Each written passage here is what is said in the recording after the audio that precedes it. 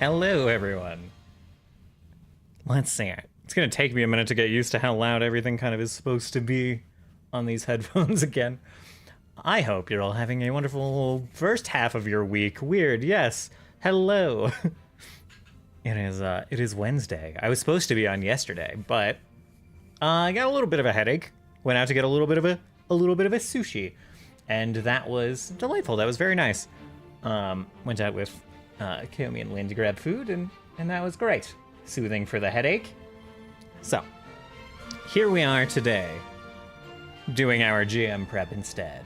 Oh my god, I forgot how much I hate talking with these headphones in, but my ear still hurts a little bit, so I'm trying to give it a rest. So, it's getting better. I just don't want to push it, right? I'm overcorrecting here. Trying to make sure that it is all the way better before I start wearing the headphones that maybe made them hurt again for like 9 hours a day. Wow. I forgot how bombastically this playlist started, but that's good. We're here, we're excited. I'm ready to prep some Pathfinder. Session 1 went great. It was very nice to play. I'm very excited to play. I kept babbling about how I just can't wait to play more, which is great. I'm very happy to be that excited to like play the game. I'm always excited to play Pathfinder, but it's been a while since I've been like that psyched to get things rolling. I was able to get some inspiration directly from the first session on kind of like what we do next.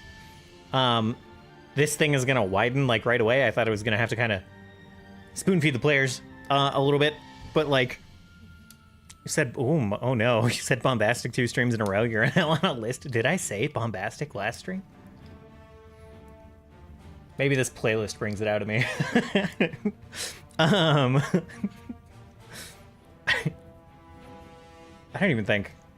I was gonna say, like, you know, it sounds like a word that would be like in a Donkey Kong song name or level name, like Bombastic Bonanza or something, but I literally don't think it is. But if you scroll through the music here, it's like Gangplank Galleon, Bonus Bonanza, Simian Segway, Aquatic Ambience, etc.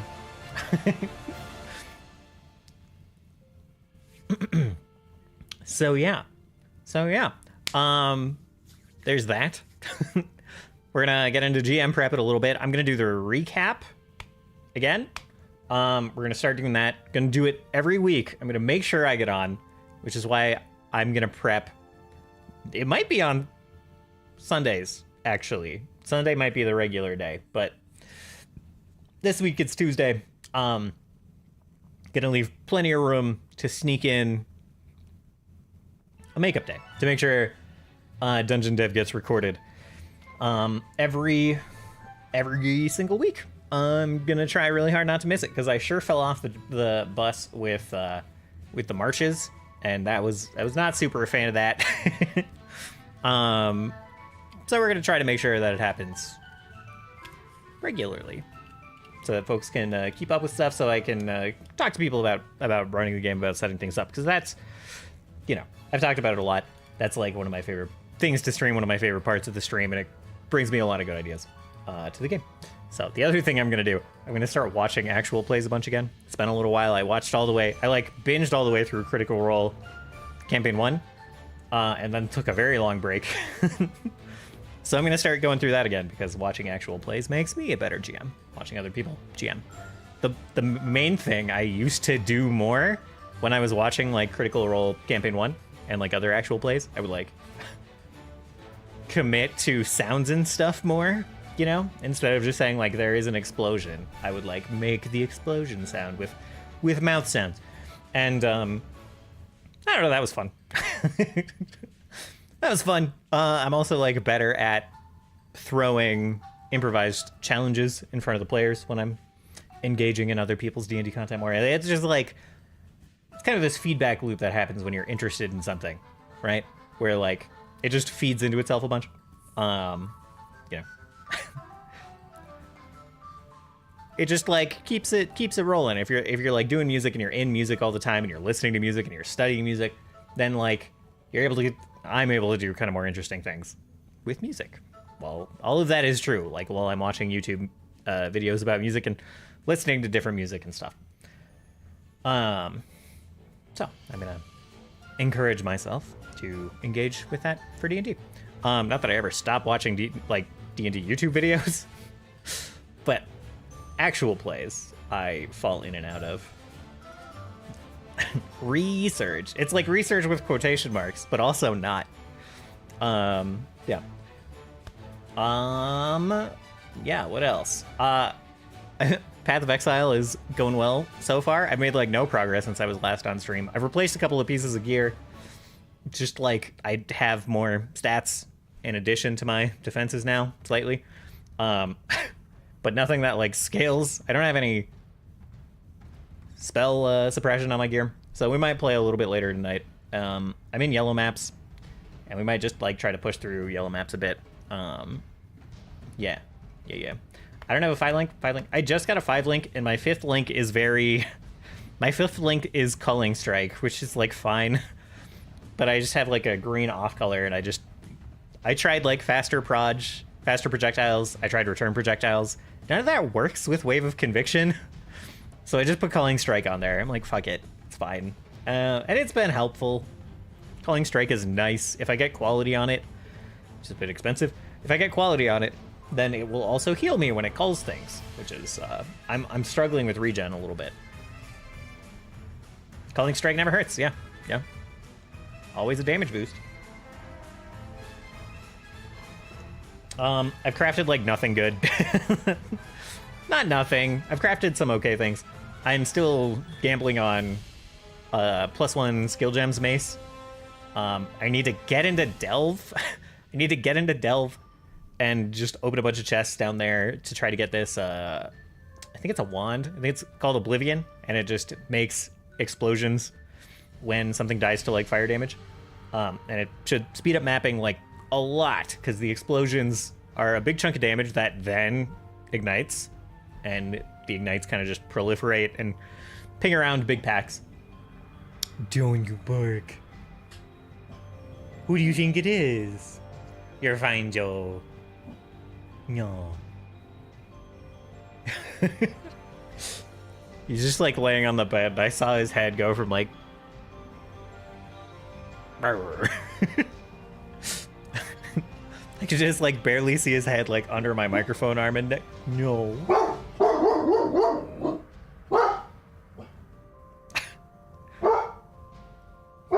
It's getting pretty loud. Anyway.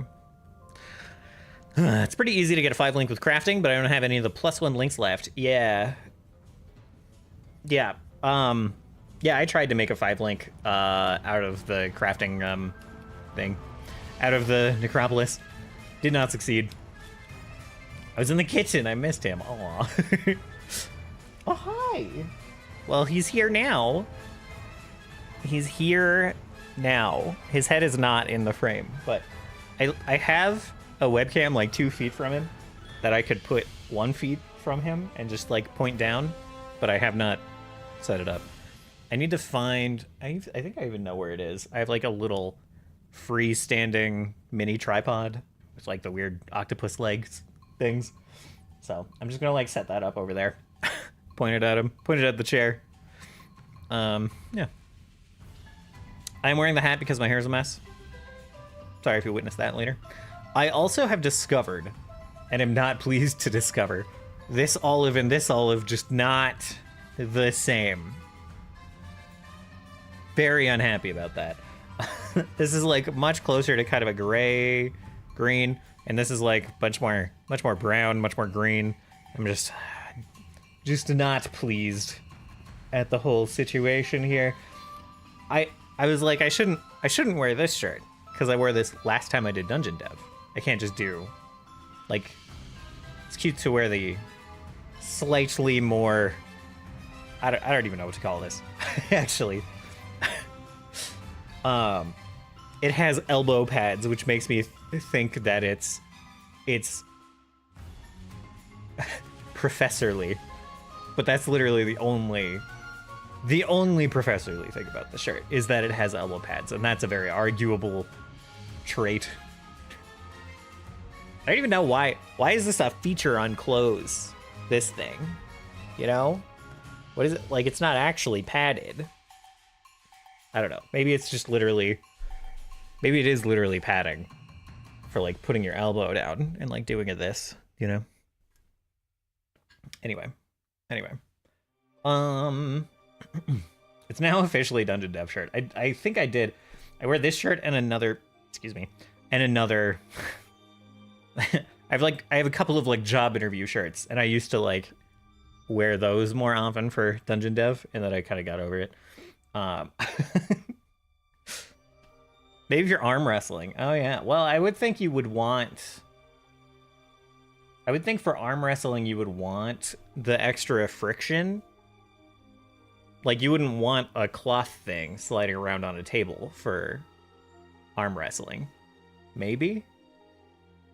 Don't really know. I suppose if you're relying on that to keep your arm still, maybe you're already losing. Maybe it's already over if you're relying on that leverage and friction.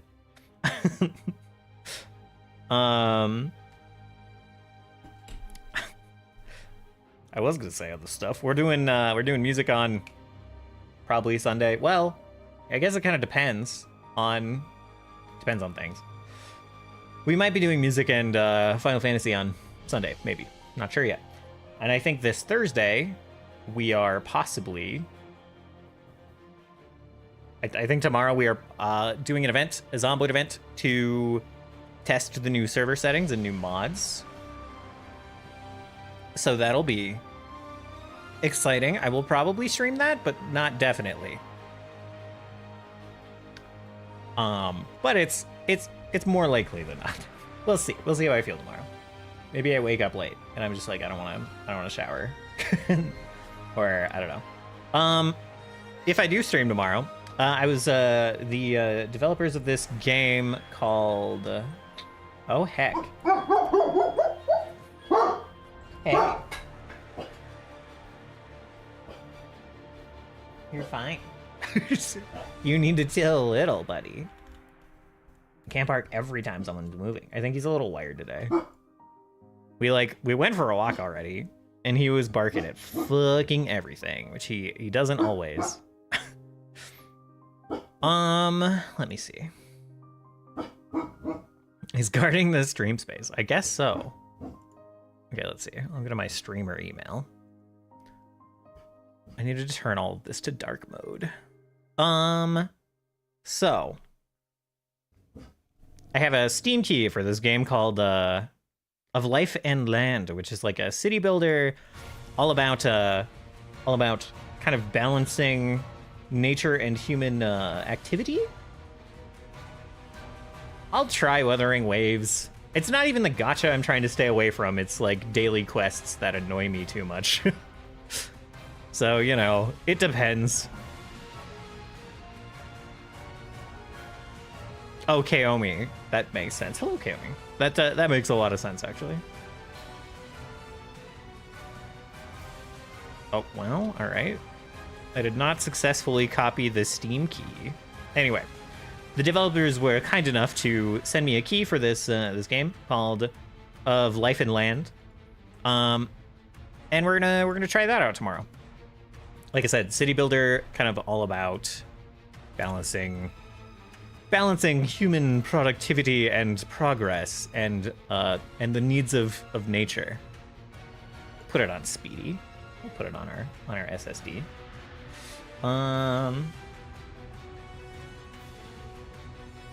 We'll take a look. We'll take a look at the store page for this.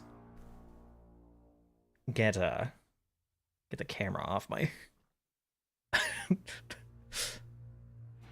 my slightly disheveled face of today. Anyway, so it's kind of got this very cute cell shaded polygonal style. Props to them for, you'll see like there's, you know, terrain levels in this. I really like that. Yeah, let's even listen. Let's take a listen to the music, eh?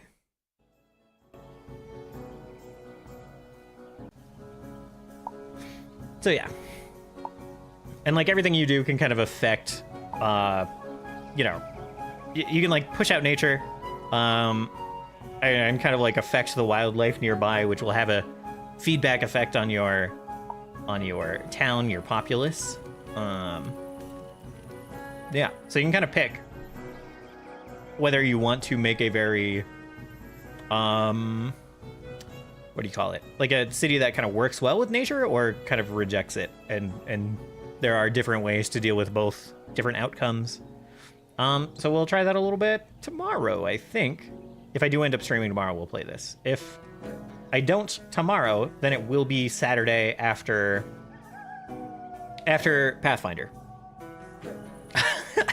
Apparently those were the graphics for the wolves killing that deer, which was kind of that's a very interesting animation. There's just kind of like a claw icon, and that's as violent as it gets. So that's nice. Yeah, really like the kind of terrain levels and working around that too. Yeah, I'm so excited for PoE 2 after the latest like preview events. Even though it got delayed. So yeah, we'll be playing this, like I said, tomorrow or Saturday. Both either which way it'll be sharing time with another game. So I think tomorrow it would be after the Zomboid stuff or before. It kind of depends on scheduling. And then on Saturday it would be at like 8 p.m. my time, 10 p.m. Eastern. Yeah. So we'll check that out. Play that for a little bit. Say thank you to them for sending me the key. I think that means I have to pop up a sponsored thing. I think that means I have to mark the stream as sponsored just because they did send me the key. But the key's all I got from them for it. Oh yeah. Dawn Trail for Final Fantasy XIV. I need to get through the patch stories for Endwalker. Have not done that yet. So that'll be my focus for a little while. I need to reject WoW a little bit and play some 14. I need to reject Path of Exile a little bit and play some Final Fantasy 14. So what other updates? That's really probably it at the moment. That's about it. Yeah, so we're just gonna get into prepping some Path of Exile, I think. Path of Exile? No. Path of Exile is later. Skarner came out in League of Legends. Skarner, the Skarner rework came out. So that's interesting as well. I very much so wish that I could play that, but we've got things to do. So we're gonna do this first. Haven't touched League since Earth went away again. Sounds about right. Let's bring up Forge. I think I'm all logged in and everything. All right. So launch against the Dominion. We'll get in here. Nah, this camera's fine where it is. Some of the Skarner skins are pretty mad. I was all right with most of them. I'm a little sad that there's not like a classic Skarner skin. I know they said they're not doing those anymore, but also like, come on. Come on, why? Original Skarner looks so cool. And like, I don't know. They kind of changed the general look of the Rune Skarner skin to make it like less green and less vine covered. And like, I get that maybe that would have clashed a bit. Like it would have been too similar to the new main skin, but yeah, I don't know. He threw Seraphine? I guess picking up Seraphine would it would make a little more sense how his attacks get empowered.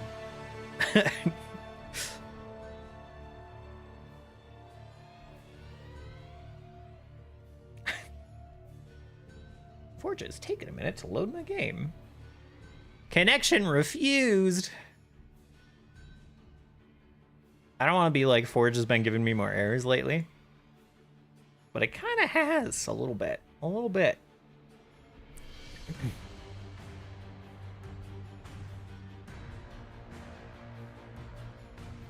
Don't know why specifically her.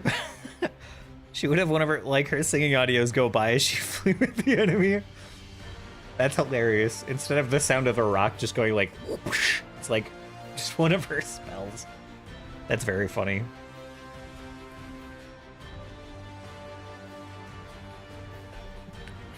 Librarian! Trying to do a recap here. Whoa. Error logging in. I don't even need to really log in to do the recap now. I'm just concerned. I will need to log in to do prep. Clear your cache. That's not a bad idea. I could have done that instead of restarting the server.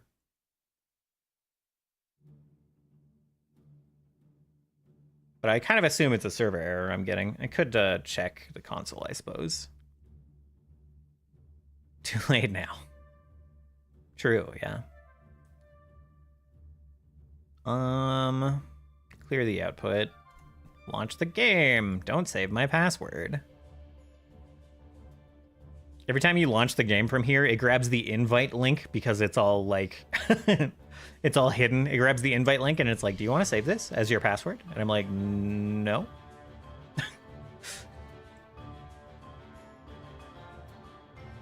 I suppose I can just tell it not to save my password. This is one of the few sites where I can be like, never save my password because I log in with Patreon.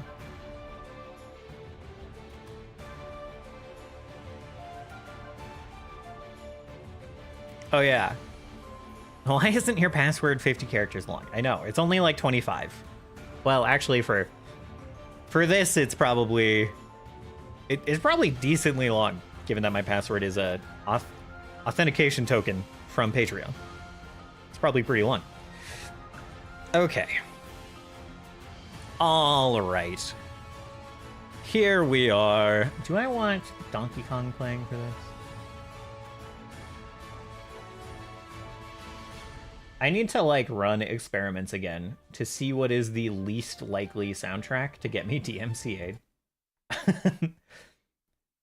Not even DMCA'd, just like muted on YouTube. I don't want to be muted on YouTube for these particular recordings.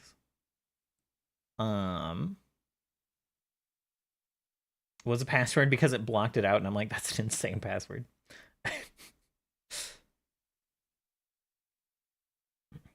Let's listen to Octopath Traveler. It's been a while since we've done that. Square doesn't bonk music in the background of videos very often, in my experience. Ooh, new update to Combat Carousel. Add support for Lancer 2.0. Well, that's fine. That's cool. Don't care. Okay. Alrighty then, chat. So, where to begin? Where to begin with a recap for the start of a new campaign? Before we even began the campaign, we heard of dreams people were having. The song is too fucking happy for this. Should have pulled up some StarCraft Zerg music for this recap. People were having these dreams, including some of the people in the party. Many of these dreams included visions of a star over Montecalana Gorge. Montecalana is the capital city of this kind of local country we're starting in, the Commonwealth of Montecalana. It is made up of 3 different kingdoms that kind of grouped together after a near apocalypse. Not exactly an apocalypse, just a great upheaval in the world. The 4 main gods of the world had been sealed away. And when that happened, these 3 kingdoms, already living so closely together, the capitals being like all a day's travel within a day's travel to each other. They decided, they knew like unrest was coming. And they decided that they were going to form this commonwealth and work together. And it consists of a human kingdom of kind of like horse tenders, of ranchers, essentially. A dwarven kingdom of just mountain villages and great cities under the mountains. And then Drow, down deep below in the Pathfinder version of the Underdark, which we are calling the Luminant Breach. Named after all of the, what do you call it? All of the bioluminescence that happens down there, all of the glowing mushrooms and strange creatures that emit their own light in the darkness. So the passageway, the gorge, the Monteclana Gorge itself is the main entryway to the Drow Kingdom. The Drow Kingdom is not pictured here. It spreads below the land down here. So people were having these dreams from all over the area. We're having these dreams of a shining purple star above Monteclana, including, so occasionally they would hear voices telling them different things about, like, a savior coming, or, being set free from the tyranny of the Four being the four gods that were sealed away. So many travelers began to travel here, including some of the folks in the party. Two of them, Steris the Steno, aka kind of a Medusa creature, and Turkan, a Minotaur, they arrived together. They both heard a voice in their dreams calling them to the gorge. They did not see the star in their dreams, but they arrived due to a voice they heard in a dream, nonetheless. A Gorgon? Yeah. Kind of similar in there. Yeah. Exactly. Snake-haired snake lady. Lower half snake, upper half human. So yes. They arrived together following this voice they heard in their dreams. Immediately ran into this racist dwarf that Turkan had known from his time in Edesma, the dwarf kingdom of Monteclana. And they were, like, kind of stopped coming in for a little bit until they kind of talked their way past this jerk dwarf. Let's see. Isha and Stu arrived with a third friend that had to depart, an Oni Bard, who presently is going unnamed. They haven't shown up in the story at the moment. But Stu and Isha arrived with this bard. They went to this inn, this tavern, where the bard was supposed to play a show. But since they were pulled away, the owner of this inn hired a stand-in, hired a replacement bard for the night, for the evening, which was our an evil eye named the Scene of Akshin. I should be showing these as they come up, shouldn't I? Some of these folks have found their own art. I will be getting, like, PNG tuber art for everyone effectively, but here's Turkan and Steris. I think they are the two that have their own art. Whoa, bit laggy. Bringing these up. Why? Is this art like a gig or something? One of these just huge. Anyway, so Turkan and Steris. Yeah, how big are these? I don't know what the deal is. I closed them and now it's mostly fine. So anyway. So like I said, then we had the Sphinx Isha, whose face is obscured in sand. Really making that narrower? You would think I would be able to make this all narrower. Anyway, so hi, my frames dropped on my computer. Oh no. So, as I was saying, Isha and Stu arrived together. Stu, this is again temporary art, but Stu is a mimic. Stu is a chair-shaped mimic, a rogue. Isha is an oracle.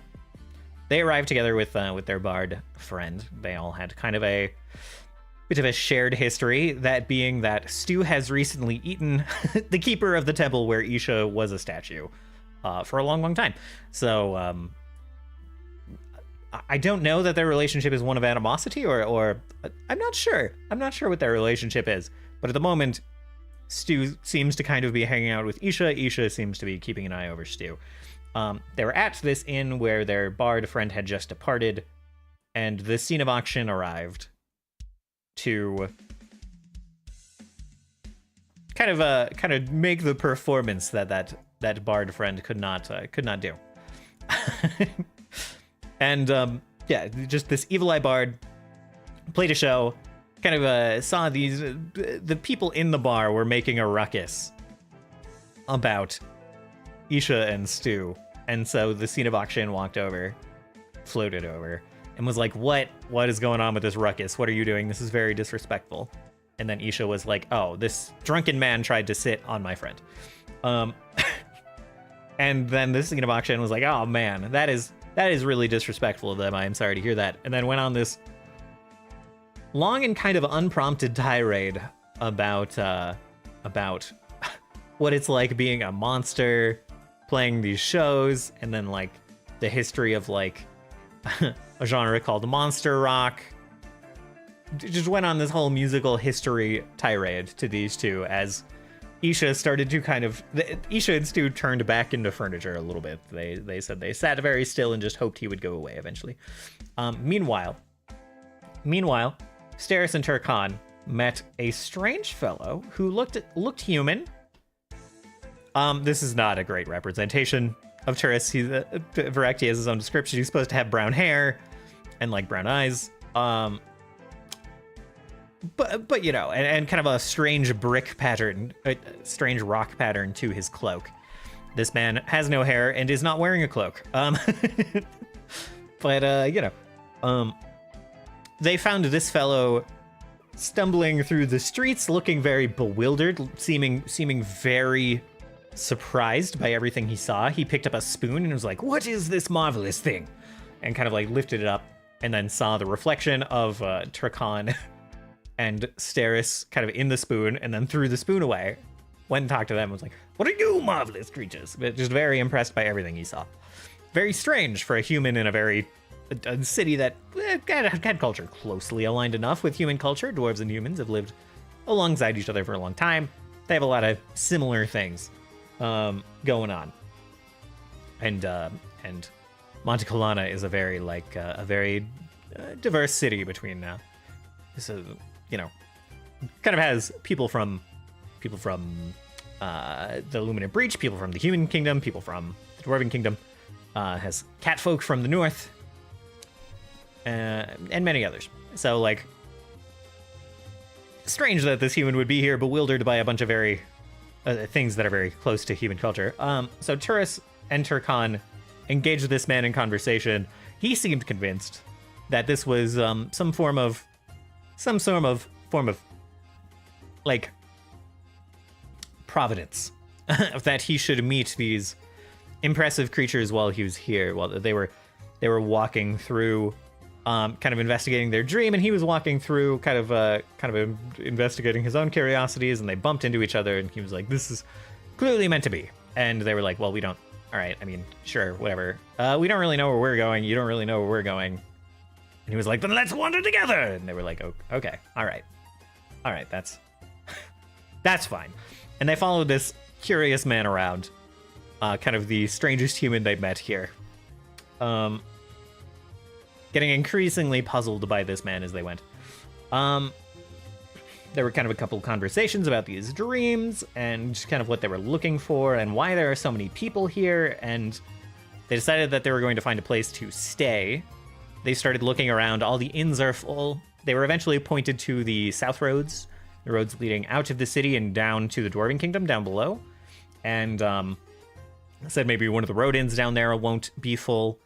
And they went in. They heard from... it was the same inn that the other half of the party was in.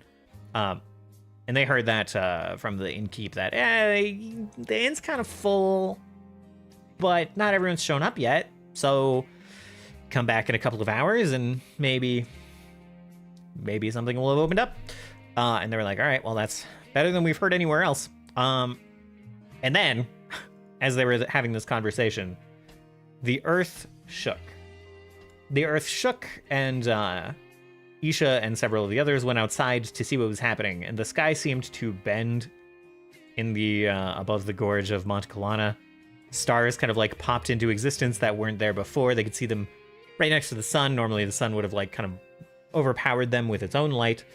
The moon seemed to like rise from both directions, and then a city kind of shimmered into existence over the gorge, kind of mirroring Monte Kalana, but made of kind of different architecture, kind of very earthen, mud brick kind of architecture, kind of carved into the mountain as well.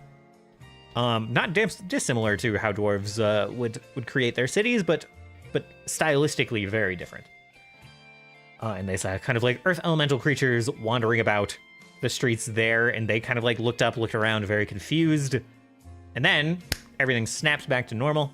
The sky was back to normal.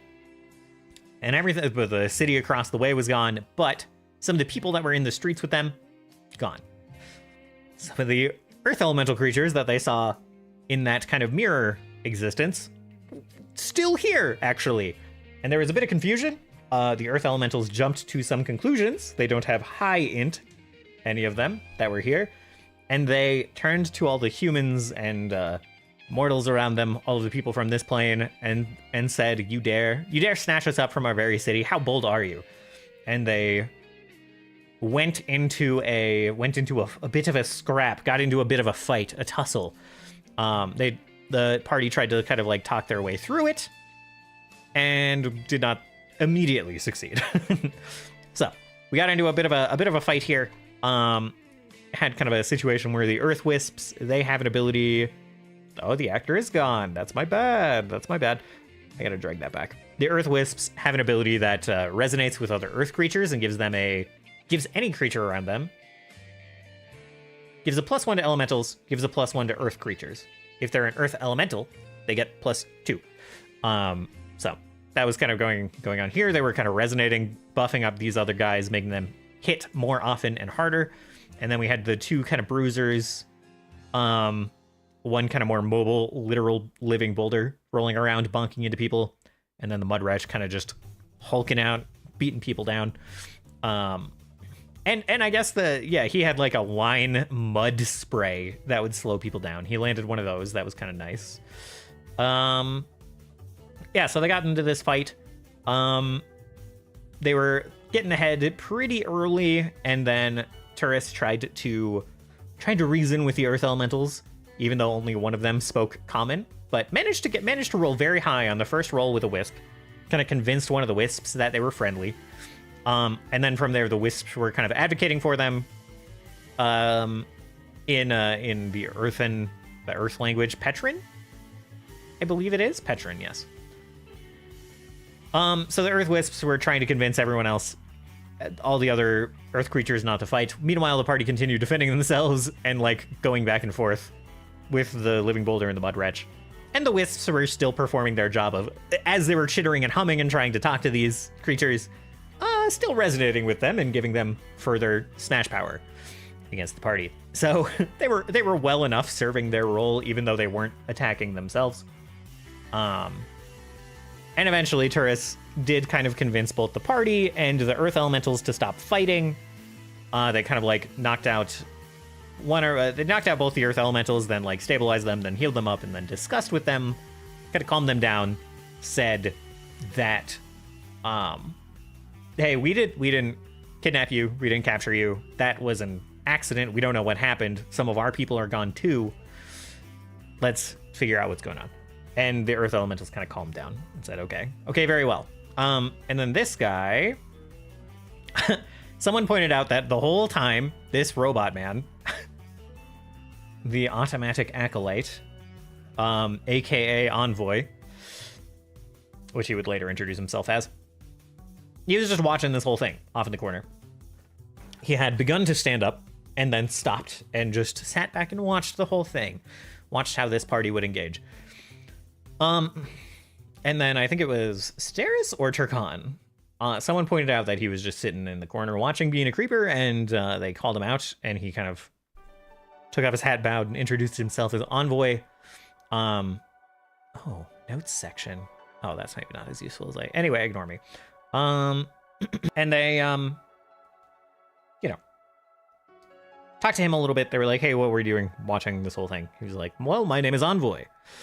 Seemed he did not answer their question at all. He was like, you handled yourselves very well. And seemed to have a bit of curiosity and compassion.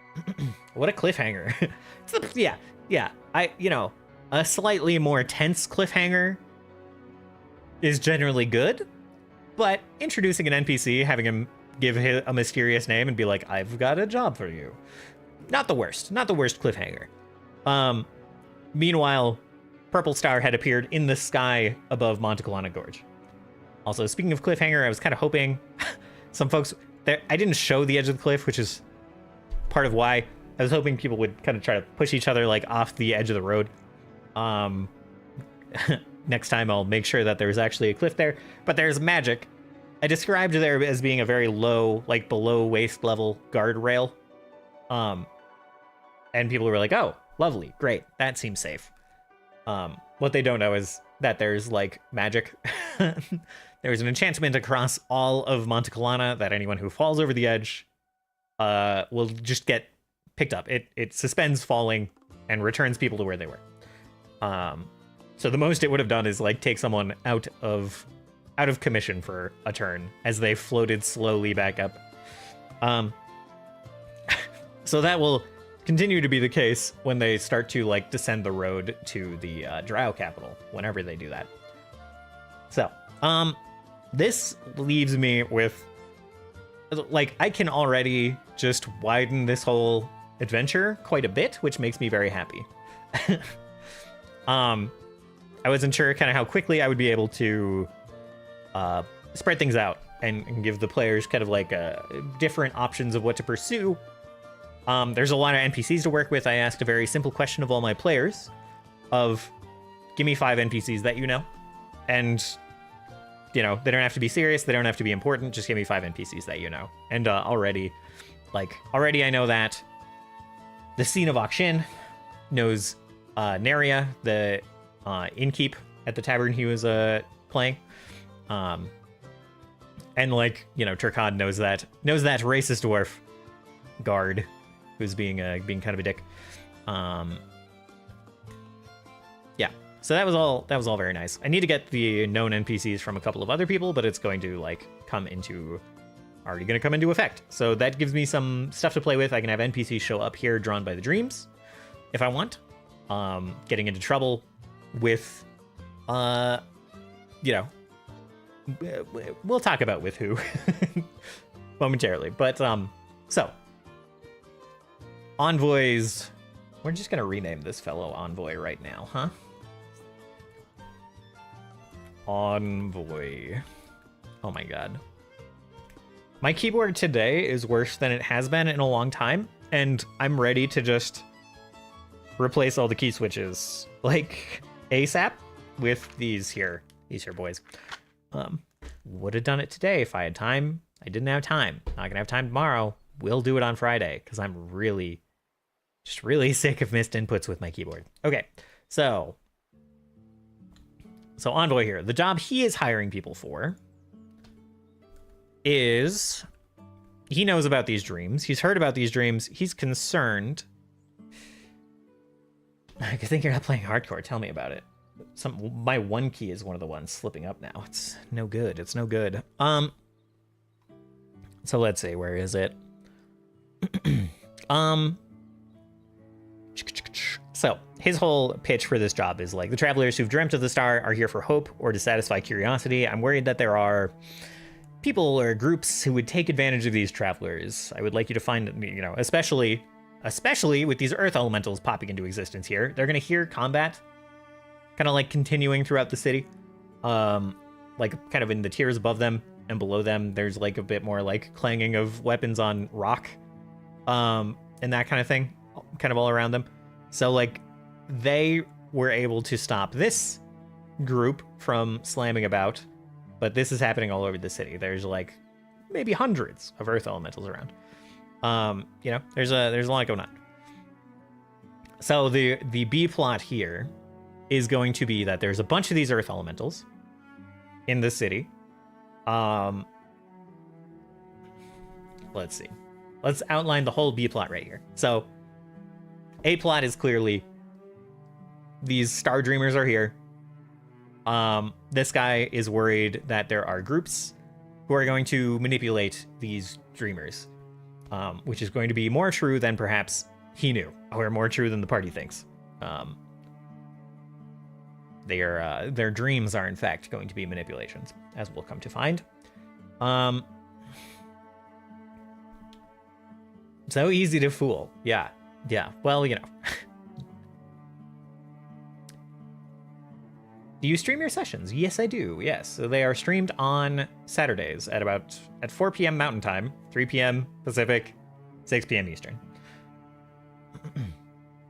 And they'll also be on YouTube, although I have not uploaded session 1 yet.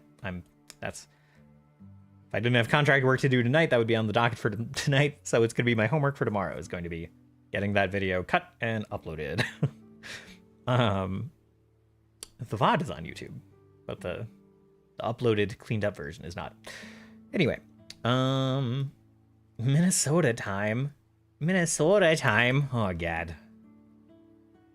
Heavens to Betsy, I swear to. Okay, fine. If you get to this... Well, that was getting a little bit... I've talked a little bit before about how, it's pretty... When you start doing, a lot of different accents, like Minnesota... I grew up with the fake Minnesota accent kind of all around me, you know? Doing a lot with my family and everything. It's so easy to, get a little bit breathy with it now and accidentally, turn it into a bit of like an Irish thing. Not like a good Irish thing. Just like a bit of one, you know? Anyway. If you get to this point in the VOD and you're confused, I do these live, and my live audience gets to punish me with things like Minnesota time. So just be aware of that. I'm sorry if this bothers you terribly. Now, where was I?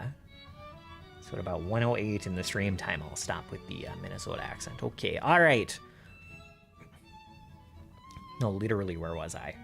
Okay, so that's the A plot. We'll just assume that I covered that.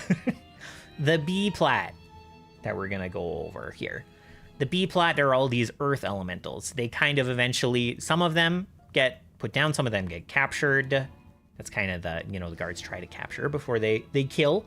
So some of them are gonna be jailed, which is gonna be hard to jail like an earth elemental that can dig through earth in a dwarven city. It's a bit tricky, I guess.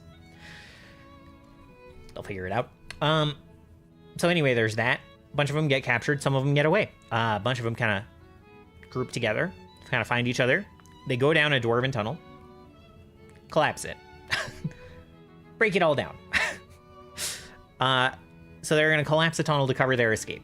As part of this tunnel collapse, there are 2 foreign nobles in the city, and probably a local noble as well, probably the leader of the dwarves or something. They're probably all palling around together and cozy. They were gonna take a trip down to the Drow city down below, a few miles below. There's a lift. There's a private royal lift.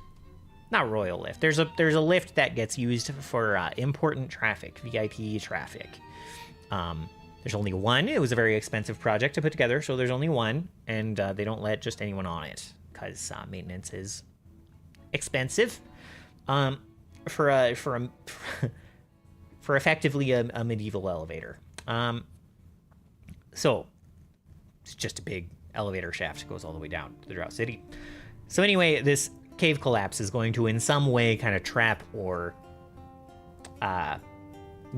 put the dwarf king and the leader of Lanova far in the north, kind of the biggest kingdom on the northern continent, and then the leader of Demel, the kind of small, scrappy underdog kingdom. Gonna put them all in a little bit of peril. No one's gonna know where they are because of this cave-in. So there's gonna be a big distraction for the guards. and like all the officials, they're going to be dealing with this earth elemental thing and like finding these 3 like leaders of state. That's a pretty big priority. But because of that, the people who want to manipulate the dreamers, there's like this kind of like cult forming, more or less, of people who kind of like worship this star that has shown up in this sky, and they're trying to like build a bit of an army, bit of a coalition of these like dreamers.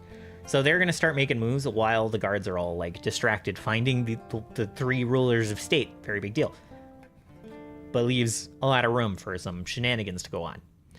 So the party can either follow the kind of A plot being laid out by Envoy here, about like figuring out what's going on with the dreamers. They can like jump into that right away, or maybe they'll get caught up in this distraction here right away.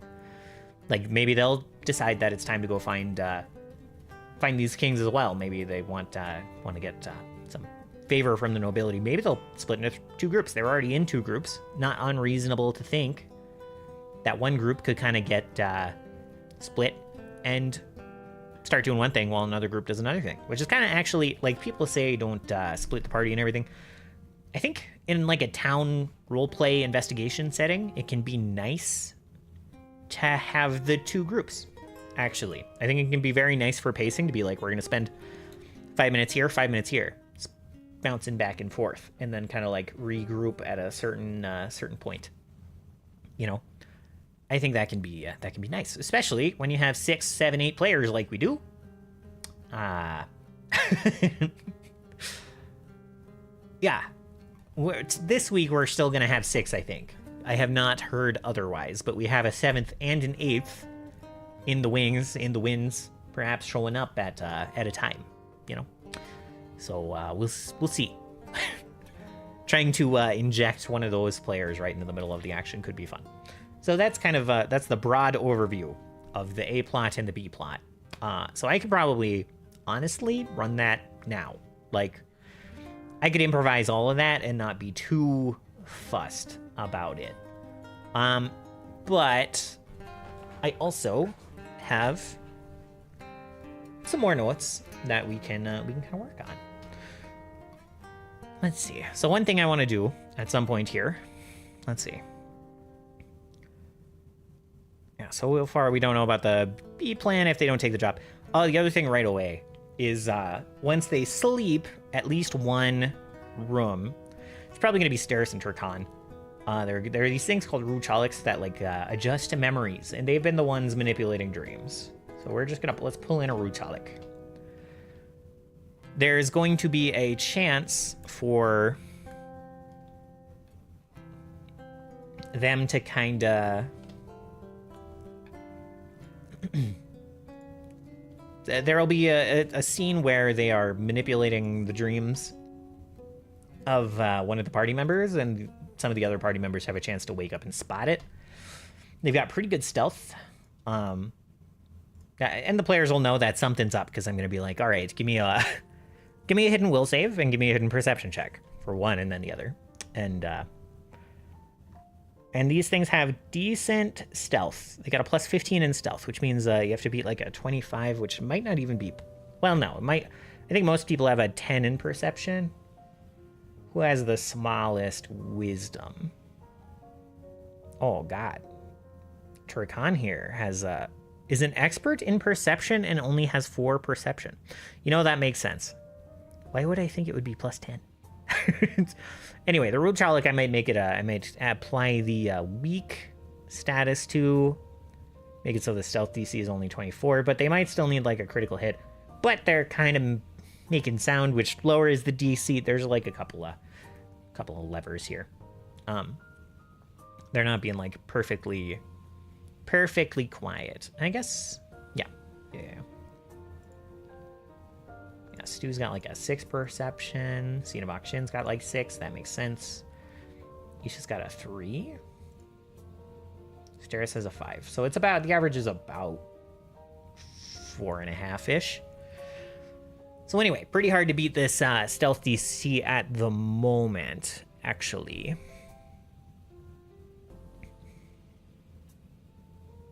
Yeah, Roocholics are, at least with raw perception. Roocholics are beefy dar.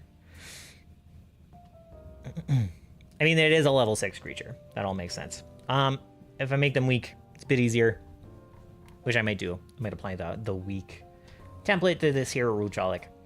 So anyway, if they wake up and they see that this Roocholic is here, this will be a thing that happens multiple times. So there is like multiple chances. The only question is how much memory manipulation happens before someone kind of notices this business is really what's going on. And I guess if I'm being honest about it, it's probably that this thing is making a stealth roll against their perception DCs rather than the other way around. So I won't ask for a perception check. I'll just ask for a wisdom save from one, or a will save from one, and then a will save from the other. Anyway, so there's a Roocholic's going to be sneaking in, messing with memories. There's a chance that the party notices kind of before they get into the investigation stuff here. Oh, all right, Minnesota accent can stop. We'll continue without. But no worries, Aki. Sorry, I didn't see that right away. I'm just joking around. Let's see. So all of that being the case, I'm gonna go do some story webbing on some of this, which requires making a new canvas, which I haven't done before. I might need to look this up. I meant to start this in Obsidian.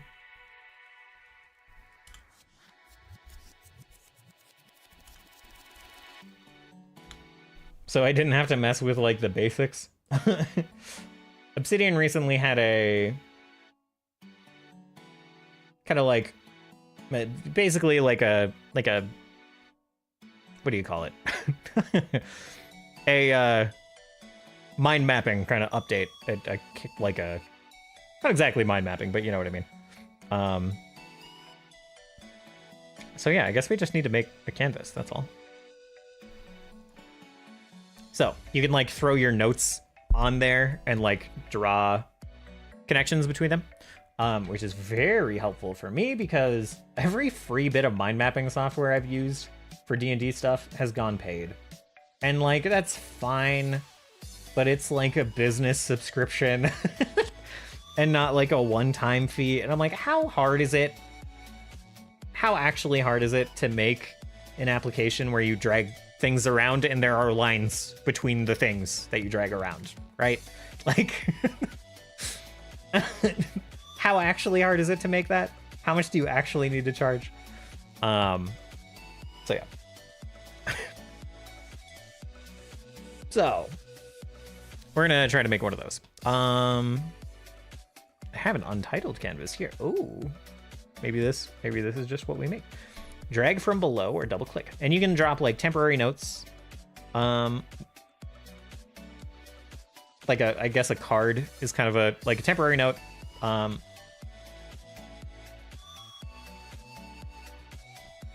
Which like doesn't have to become a real note over here, but then you can also drag out like a note from the vault to throw it on. So I can drag, I think, just like all the party members over here, right? How do I zoom out? Okay, that'll do. Yeah, they don't all, yeah, very glad they don't all have to be nodes. Same. So we're just gonna drag all the party out.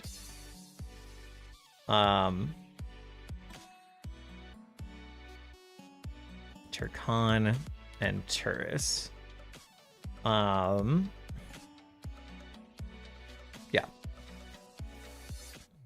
So we've got kind of the party. I don't know how exactly. I've thought a lot about how I want to organize this. Oh, that's nice. When you zoom out far enough, it's like just the names. I should almost move my camera for this, but canvas settings, snap to grid, snap to objects, zoom out, undo, redo, canvas help. Okay. Seem to fit. Nice. Okay, I thought a lot about how I want to organize this. I have no idea how I want to organize this. Can I color these? What color should the party be?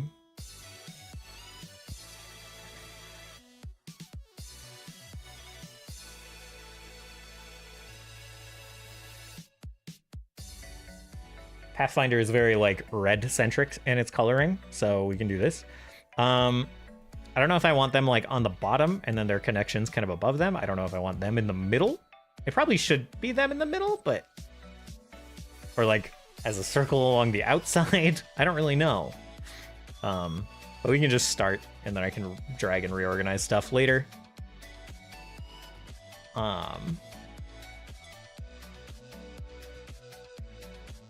PTSD from betrayal.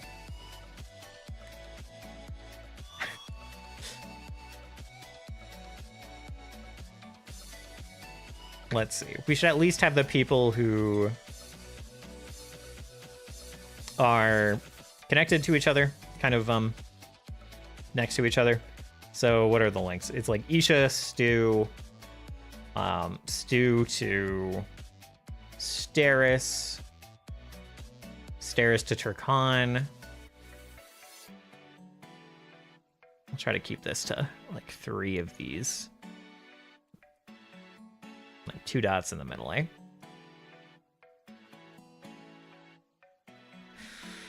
So Turkan, and then Turkan to Tourist. Technically, there's supposed to be a Dallas in the middle. I'm doing this in the reverse order, aren't I? Shoot to Stairs, Stairs to Turkan.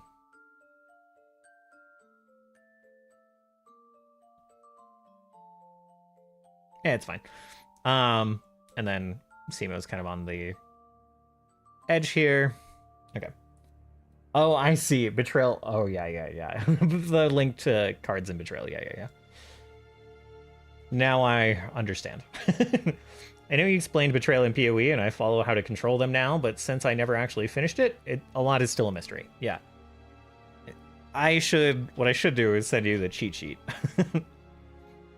I'll do that later. The cheat sheet at least explains the rewards pretty well. Media. So the one thing I don't know is how to... Oh, sick. This is how.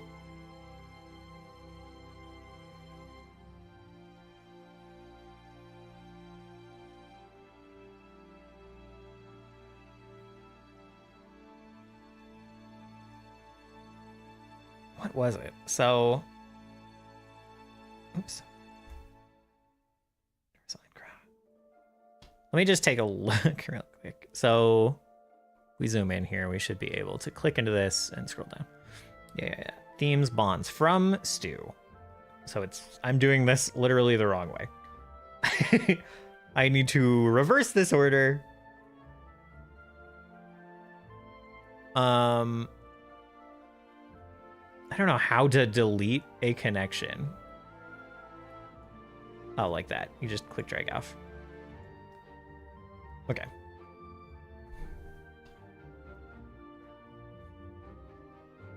And I will, of course, want to reverse the order here.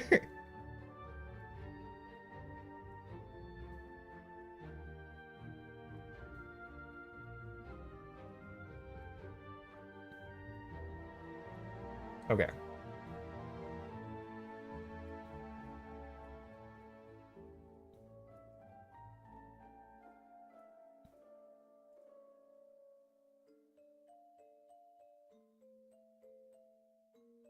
And then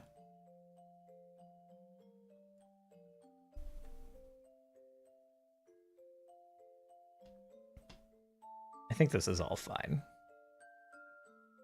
Because it's scene of auction to tourists. Yeah. What kind of hobby or weird fascination do we both share? Okay. Okay. So now we can connect these all.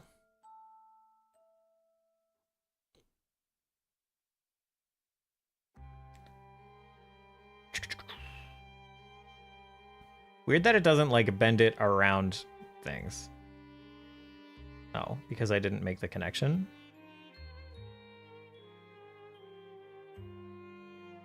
I guess I could connect it on the bottom.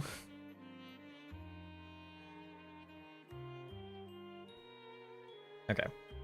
Something like that. That's a little more visually pleasing. Okay. So intuitive. Yeah. It's actually, this is pretty nice. So we have all of this. And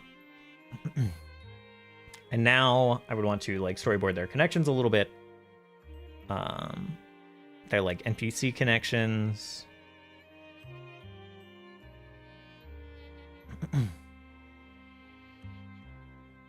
So some of these will be new. I guess I can just make the cards, and I think then I can turn them into notes. So I can like drag this here, do like add card, Naria. It could be like blue.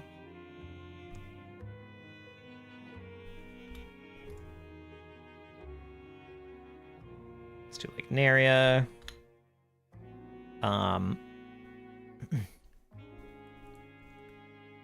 Inkeep. Wait.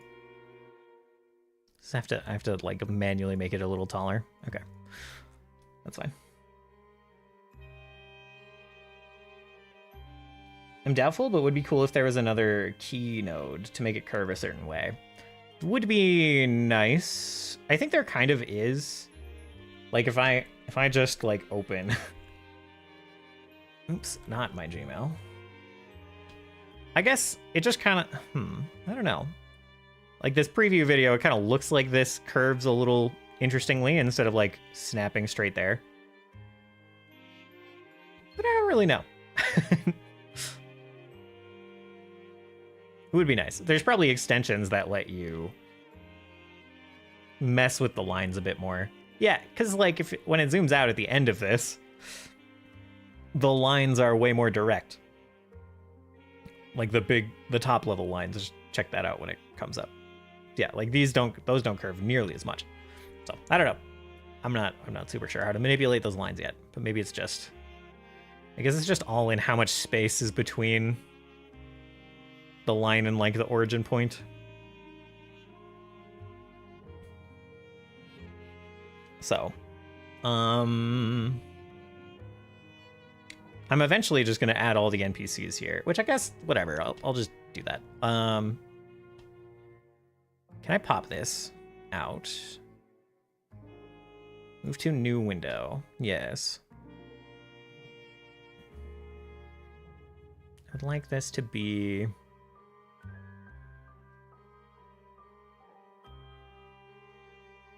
Yeah, something like this.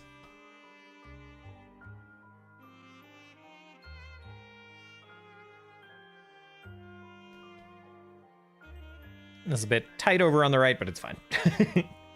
So let's just go and like plop out the Scene of Auction ones.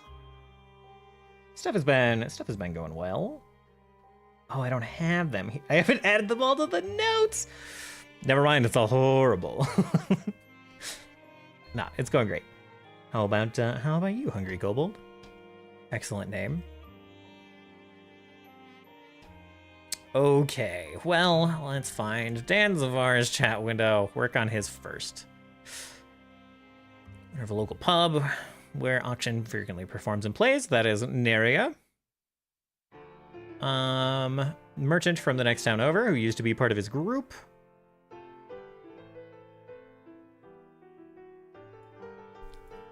Merchant used to be part of Sane's group.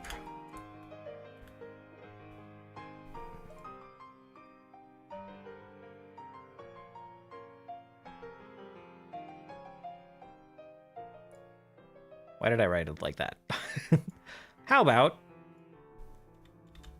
former bandmate? Huh?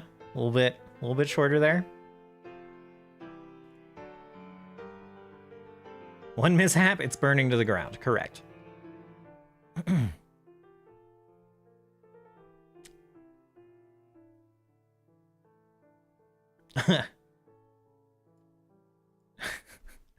Local shopkeeper who sells instruments that Scene of Auction can't afford, but always goes to look at and play.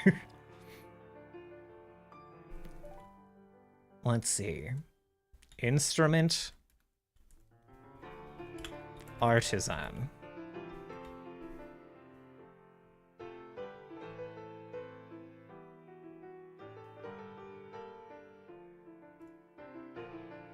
Vibin'. Just been doing some random stuff and going over random characters I've made in the past, see if I remembered the backstories of them, and so far I've remembered 90% just from a quick glance. Very nice. That always feels good. I'm like that with most of my NPCs in my world, and then a couple of them I'm like, who? Who? And then I'll have very detailed notes, and I'll read the detailed notes on this NPC, and I'll still just be like, huh. I didn't remember this fellow at all. They existed in my notes and nowhere else in my brain. Let's see. Gravedigger, local gravedigger. Okay, interesting.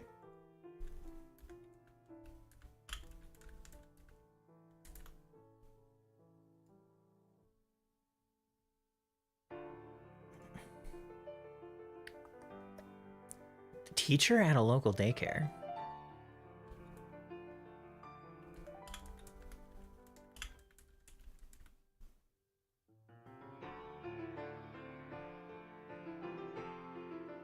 Interesting.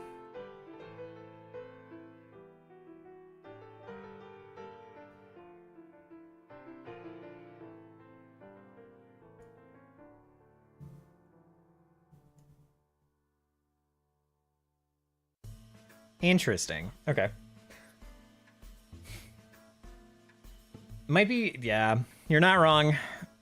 I do, let's see, settings, snap grid. Oh yeah, I would like a way to set a default color. That would be nice.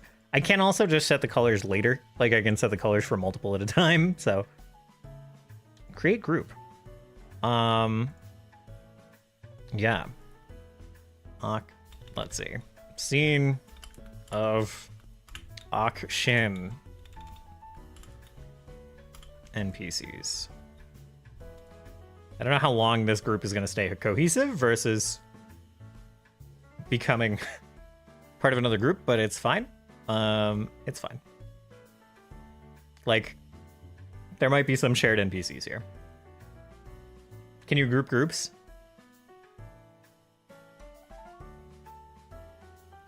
Dave.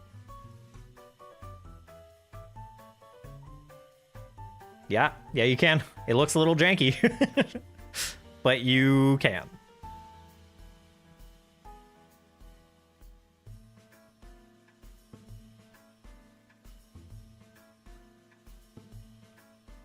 Definitely did not give myself enough space here. I could make a list. I could make a vertical list, but that's not very inspiring, is it?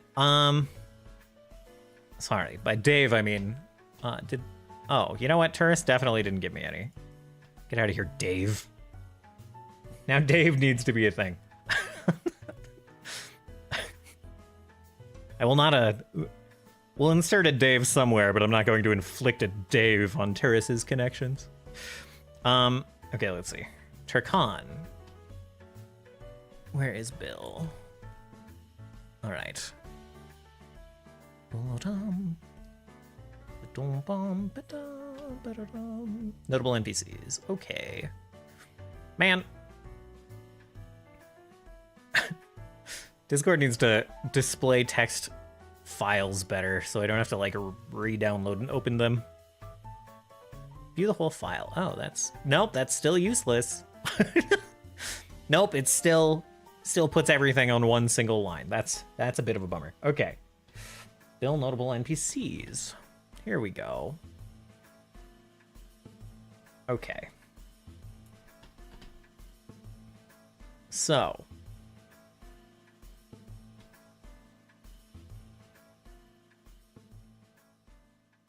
Okay, this will be an interesting one.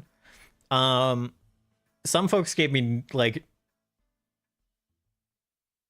Bill gave me very verbose descriptions and no names, so I'm gonna have to be clever. Eldest and wisest shaman.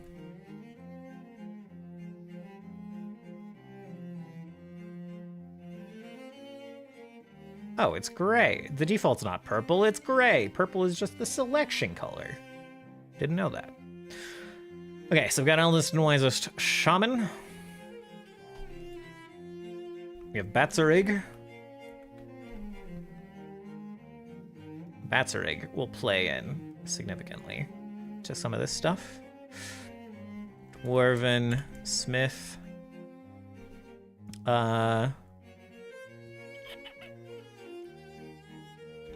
Teacher.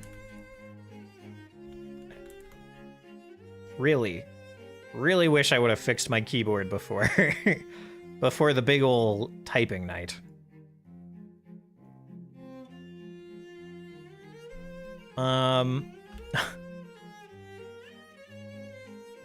Dirtbag dwarf.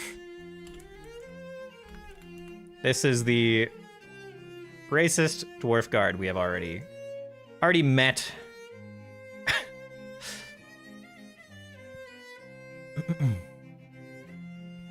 Oh, frightened human tradesperson.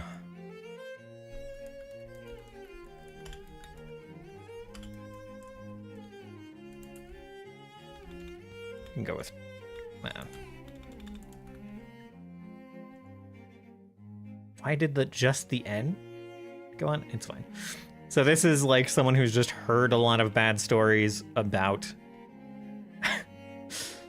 about minotaurs and is now just frightened, unfortunately. Let's color all these blue, huh?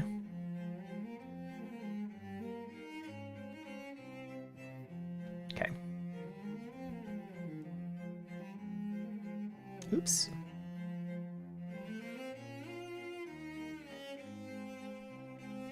Okay, Steris's.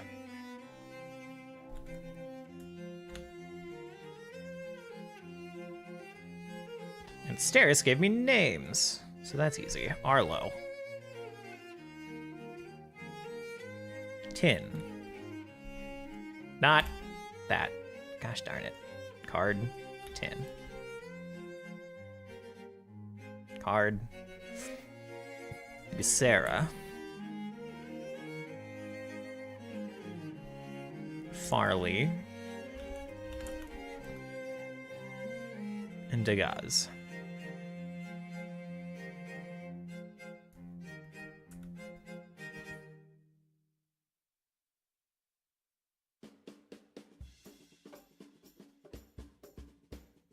Okay. Group. Steris NPCs. Align. Oh, that could be useful. What?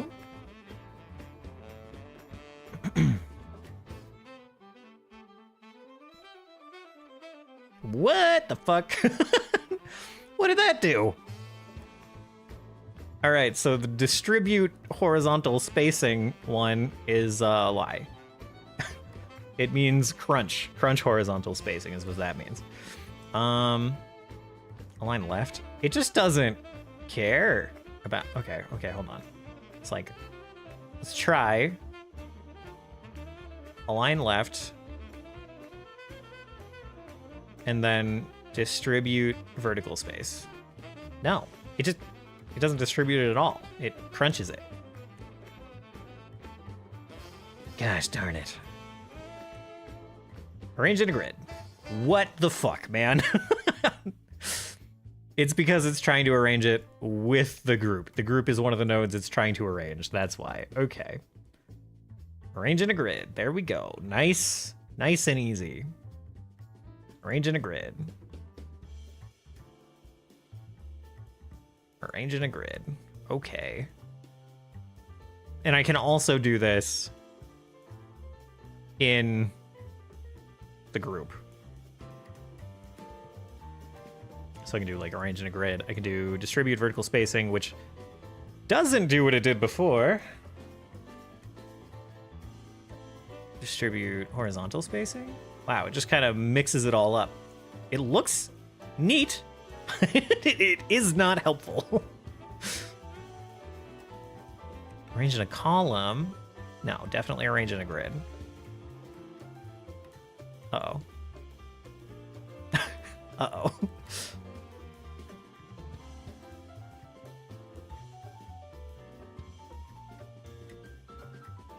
Okay, try it again. There we go. Do they stack? You can, if you arrange it in a column, it like stacks them vertically. You can also arrange them in a row and then it splits them horizontally. If you do one of those arrangements and then go back to arrange in a grid, then it like, it will consider a 1x5 grid good enough and not change anything. So anyway, that works fine. Okay. Stu, I don't think I have NPCs for Rye's character. Okay.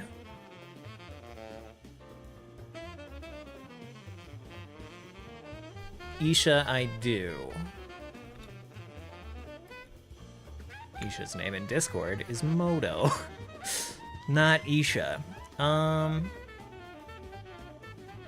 His are buried, man.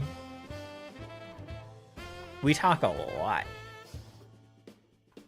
Let me just search for NPCs. Find the most recent entry.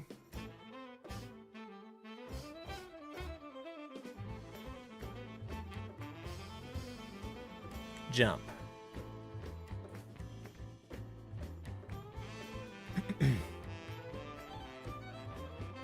Haven't done any work for the NPCs, Keck, and then 5 minutes later. Okay. So Ishas are interesting. They are not names at all. They are a hero seeking glory.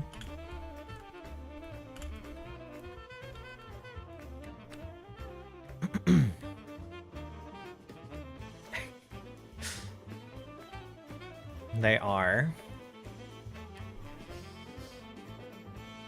elder of the village.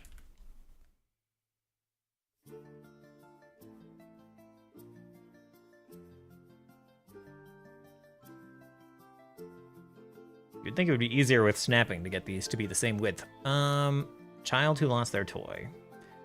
These are like how Isha remembers them specifically. Like, Isha does not know names very well, does not remember names very well. They're a very ancient sphinx.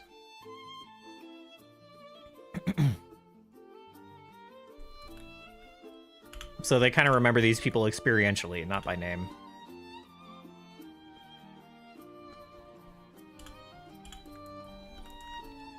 Thief looking for treasure.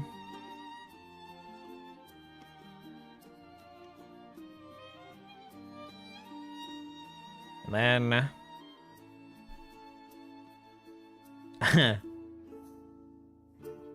then the Guardians, which are hard to explain. They're like the Naga, which we've met before in previous campaigns, and then the Sphinxes, which we have not really. We've met one Sphinx.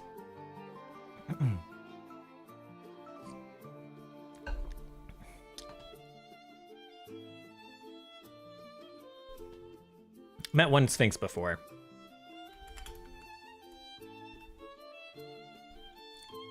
But they were not really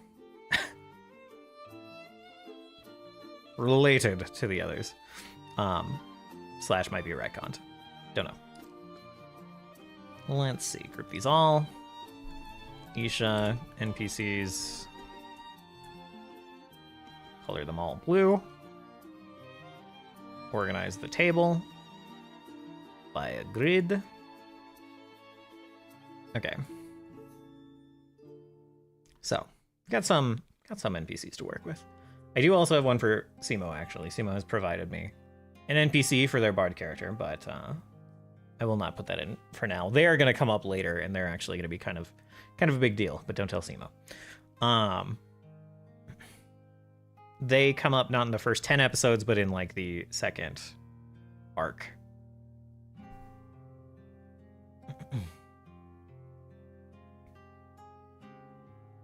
Let's see.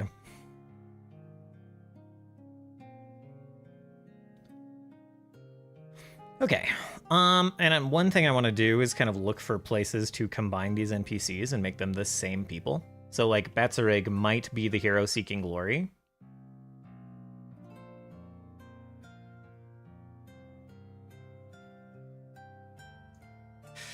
I think the eldest and wisest shaman is specifically a Minotaur. And I think Moto wants the elder of the village to specifically be like a human. So, let's see. If Isha and Steris kind of lived close together, then some of these people could be the same.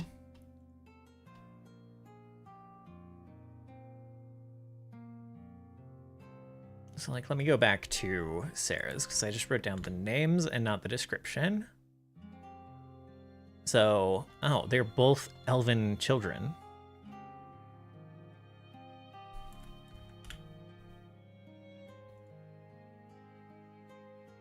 That's almost too good. Okay, let's see. Arlo.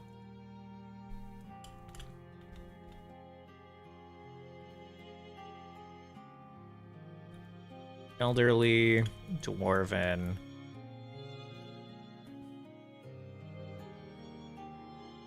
Man. Let's see. Elderly, dwarven, herbalist.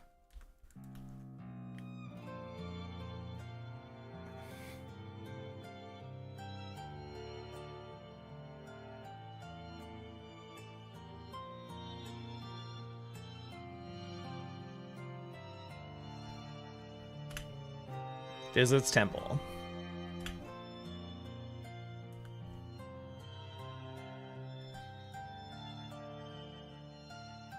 So we got him. Tin is the young elven girl.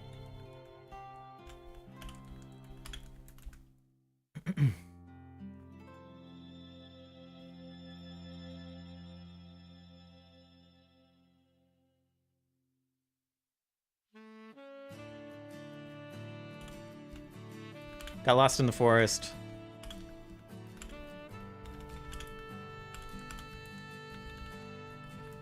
Swear to God. This keyboard man. Got lost in the forest. Steris and her sisters took care of her.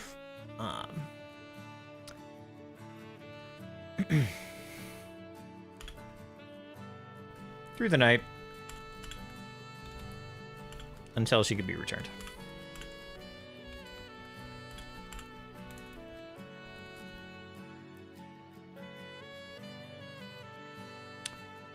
Ysera,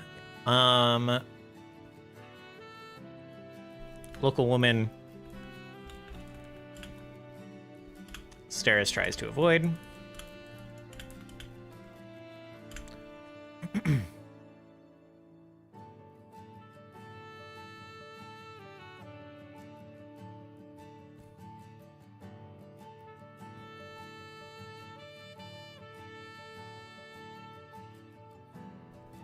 One of the people who hired the adventurers who killed Steris' sisters.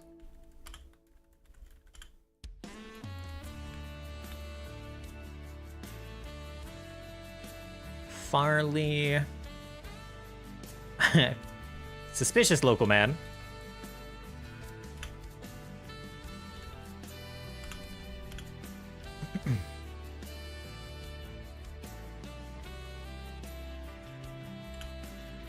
Who frequently visits the same oak in the forest.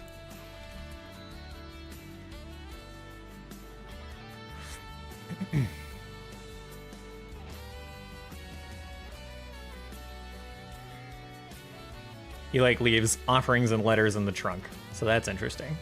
This could also be the hero seeking glory. Dagaz. Logger.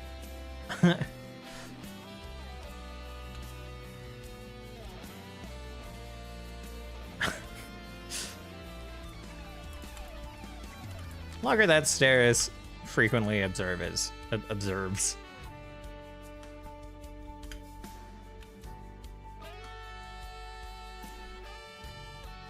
Okay.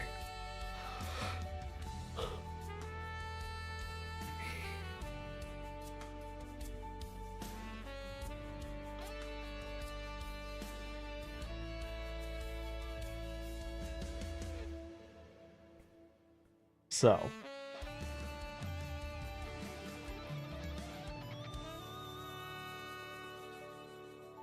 So the hero seeking glory could be Botzarig. Here, let's do the top one here.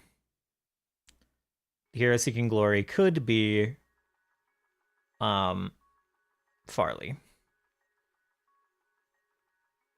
The elf child who lost a toy is almost definitely Tin. The thief looking for treasure could also be Farley.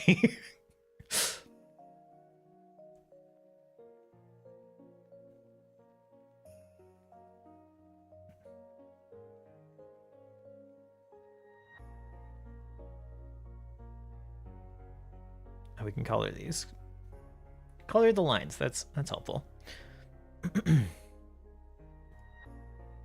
Dwarven Smith. Dwarven Smith. So we got the Dwarven Smith, we have the frightened human tradesperson.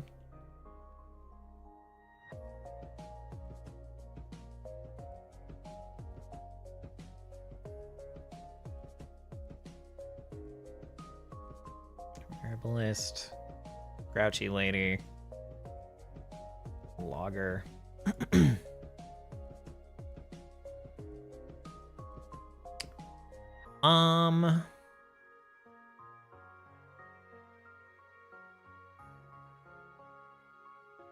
This instrument artisan could be the frightened human tradesperson. It could also be the former bandmate.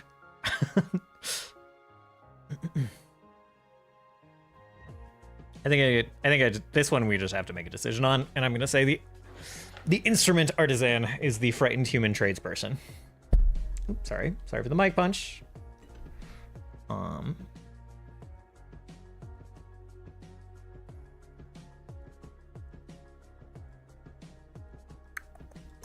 So, got some interconnections there.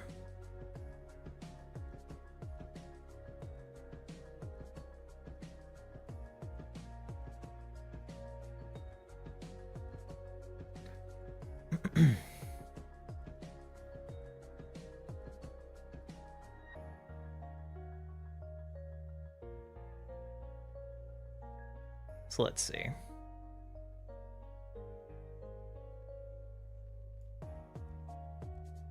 Kind of connect Tin to both of these.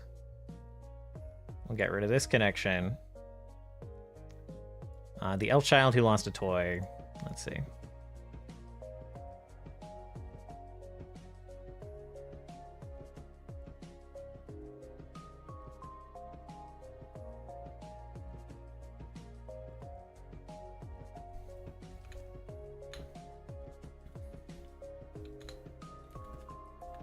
Also lost a toy near Isha's temple.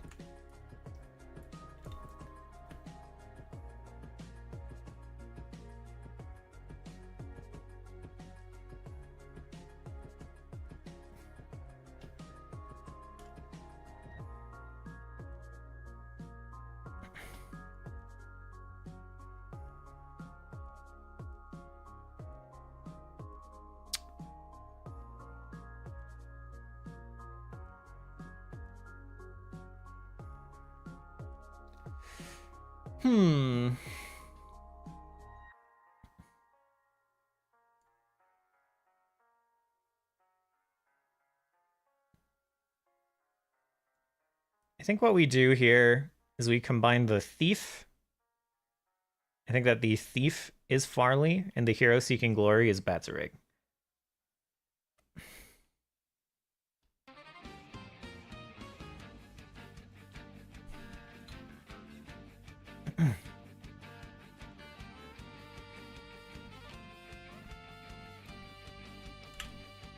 Blood bonded against Turkan. A hero seeking glory. Who has visited Isha's temple.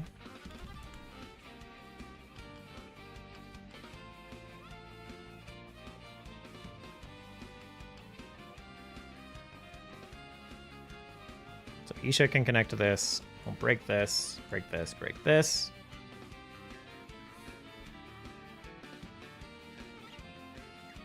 This can get messy very quickly.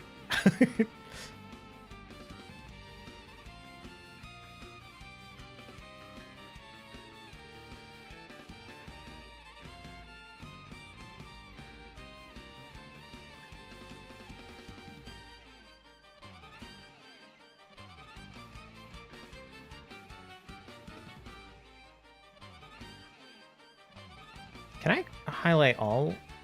I would like to highlight all outgoing lines and like make them all red. That would be nice. I don't know if I can do that.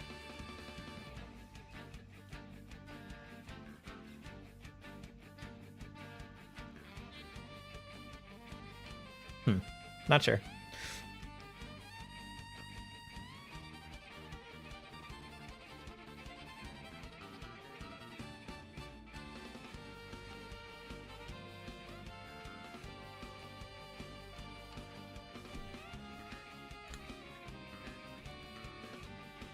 Also, Isha's thief looking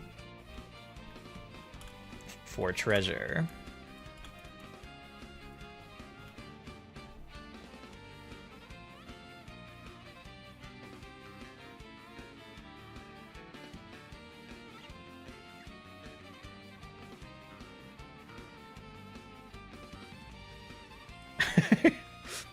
Having so much trouble getting that line over there.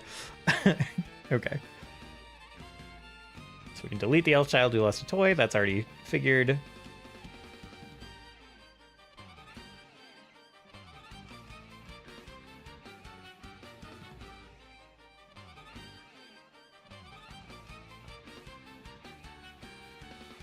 Okay.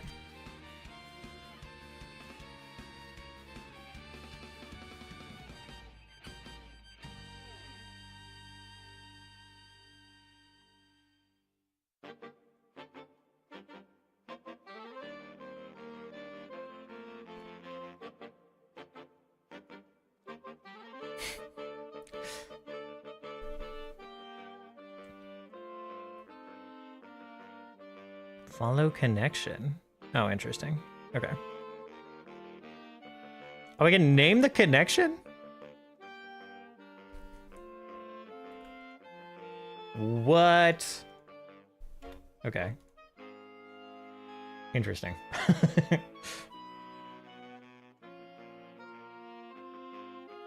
That's gonna be helpful. Eventually. Maybe not right now. I don't need to figure too much of this out in terms of like the storyboarding stuff, but okay. So what else do we have? Can I like add? Yeah, I can just create groups.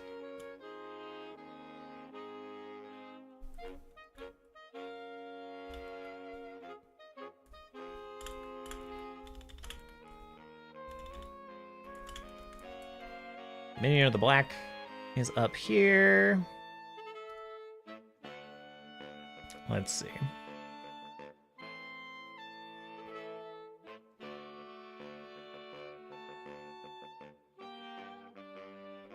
How exactly do I make a note? Convert to file. Let's convert tins to a file, shall we?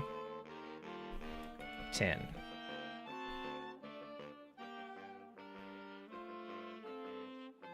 And then Tin's file looks... Oh, it doesn't have the boilerplate stuff, so that's kind of annoying. I can copy it, though.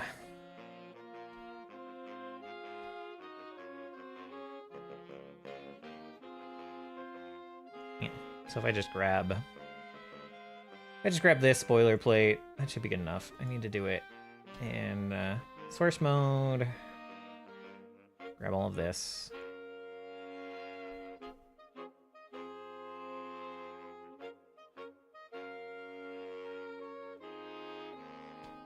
And then back down to 10. Go ahead and paste this.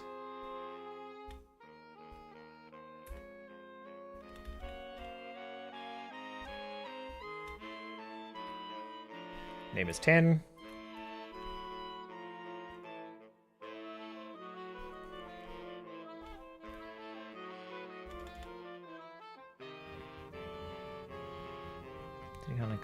Okay. Is NPC a weird type? Maybe we should break the NPCs down into types? Maybe? I don't know. Maybe just like NPC versus NPC connection.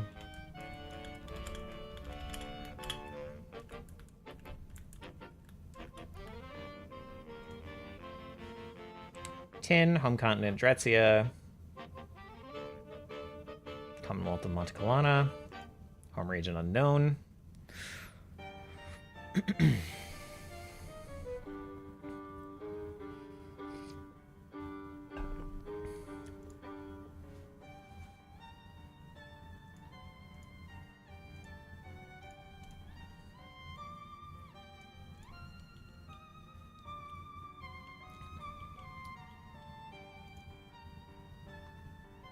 All right. Don't need the thief looking for treasure anymore either, technically.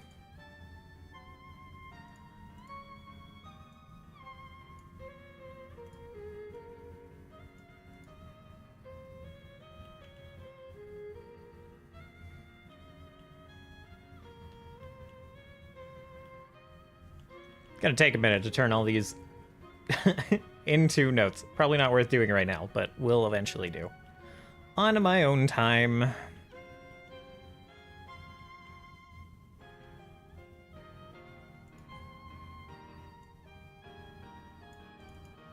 Instrument artisan. Also, Turkons. Frightened human tradesperson.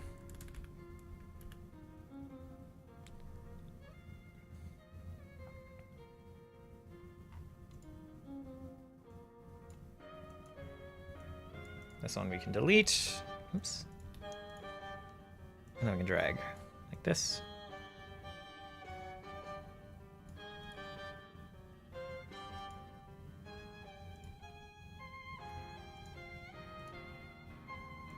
Okay, we can condense that a little more. I think we can do better than that. Arranges grid. There.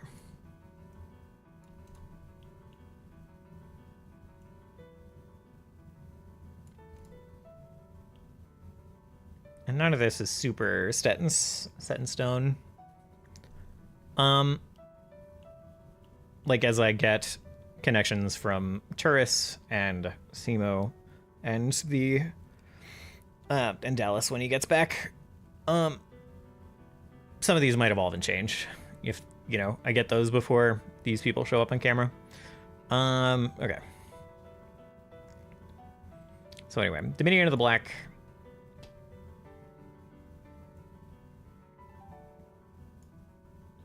I can't convert a group. Yeah, I can't convert a group into a node. But let's add a card.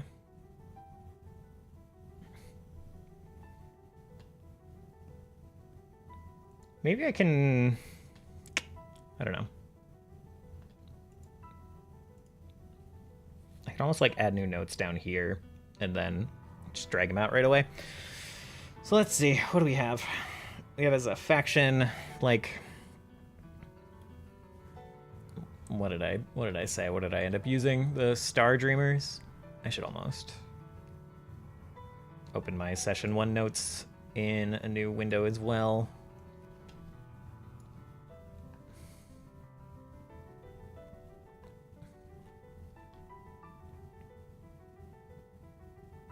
Yeah, Star Dreamers. Okay, so let's make some quick notes.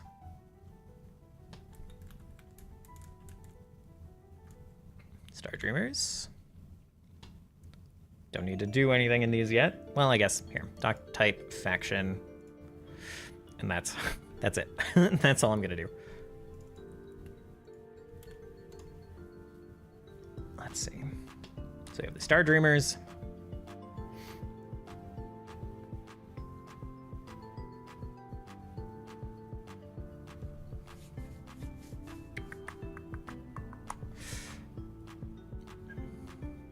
Let's see.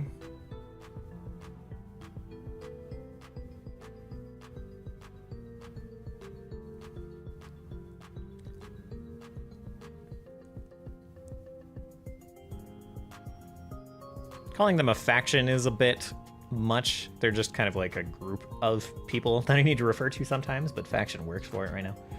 I'm going for 2 hours. In about 10 minutes, we're going to take a break. Let's see. So we have the Star Dreamers, and then we have the cult of the... Called it Traveling Star, but I don't know. I guess Traveling Star is fine. If we have to rename it, now we can rename it in one place. Also a faction. Okay, so we have the Cult of the Traveling Star.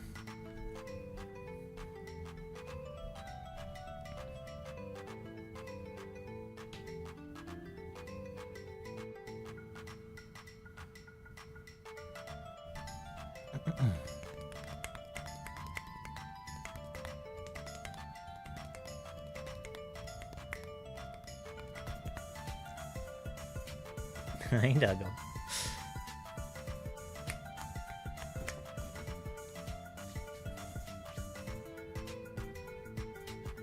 We already have Batsarig. We have Rurith, the king of Lanova. He's going to be kind of like important to the early parts. I have a lot of like non-named NPCs that I guess we'll just like, I don't know, deal with them when they come up.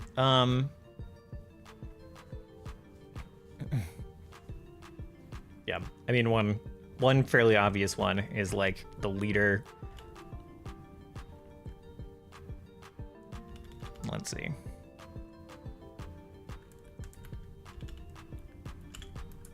Traveling Star cult leader.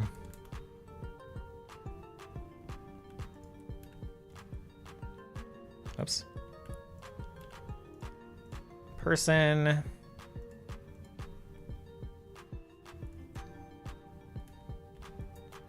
NPC.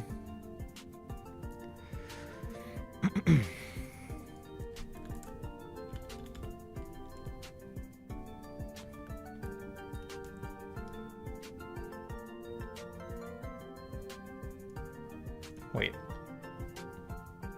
I have a note on the Traveling Star already. Okay, well, anyway.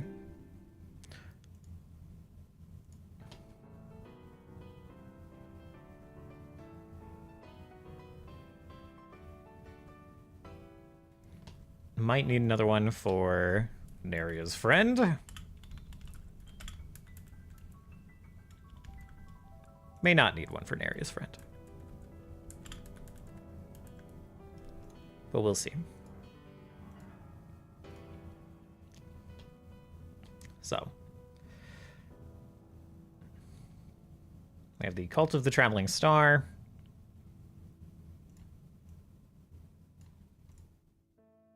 We have the Traveling Star cult leader. These are all mouthfuls until I give them names.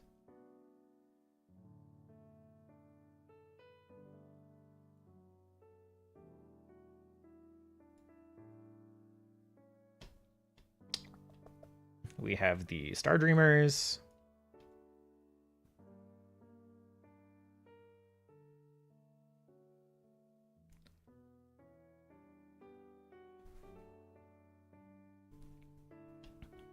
Of which Badzarig is one.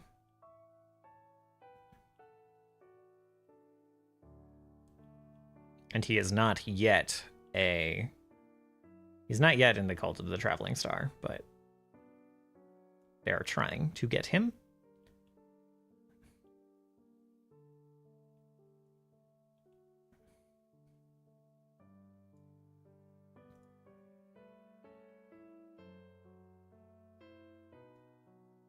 I really wish I could color multiple lines at the same time.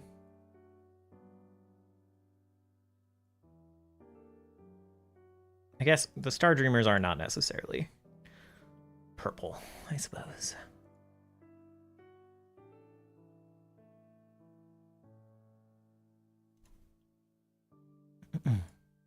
They're just like a group of NPCs.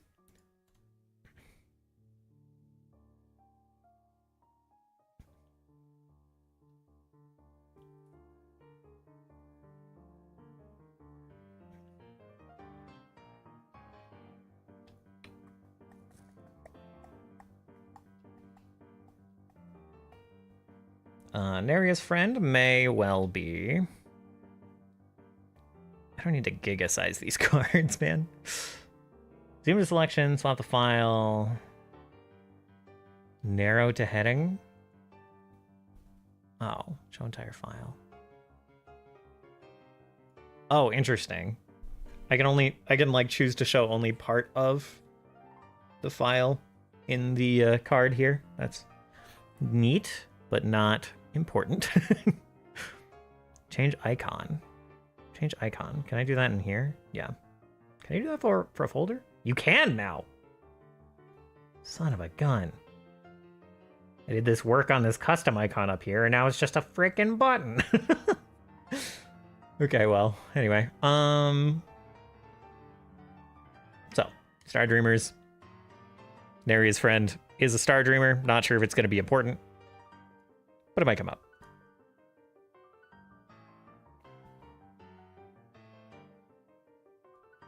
I want the text here to be smaller.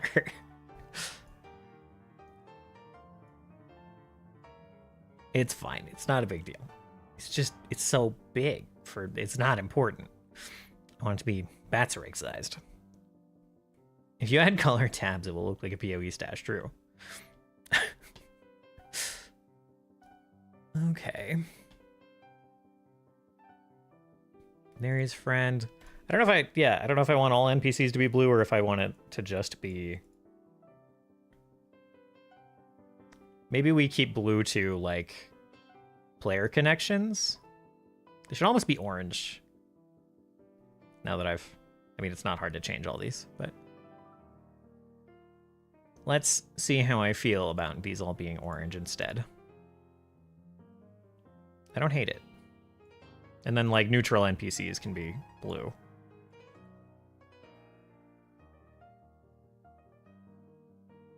So, this is...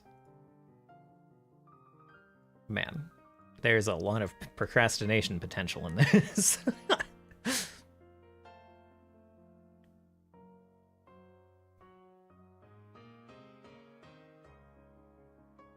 I kind of thought it was also supposed to draw lines for you if there were connections between people, but that doesn't seem to be... There doesn't seem to be anything for that.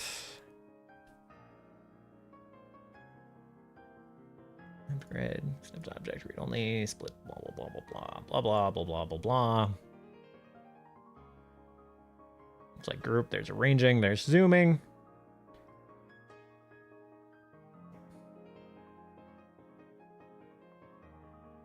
Yeah, okay. So it doesn't like automatically add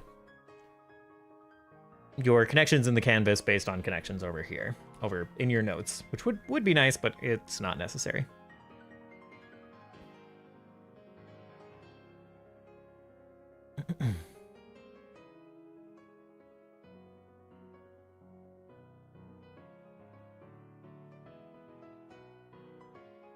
I literally don't need to turn all of these red. Like I said, there's too much procrastination potentially here. I can just find unimportant things to do to like waste time when I'm not sure what to click or do next, but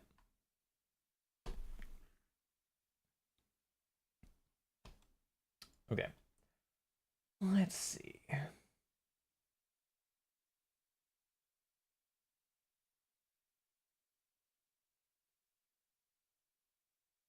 Chrono Trigger Orchestral Cover Collection. We can try that for a bit. All right, I'm gonna take a break and run upstairs while this gets started. We'll come back and we'll keep working on stuff. Yeah, see kind of what I need to figure out for my next session instead of playing with this grid too much more. We'll see where it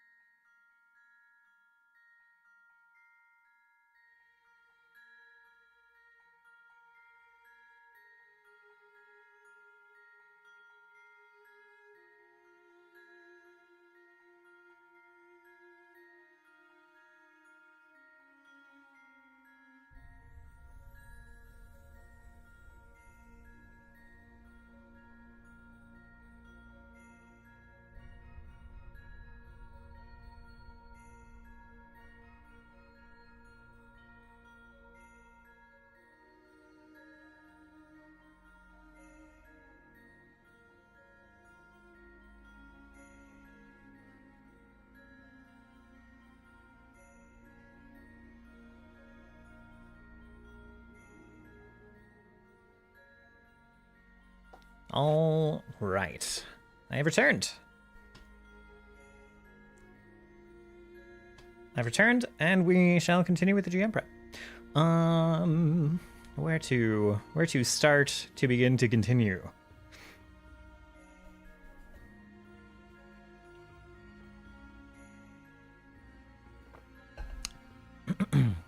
I'm glad to get all of the pieces on this board. That is a good start. Can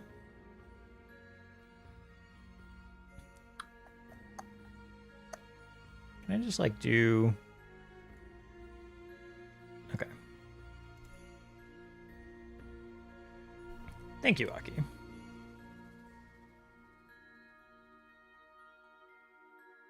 I guess the Star Dreamers should be probably pretty close to the Traveling Star Cult. They are very similar.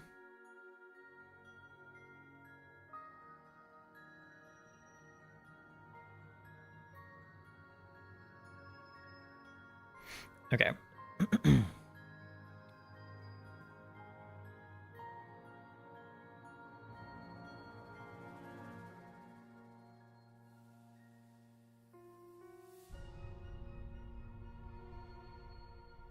Just a quick look through here. Local gravedigger might not really come up, but we'll see. Daycare teacher.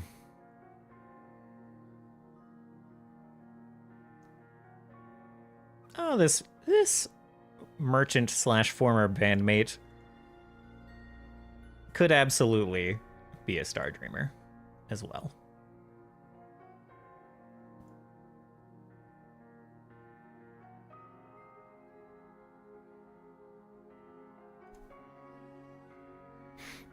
Okay.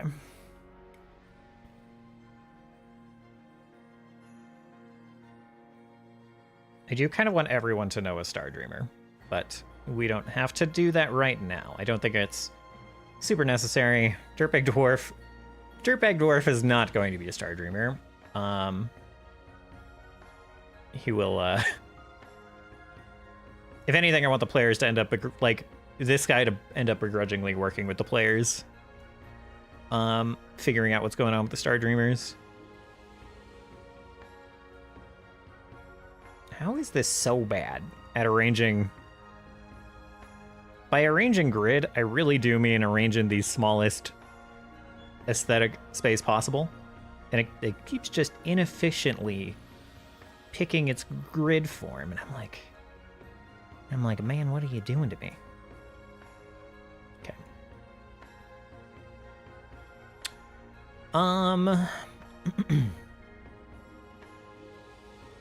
Be weird for the Gravedigger to come up in that context. Helps that Neria's friend is a Star Dreamer.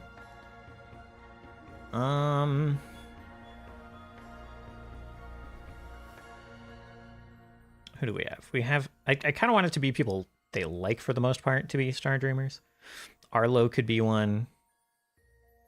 Degaz... Not 10.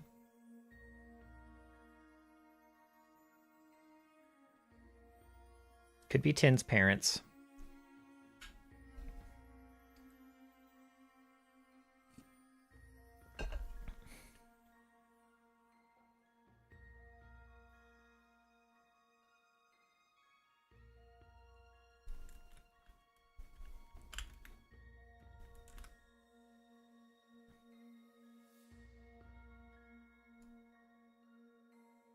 Just close enough that I think we'll also color them orange.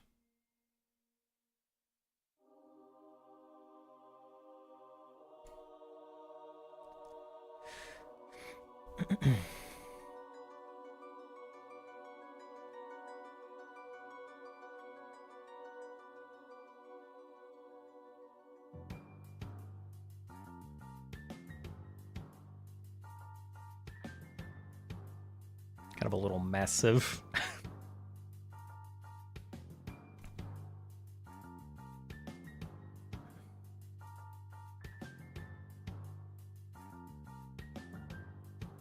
should almost make this a group instead of a... That's probably easier, right? instead of having a bunch of Stardreamer connections here.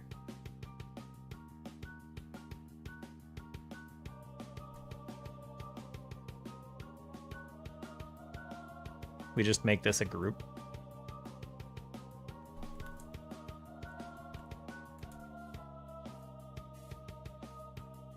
I wish I could, like... And then now I can move this all around, right? Yeah, okay. Yeah. I kind of wish I could, like, keep the... I guess I can keep the label in here. Hello. Hello, Lucifernos. I will grab it in a moment. Oopsies. Okay, Neri's friend, you just move down here. How about Stardreamers goes up here?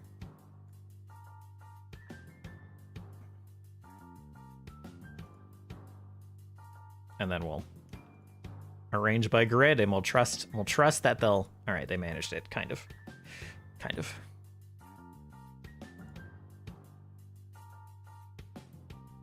Okay, that's a little bit easier.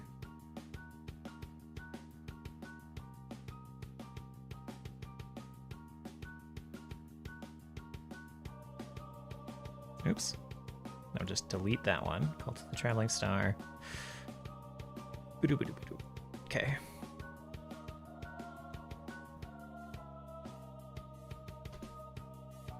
Okay. I'm figuring out how to do some of this cleanly. Okay. I'll be right back. I gotta go find it. It is not on my desk at the moment. I threw all my chokers back in the drawer across the room, so I'll be right back to go find that.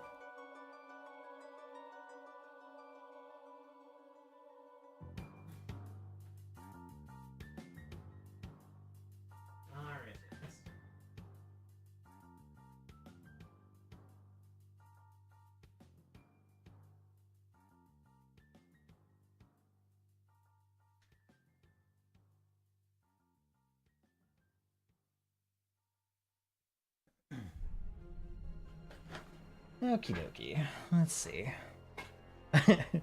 I moved my desk. This is a different angle.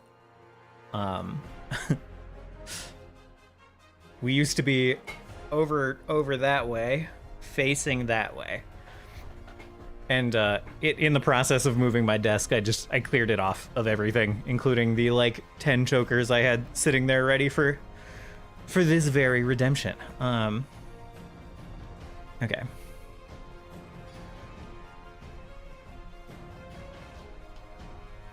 This song sounds so much like... Part of that song sounds so much like the, Final Fantasy VII jingle. I just did a deep clean of my entire room and it looks like a new place. Yeah, pretty much same down here. There's only one corner that kind of still looks about the same as it did.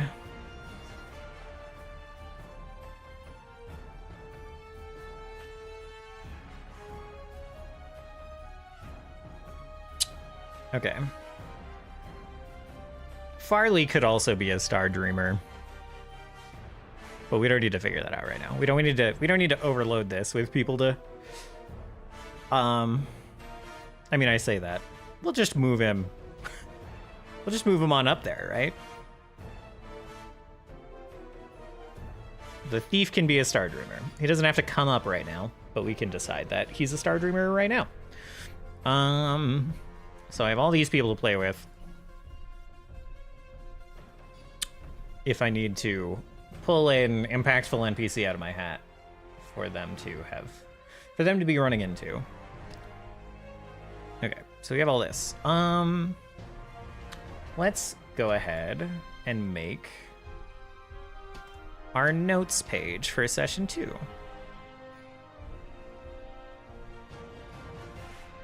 Session number 2. Session date. Oh, is this correct? Sick.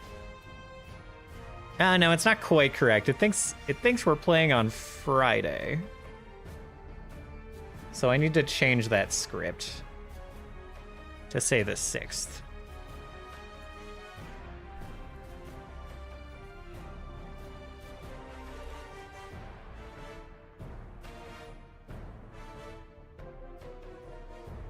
Okay. Session 1. I mean session 2. Okay. Campaign monsters. Okay. So scenes, secrets, and clues. We are going to carry over a lot of the secrets and clues from session 1.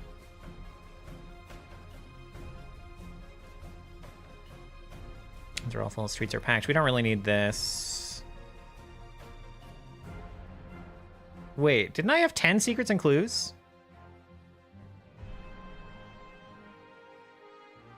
Didn't I have 10? What happened?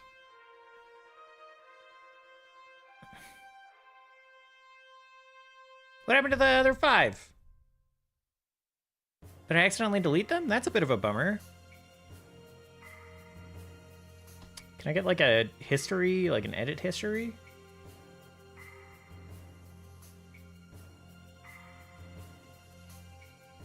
Is there anything like that in this? Edit history.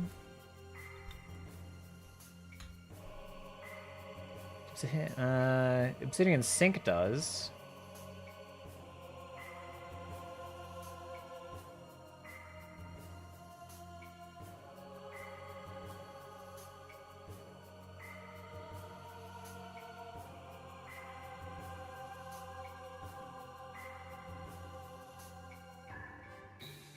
Use the linter plugin. Okay.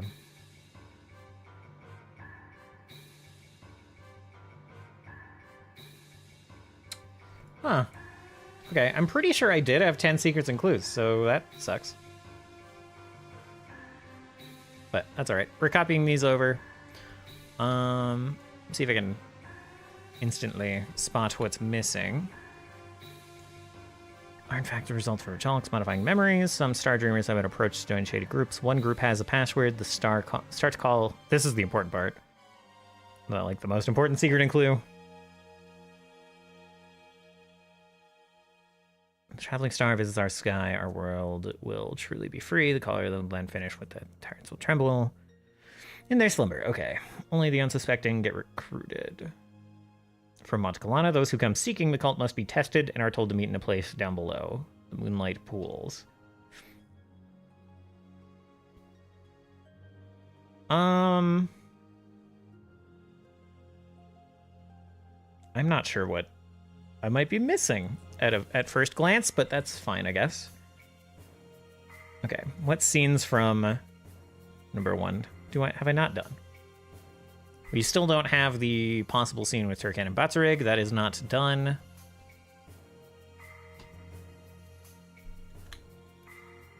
Oh, gosh dang it. So sick of this keyboard.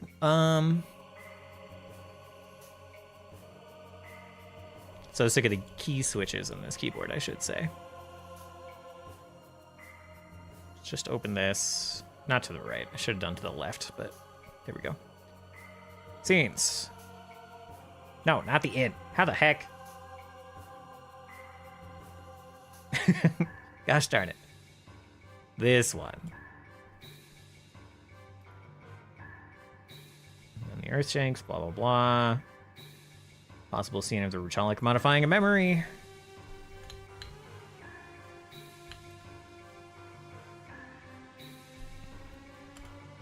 I don't want to label this 1 because it's probably not where we're starting off. The first scene is going to be opening on, let's see. Open on Envoy. Open where we left off, basically.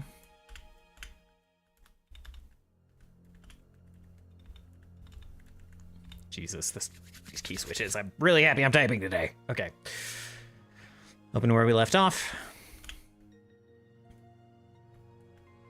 Players scatter around the street.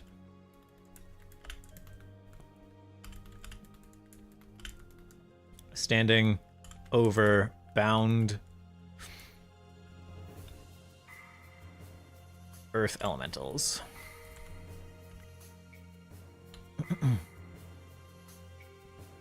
Envoy has just offered a job. Just mentioned a job. Well, let's see. I guess we can do the whole scene. Let's see.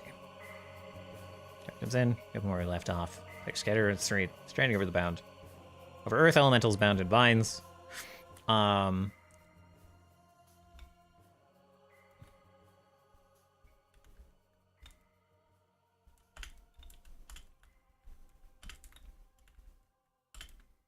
Robotic fellow envoy has just mentioned a job. Just introduced himself.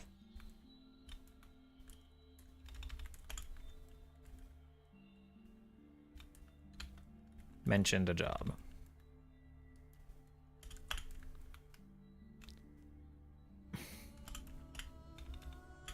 And possible payment.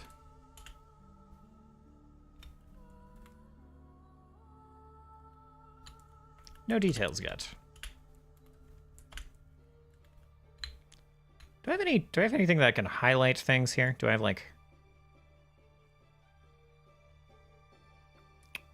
format, straight through code, math, highlight?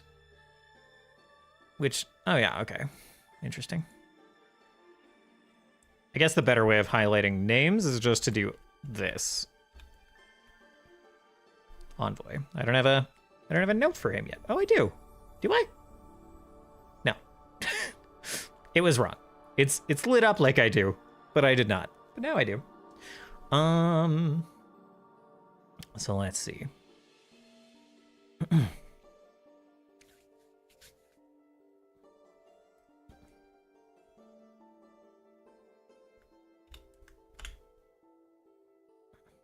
Let's see.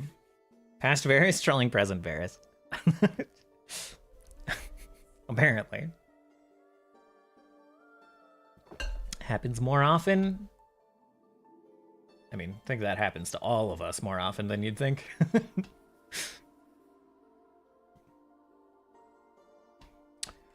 Let's see. People didn't notice before.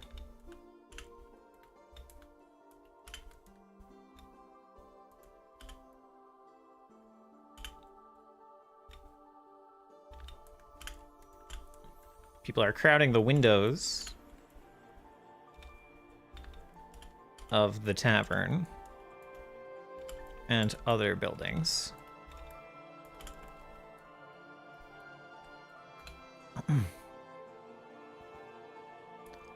Doesn't look. I just like started that sentence and now I'm. What was I saying? Let's see. Doesn't take long. Once the fighting ends, for someone to point out the star. People start spilling into the streets.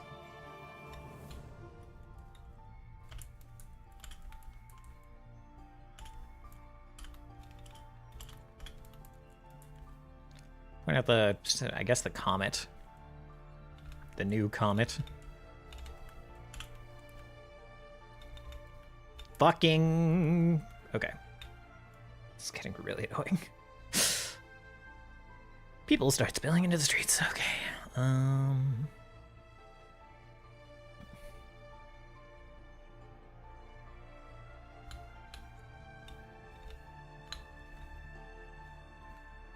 Envoy says.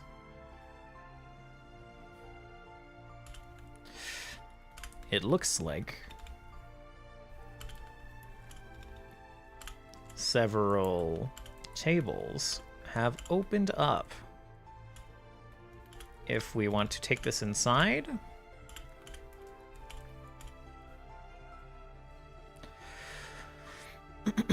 Okay. So this will kind of be the intro.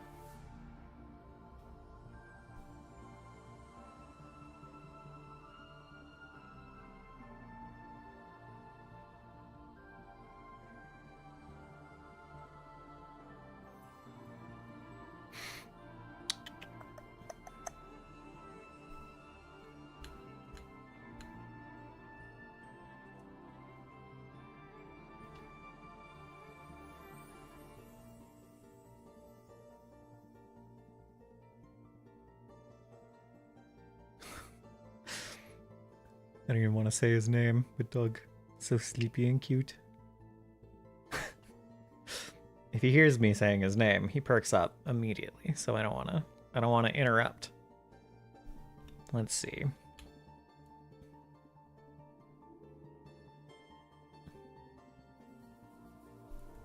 If I do like one, yeah, it like indents it.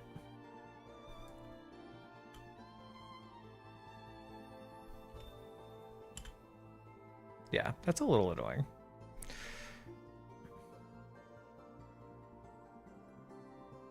Yeah, I kind of wish it didn't indent.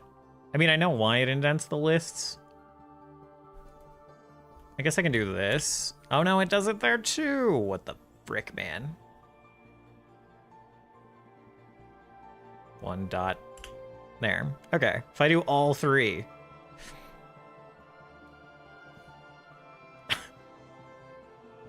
If I do a one dot and a closed parenthesis, then it doesn't indent.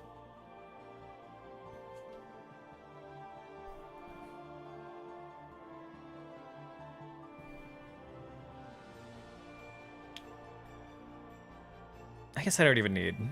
I don't need to number the scene that will definitely happen. This is just to, like, help my brain. Copy-paste might... Since it's all, like, markdown, it's not quite the same as, like... It's not... The things that might get you around it in, like, Microsoft Word or Google Docs, like, won't necessarily help here. Just because it's more strict. It's not like formatting text for you. It is applying markdown syntax to things. So instead of it being like macros that it's kind of doing to make the page look nice, it's like very specific scripting, I guess. You're like giving it instructions and it is following the instructions rather than trying to be helpful and guess what you want.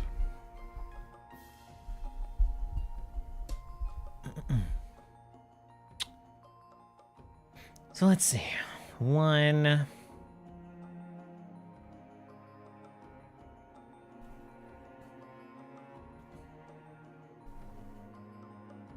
I guess this, yeah, the possible scene where the Ruchalik is modifying someone's memories.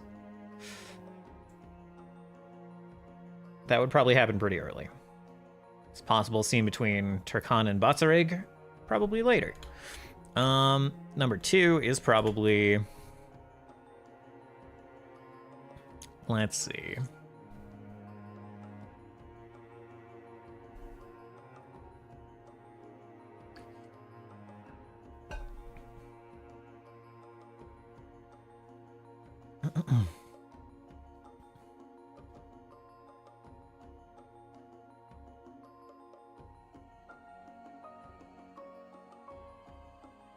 Let's see.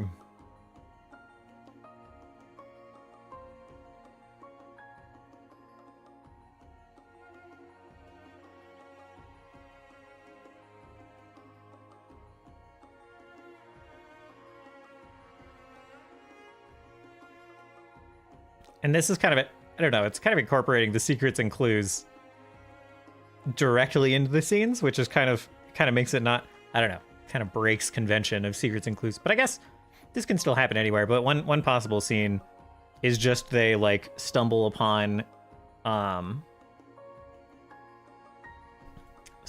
fellow.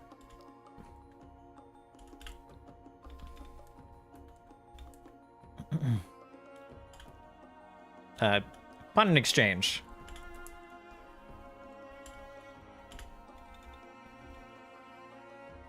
A hushed exchange. One fellow, let's see. Between a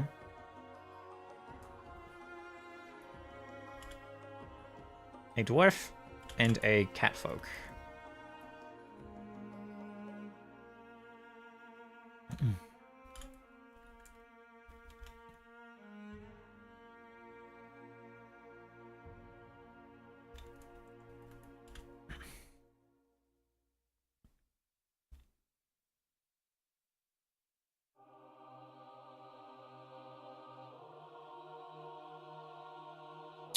Huh.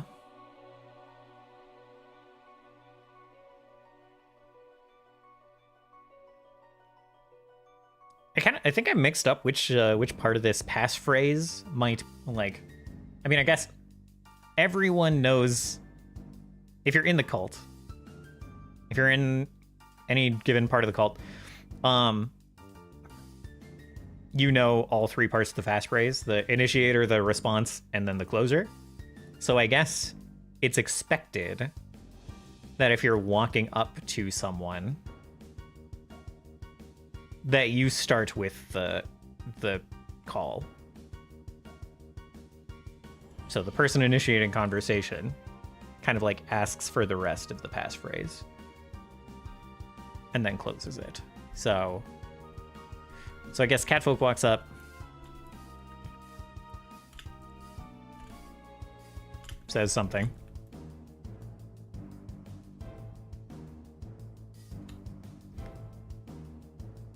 Dwarf responds. Catfolk responds. Catfolk, yeah. So Catfolk walks up, says something. Dwarf responds. Catfolk responds. Dwarf quickly ushers the Catfolk in. If the players approach without saying anything,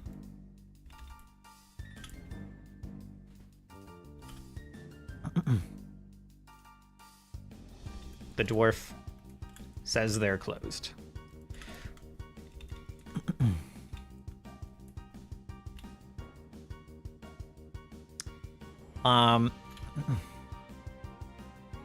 Depending on how the players interact,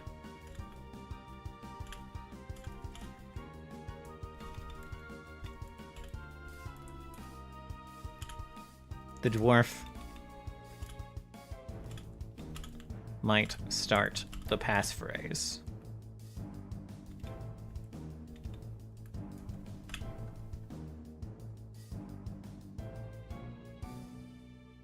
When the traveling star visits our sky,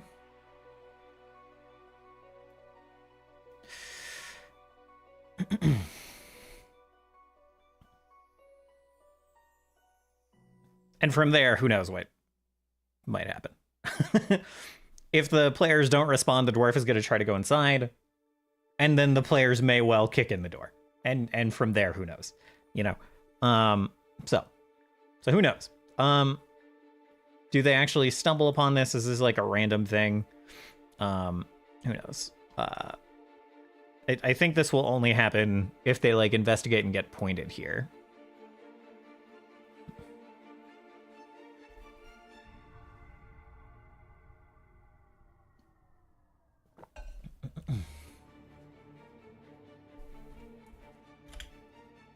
This also sounds very... I mean, I guess it's a Square Enix game, but this sounds so... FF7. It is the exact same, like, arpeggio.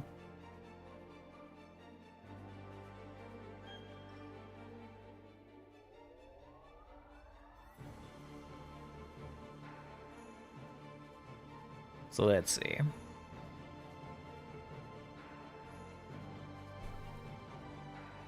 Possible scene with Turkon and Betterig.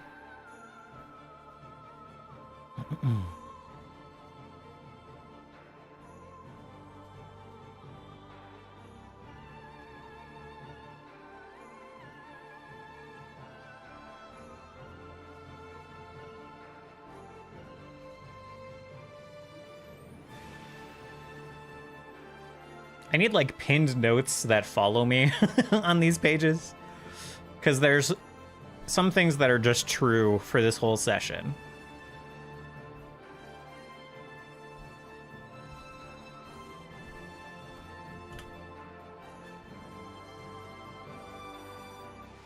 Let's see.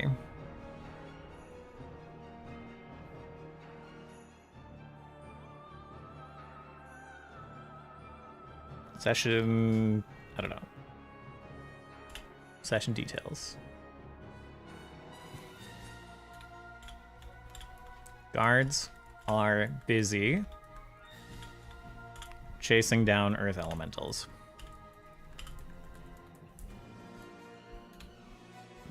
A group of them, of earth elementals,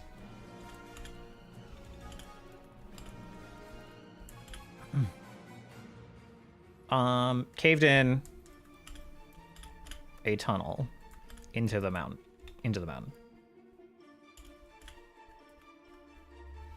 while making escape.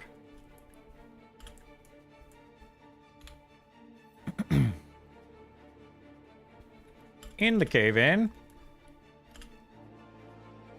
3 nobles are missing.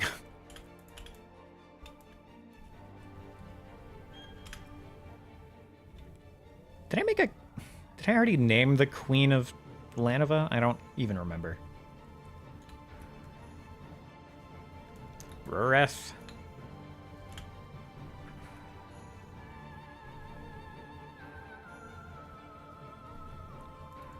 I'll figure it out later. The Queen of Lanova. Or not Lanova. Sorry, Temel.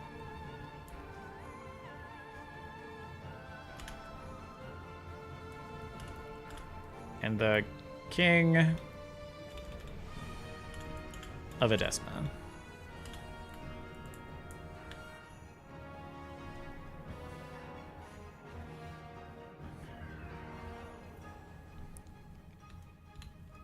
But the guards are hesitant to give any of that away.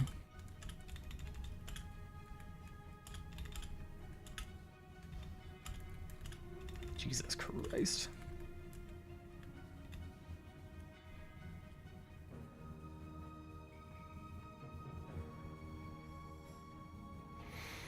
So let's see. What are some... We can add some secrets and clues around all of this pretty easily.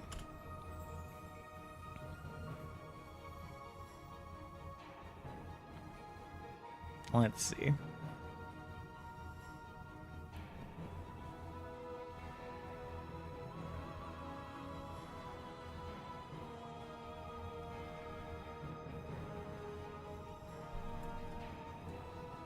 So let's see. One is just many earth elementals got away from the guards.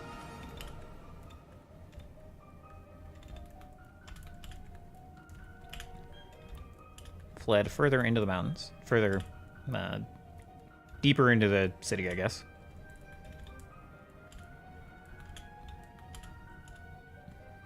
Into the city under the mountain.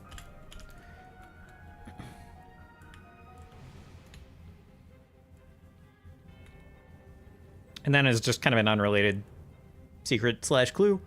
2 nobles. Well, 2. Let's see.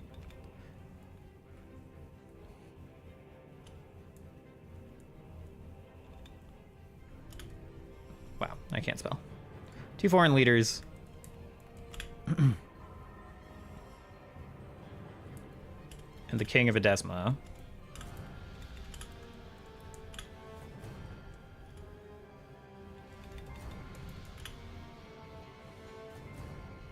We're on their way to the lift.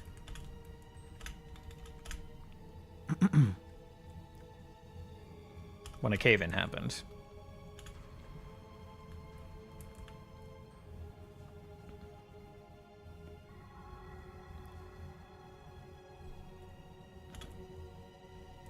No one knows where they are now.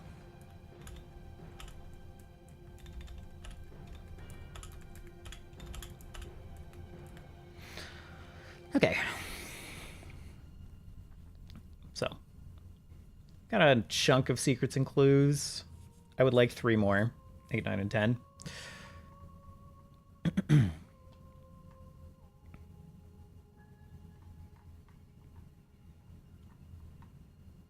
And I'm like kind of not sure.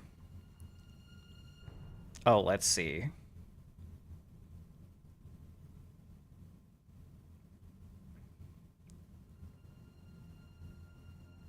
We should almost group these.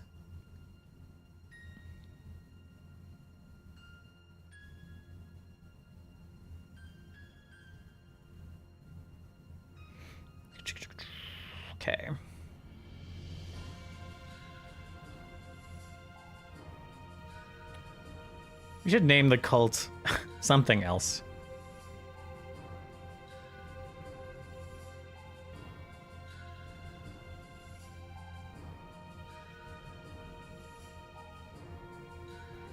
Something without cult in the name, you know.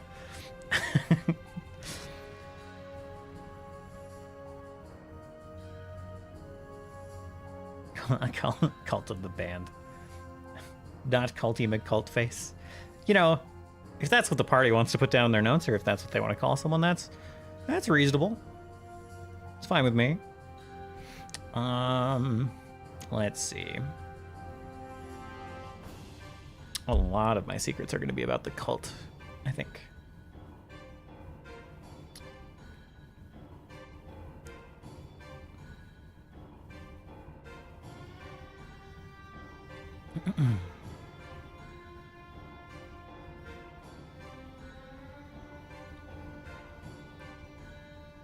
I guess it can be a separate secret. I'm like, I feel like I cheat on secrets and clues a little bit.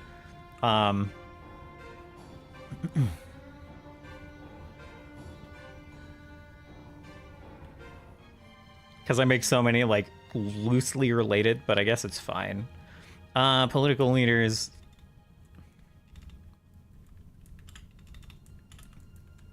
are so concerned about these dreams that both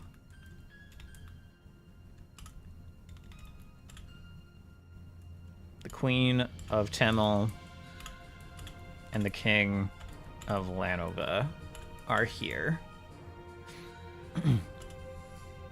Investigating burst. Well, are here personally. We'll just say that. Keep it simple. We don't have to go into what they're doing. Maybe they're investigating. Maybe they're just here having talks with the king of Edesma. Is it Edesma? Edesma? I think it's Edesma. Can't believe I'm...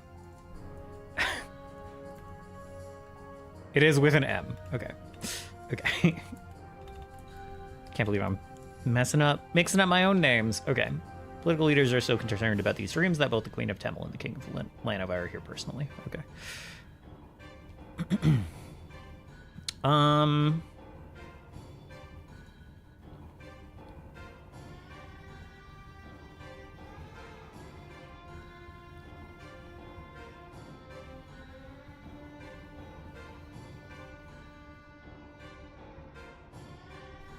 I just hit enter here? Yeah.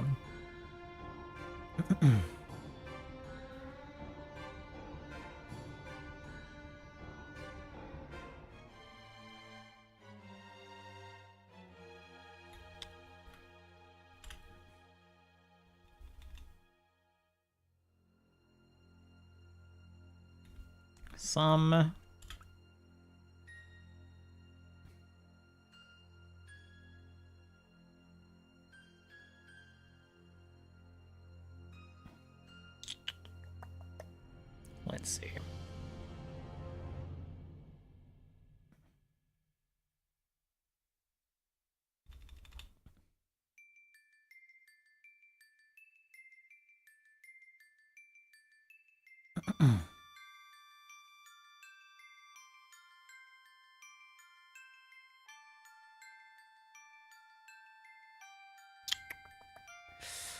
Let's see.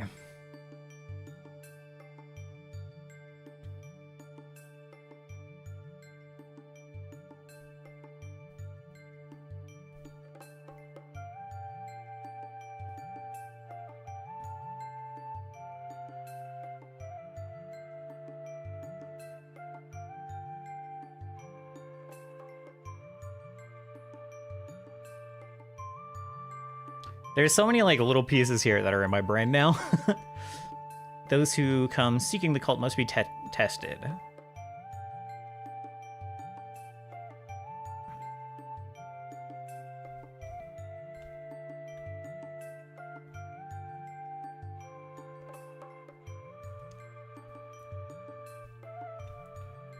Some are told to meet in a place down below the Moonlight Pools. Some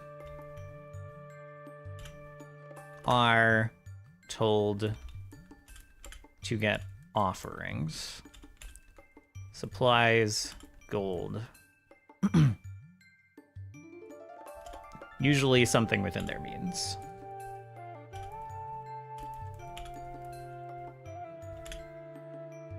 Some are told to meet in a place down below, the Moonlight Pools. I'm not sure how many secrets this should be exactly. This is a lot of related stuff.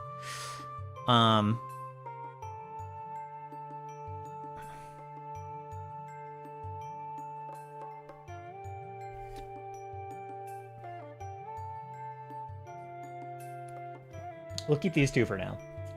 We'll keep these two for now.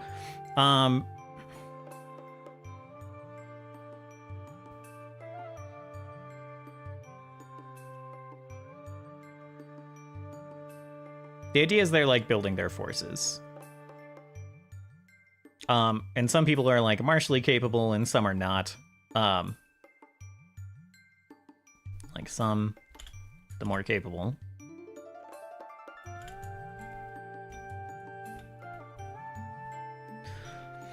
Wait, no, that's the wrong sum.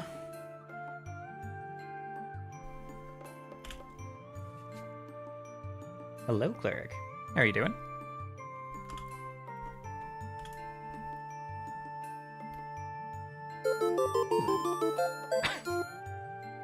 Cleric and the doctor. Thank you for the follow, doctor. How are you doing? How you guys doing? Welcome in. Let's see. So usually the more capable. I am definitely not programming now. I'm writing notes for my next D&D session. I know how to program, but that is not on the docket for today.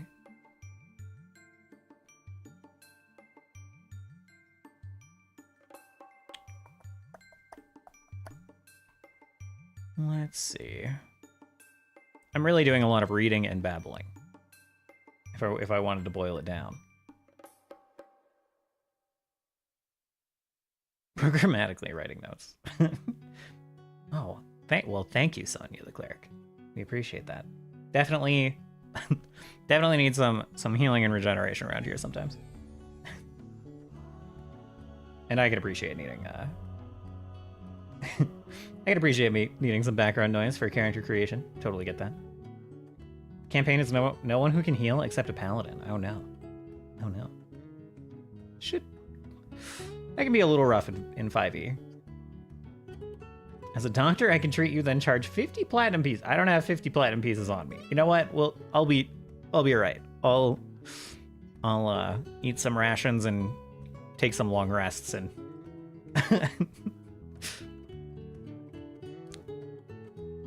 I'll be alright. Let's see.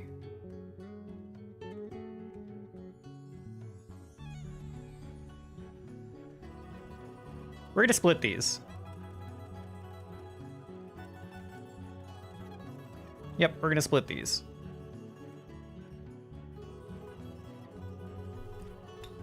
The martial people being told to go somewhere other than some group told to bring offerings, another group told to meet in a place down below called the Moonlight Pools.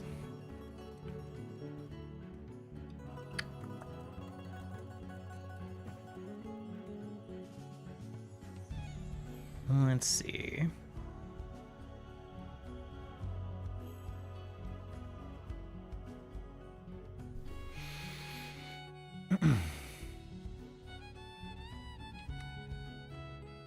I'm making a Curse of Strahd person. A Dampier with a mist arm for fun. Interesting. Is the mist arm all flavor, or is that is that an actual feature that you can take from something? Because that sounds rad. Let's see.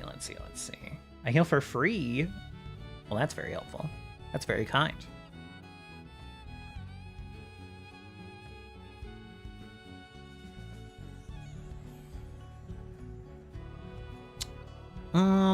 One more secret and clue and I'm good. I guess it's just a prosthetic limb magic item, but doubles as an arcane focus. That's rad. I dig that. Very cool. Very cool. Let's see. People are flying to the end. to the gorge in response to their dreams. As a result, the inns are full, streets are packed, locals are calling the travelers star dreamers or star seekers or something else. Is it lame to make... I mean, I guess not. Is it lame to make the name of this group, this cult, like a whole secret onto its own?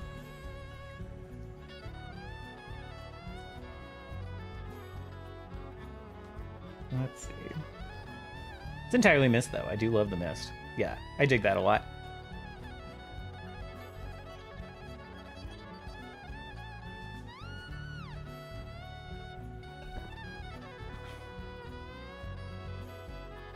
Let's see. This is not exactly a curveball, but some people have been asking around about, let's see.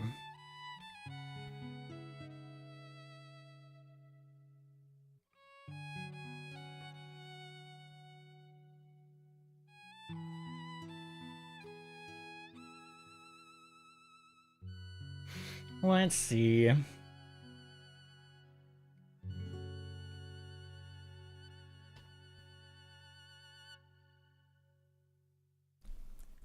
make it even more specific. Someone has stolen.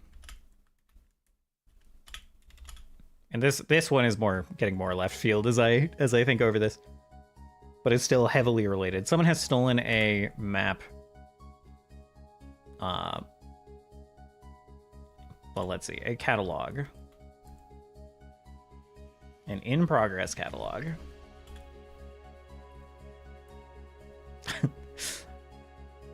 I'm just really revising this over and over as I write this. Someone has stolen some of an in-progress catalog of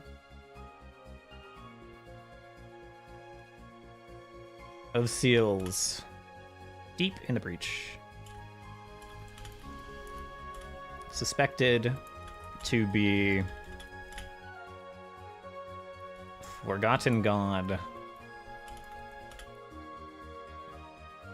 tombs / vaults.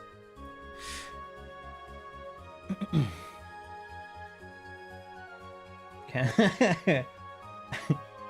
Cast healing word to fix your character. I refuse the healing as I love flavor text. Thank you, however.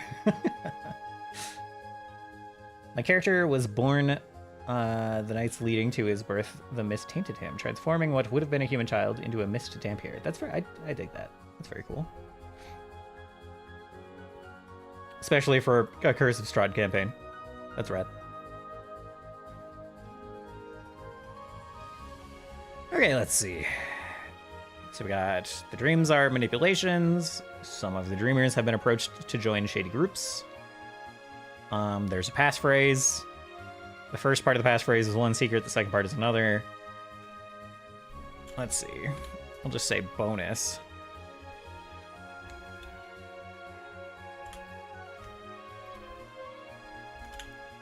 Cult name is... For now, we'll just insert the Traveling Star Cult. And we'll give it a real name that the people in the cult would call it in a minute.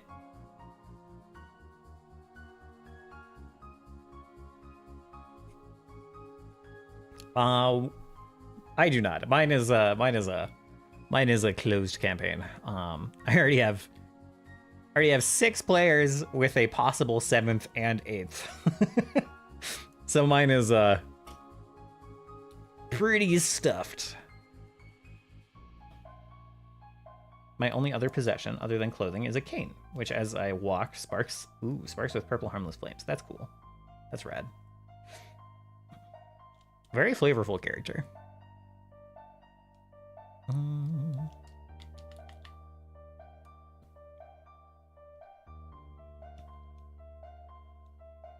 Not a cult, duh. The name of Viracti's cult is not a cult, but also spelt like this because, you know, he's a pirate and he plays Sea of Thieves. Wait, That's not quite right. Sorry. No, that's not how you spell that, actually. Sorry, remove the GH. That's something else. That's a different type of cult. That's incorrect. I have adjusted it.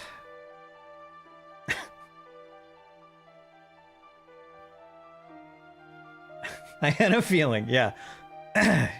Took me a sec. 360 gold. Oh my goodness. Take it you're not a level 1 character.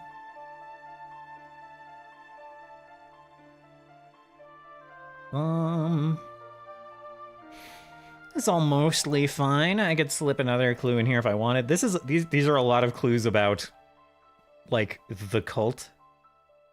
Like, we have half of one with the Ruchalik, and then we have 1, 2, 3, 4, 5. I think it's about half, and then sort of 6 down here.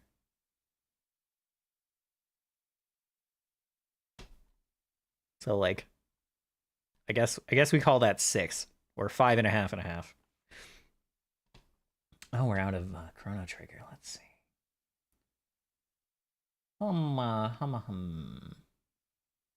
Holiday works.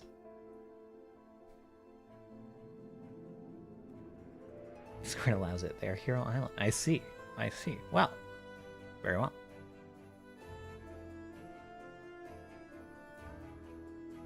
Definitely possible with custom rules, custom starting setup. That makes sense. Well, we might be, I guess, I don't know what maps I'm gonna need for this. Really? I need like underground dwarf city stuff. Where might we have combat? Did someone say maps? Not PoE maps. Not yellow maps.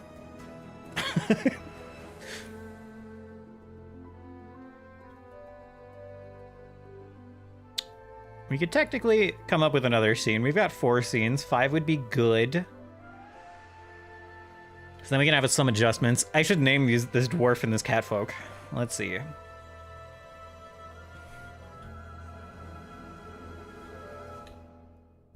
Names.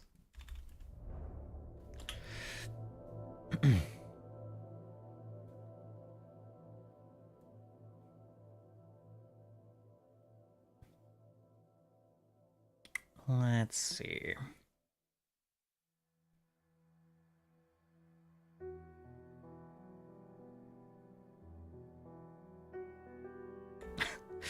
I have this name. I just have a name of like my friend's like dwarf character from a campaign like 10 years ago stuck in my head. It's like Baggin, which is obviously like Baggins.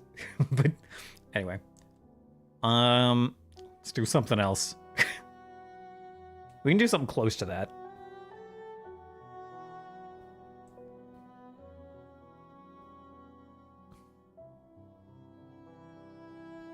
Bolton.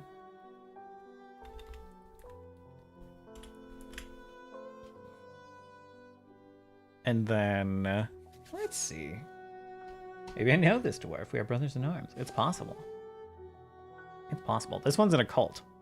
Worshipping a star thing. Does that sound like anyone you know?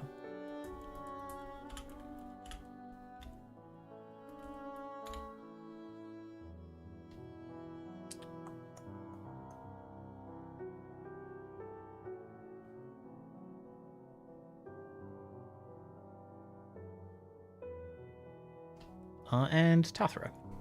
Bolton and Tothra.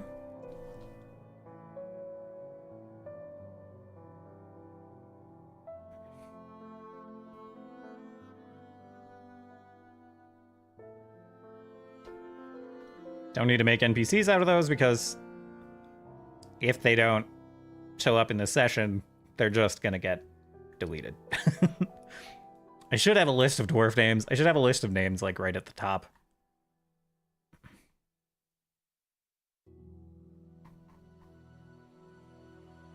maybe the bottom, so I can just like scroll up, because I have two versions of the same document open when I'm running the game. So maybe I have two open, and it's just like right at the top of the notes section. Right at the top of the notes section, I can just have a list of names.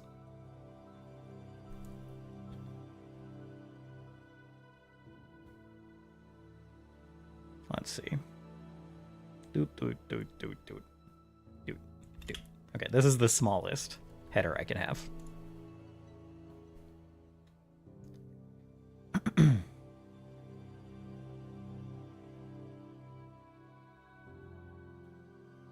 Let's see.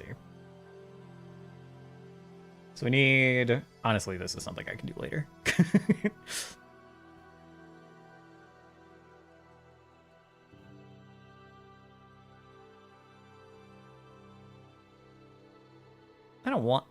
I want a header so I have something I can jump to easily, but I don't want a header, you know?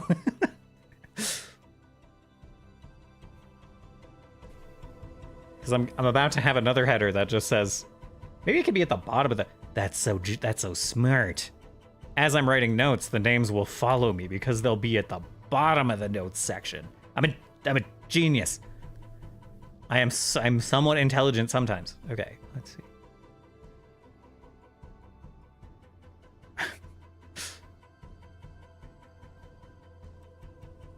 It is a little weirdly ordered.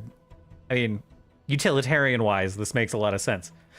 As far as reading this document later, it's kind of weird. But I guess I just delete the notes, the names section every time. I don't know. Really, I want... You know what I want? And this would not be hard to do. I can just, in my session notes section, I can have, like, scratch paper, right? Okay, follow me on this. New note, scratch paper. Doc type. I don't think I need a doc type for this. I don't need any properties at all. Just delete it all. Remove, remove, remove, remove. No properties. No worksheet, no anything. We have names.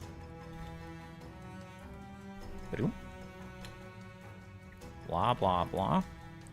And now I can toss this down here. And it can just be tiny. It can be tiny. It doesn't need to be big. And then while I'm like down here writing notes, right? Now it's like just a tiny little sticky note down here. I do kind of wish I could like style these different parts differently. Like this doesn't need to be big, chunky, bold text, really.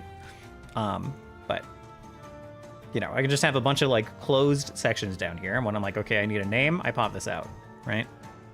Where do you play D&D at? We play, we use something called Foundry to play D&D. Technically on a website called Forge, but it's just like a bit of software that you can host on your machine if you want. I choose to host it online so that my players can always access the game, but it is both more expensive and slower.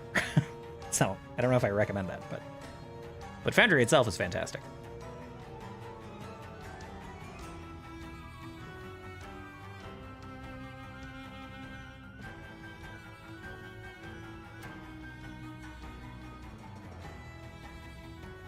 Stack tabs, bookmark one tab. Oh, that's vaguely helpful.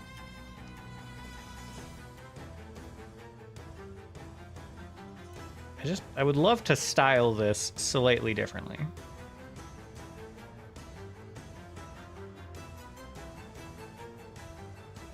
Okay, I'm getting too in the weeds. Getting too in the weeds here. On my phone, sadly no computer. I see.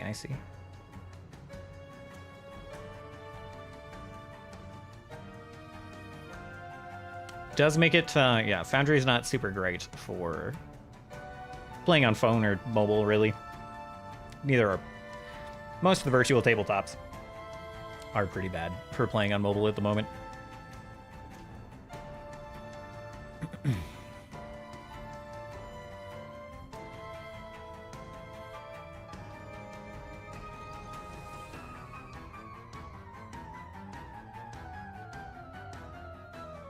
guess I could generate. I could almost have this be like.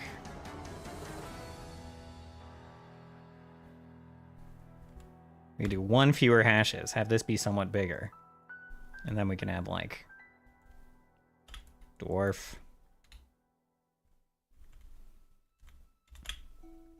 Human. Other. And then I can fold this whole thing up. Or expand this. And then like expand human names and stuff. I don't need the title. I don't need to see the title up here.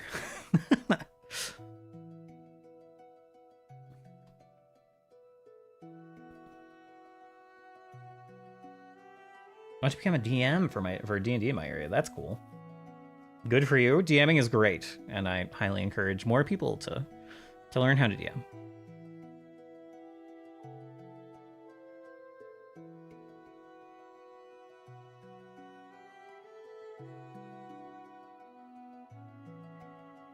Okay, I'll stop messing around with this as much.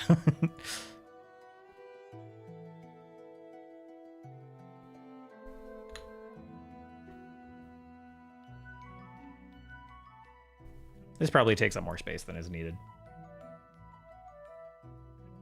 Just a level 1, so it'll be hard. Takes a little bit to get used to, but like, yeah, just dive into it. And you'll be cruising in no time, really.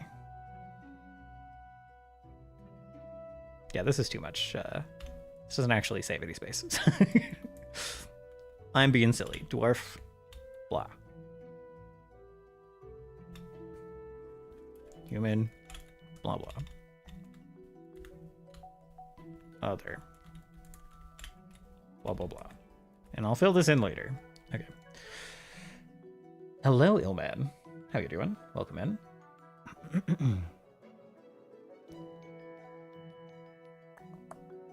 I know that music. Yeah. We're jamming to some Hollow Knight right now. The music in Hollow Knight is fantastic.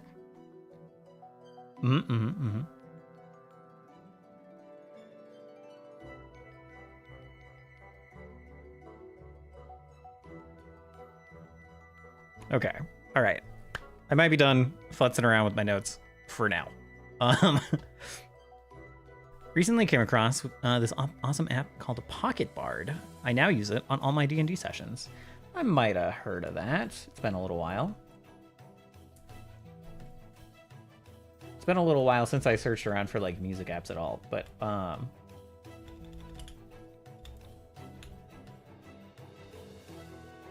yeah. Oh yeah, yeah, I've seen this one. This is cool.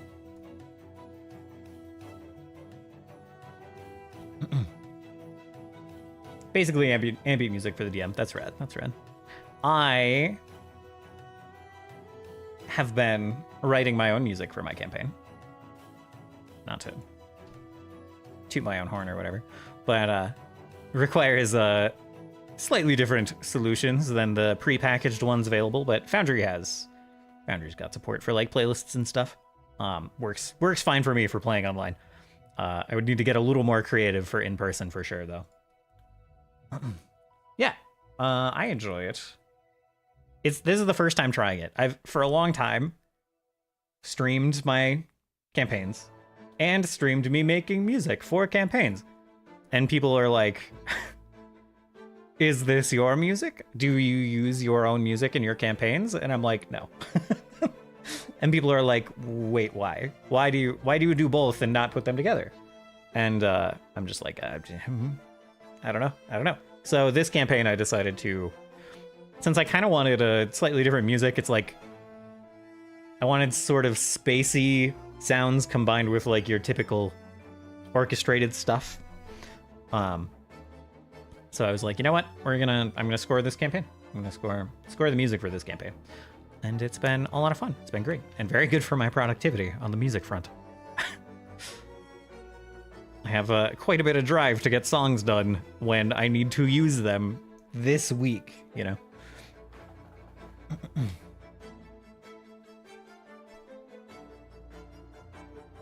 Well, thank you. I appreciate that. You can watch the campaign. which is definitely not the same. but I do invite you to check it out. We play on Saturdays, and we're just getting started. This is session 2. You should try it. It has free packages. I'll definitely check it out. Have you played Dread? I assume we're not talking Metro Dread. I assume we're talking tabletop RPG? Dread TTRPG. I have not. Horror RPG? Hydia Rabbitchoy? And Nathaniel Barmore. Let's see. I'm not. I don't have a lot of players interested in like horror games. Although we've played Mothership. So we've played Mothership, we've played Maze Rats. What was the other one? We played something real weird when my character became a tree. Just in the middle of of a swamp. So we've tried some games. Dread is not one of the games I've tried. Has a fun mechanic where instead of using dice, you use a Jenga. I've heard of that. I've heard of that. That's wild for tension. That's very cool. I have heard of that game. I have not. I've not tried it. Difficult one to play online. Most of my TTRPG playing happens online, but that's. I would love to give that a shot.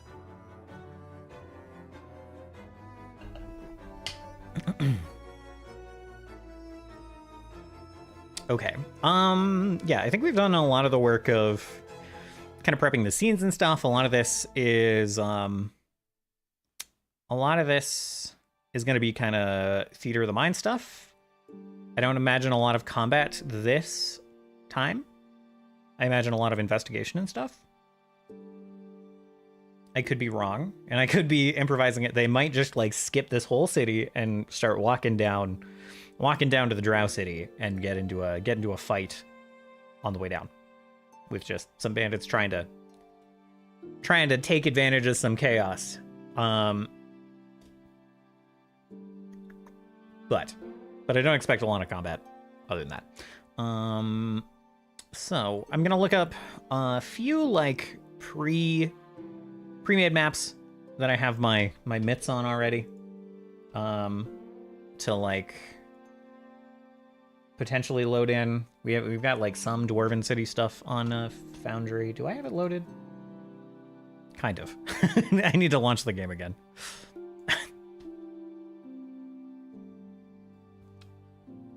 One shot with it using ChatGPT as the DM. That's pretty cool. That's pretty cool. Sounds like it went well. Game, you fall down as you play. You have to find keys, but where there are monsters down there, you could be lost in the dark forever. Oh my gosh. Yeah, I kind of like to run dungeons like that sometimes. Where it's just like, you can very much get yourself into trouble, kind of jumping ahead. Or like, you can find some shortcuts, but it can lead you to some rough places. Okay. Isn't that Night Cage? Oh. Very cool.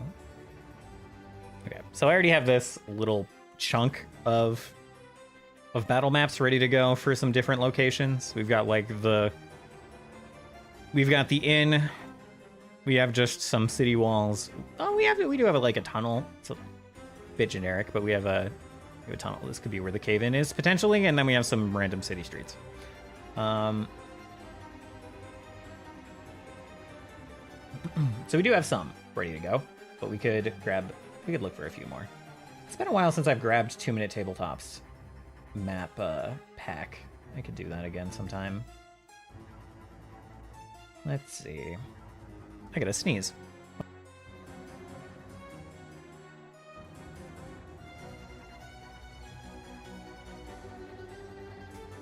Okay, sorry about that. So let's see. So here's my big old folder of pre-made battle maps. I don't remember where I got some of these from, so I'm a little hesitant to use some of them. They were all like free to use back then, but I just don't know. But this could be kind of the inside of the Dwarven City, potentially.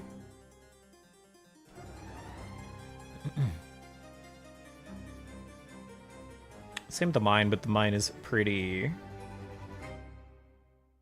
generic.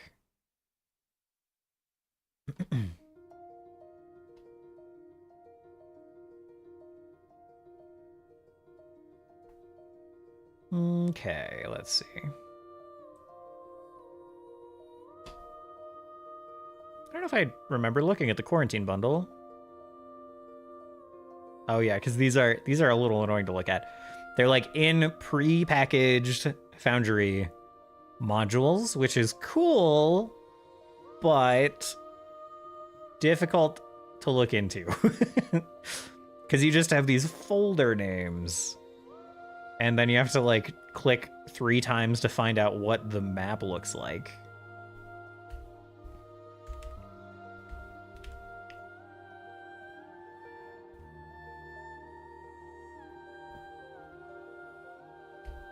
This could have been good as the city streets last time, honestly. Anyway.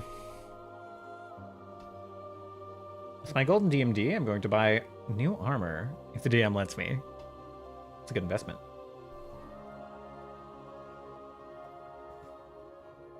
Whenever I DM, I hate currency. I prefer players to loot and earn things the hard way. Of course, I use money so they can rent and buy supplies, but not fighting equipment.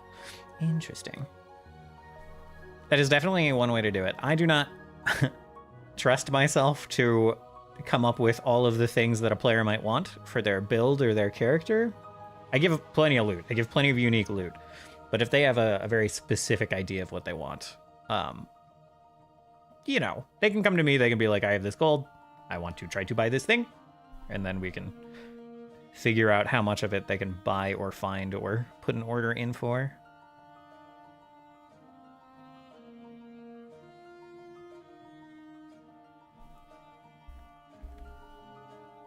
None of these are very tunnely.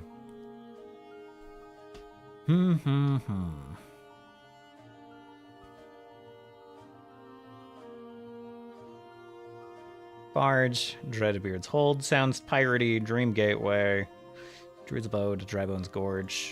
Drybone's Gorge, check it. Ah, it's pretty small. Pretty small.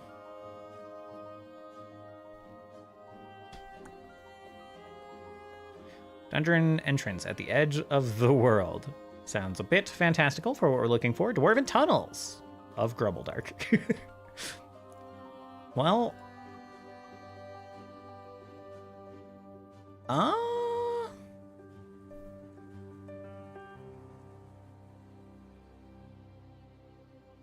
this could be useful. Yeah, could be.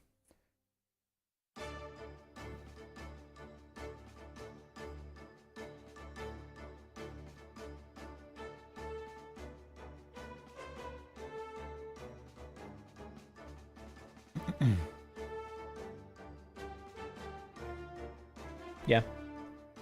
We'll grab this and use this. I have some like rock assets I can throw in here if we need to have a fight in the tunnels.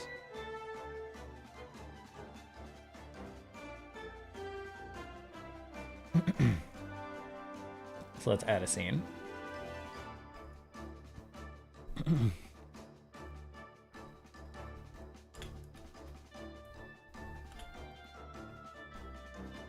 Just one end there.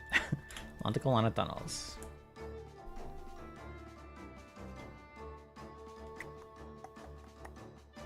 Background image. Not in the music folder.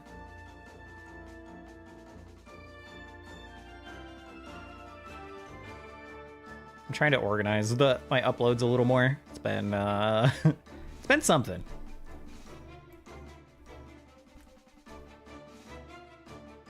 I have just uploads everywhere on my Forge server, my Foundry server, and it's a touch messy, a touch. D&D. Oh my gosh, hold on, stand by. Let me just grab. We grab this. I don't need to pull in their pre-made module.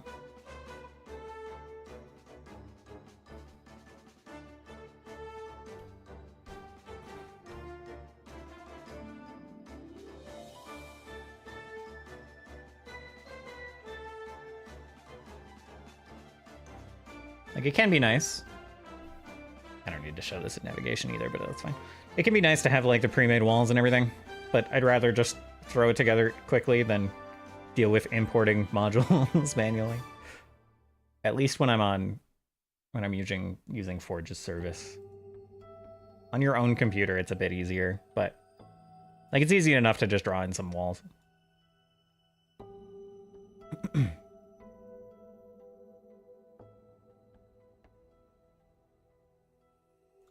Are the squares lining up here? Hard to tell a little bit. This should be 2 wide. It's about 3 wide. You know what? 50 DPI. That means the grid is 50 pixels.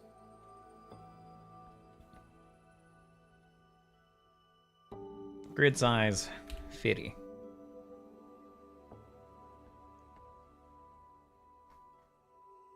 Well, well, not exactly. That didn't exactly work.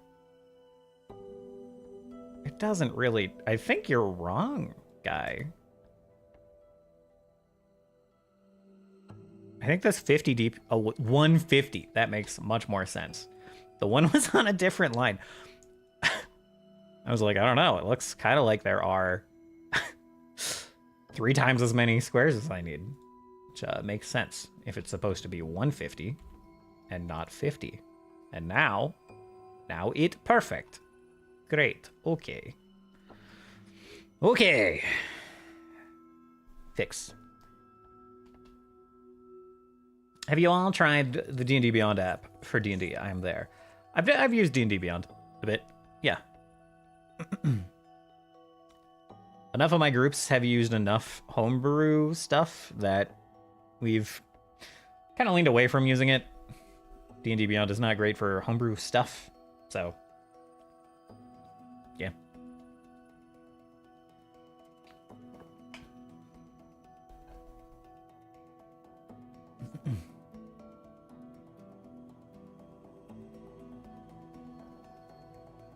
But D&D Beyond is obviously very cool. Okay, so we have the Monte Colonna tunnels. This is good enough for, like, I can use half this for, like, the cave-in. And I can use half this for, like, the, like, running into the dwarf and the catfolk in the alley. This is all possible. I worked for D&D Beyond. Really? Interesting. I'm like tempted to ask more, but I don't want to bother you about it either. But curious what like position you kind of worked with the company that did all the software. Got you. So like software contracting.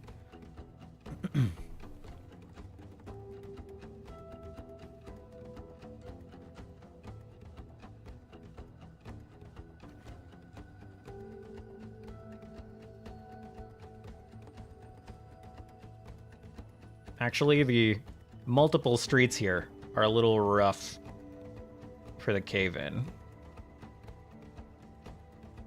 The cave-in would have to be, like, here. We'd have to cut the map in half, like, here, which is not exactly in half. Because there's too many side hallways anywhere else. That is, like, the biggest choke point. Or here. Yeah, here could work. So either here or here is where the cave-in happened. I was in the UX team. Got you. That's very cool. I should have leaned that direction long ago. The kind of like front end development stuff. Long story short, I ended up doing like web analytics implementations and stuff, which is fine. It's just a little niche.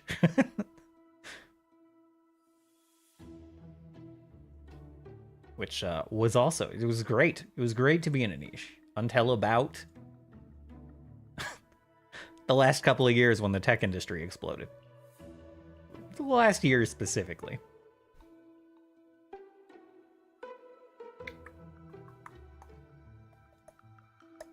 Maybe add a door here. And this is where This is where the fella and the catfolk are meeting, perhaps. Tech industry is a mess now? Yeah, it's bad. I mean, it's a mess now because it was starting to be a mess before, right? Like, too much unrealistic growth when money and debt was free. Need to learn like 10 different technologies to be able to just do UI? That's true. That's very true. even with analytics stuff, I need to be pretty aware of kind of how my client's web stack works. The old days it was just 3, yeah. Yeah, it was nice when it was just pure JavaScript, HTML, and CSS. And now that's the least of your worries.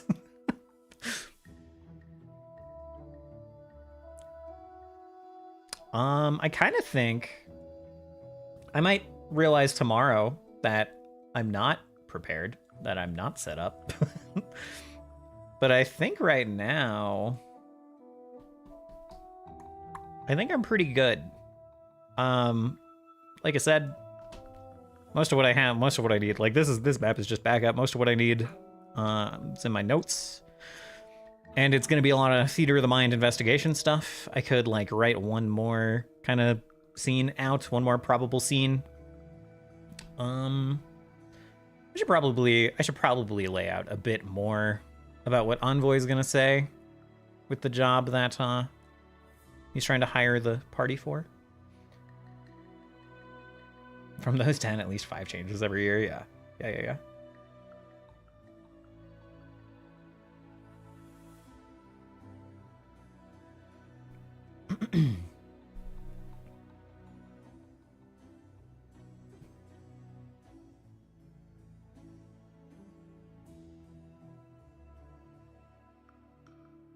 My dog is making some noises.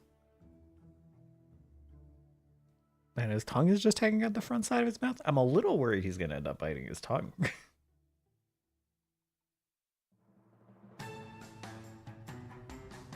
He's fine. I definitely shouldn't wake him up.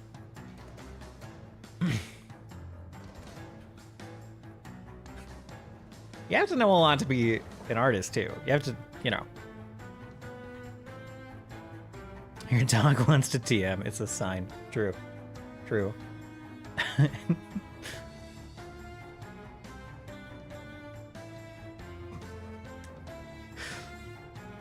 Can we see the dog? You can see him a little bit here. I don't have a great way to like take my camera off the mount right now to show you closer, but he be snoozing. Here, what I can do. We can switch over here. My transition scenes are so messed up, man. You can see his tongue just hanging out. You're chilling.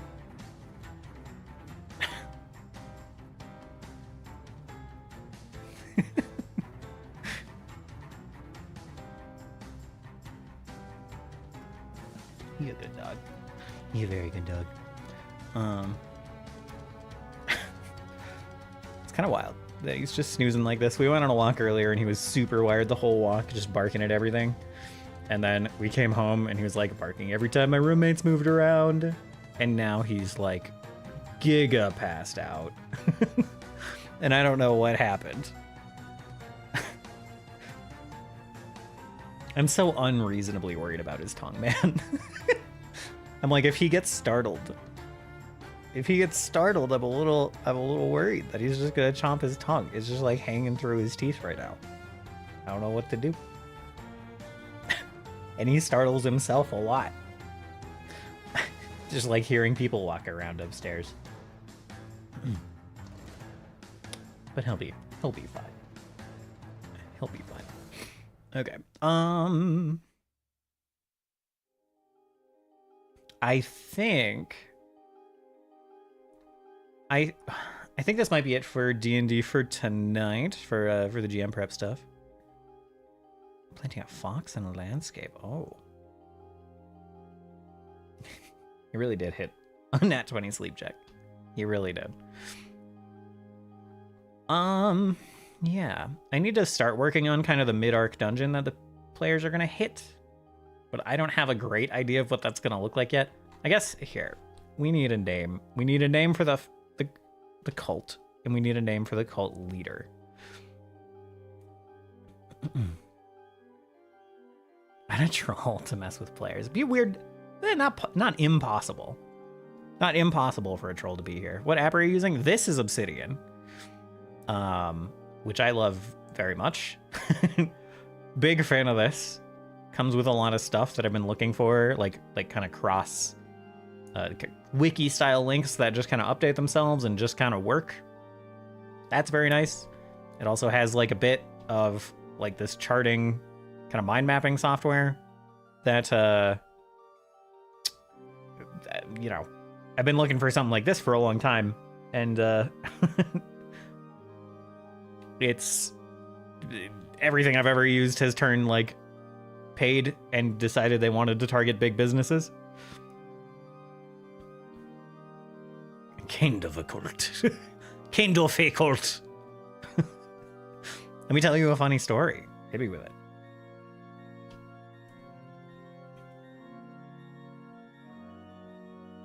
So let's see. The cult. Star Dreamers is fine. Cult of the Traveling Star needs a different name.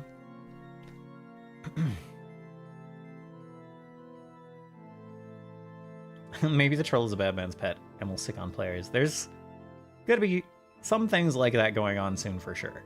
It probably won't be a troll because the players are headed to not exactly the Underdark, but this world's analog of the Underdark.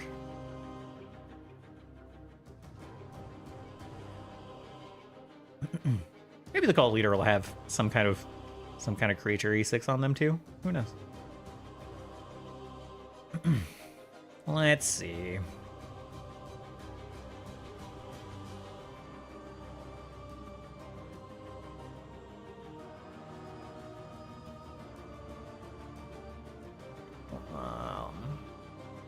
I think there will be 2 group names actually.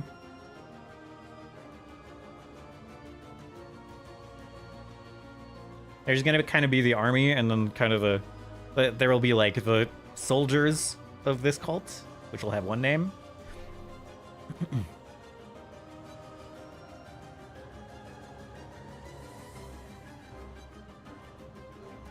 Let's see. And then the people just bringing, offering, setting up supplies. Kind of like feeding the army unintentionally. Will be called something else, and they'll be a little bit separate.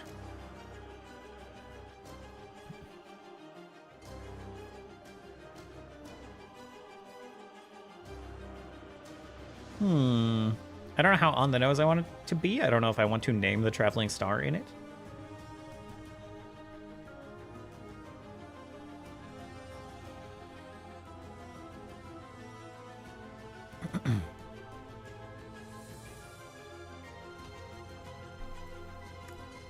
What? Let's take a look at a fantasy name generator. My old friend.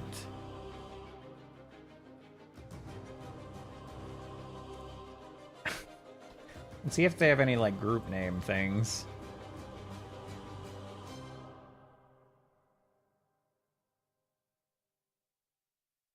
Description generators.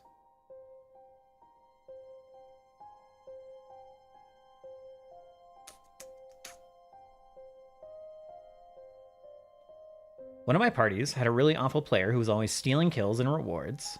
So on one mission, they had to retrieve a treasure from a tower, so this player went quickly and left the group behind because he wanted all the credit. That's a bad idea. And he went on stealth with good rolls, but when he found the treasure, it was the Princess Chigwaga. So the players couldn't use stealth on the way back, so guards caught him alone. Excellent. Excellent, excellent. Of course.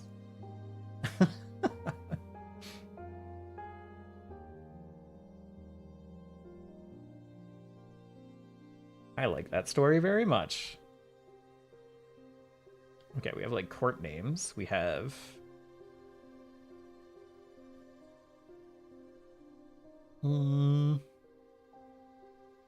We don't have like faction names. Oh, was it the Princess's Chihuahua? That makes more sense. Well, that...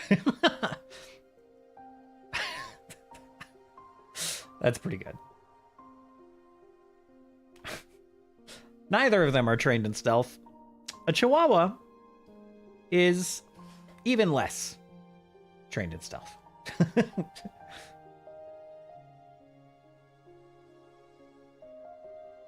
They refuse to even make the rolls. Superhero team names.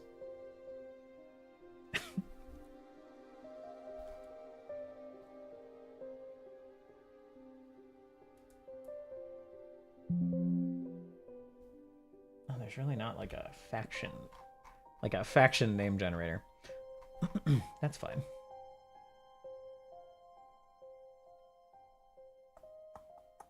Other gens. That's where I should have looked first. Rollforfantasy.com. Oh my god, I didn't even know the newer site existed. Monster, spell card creator, map creator. I want to see their map creator. Dungeon creator. I want to see their dungeon creator. Castle creator. Calendar. Coat of arms.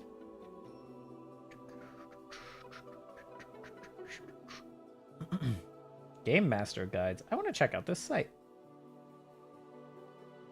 Villain, random loot, population, planet interior, scroll creator, solar system creator.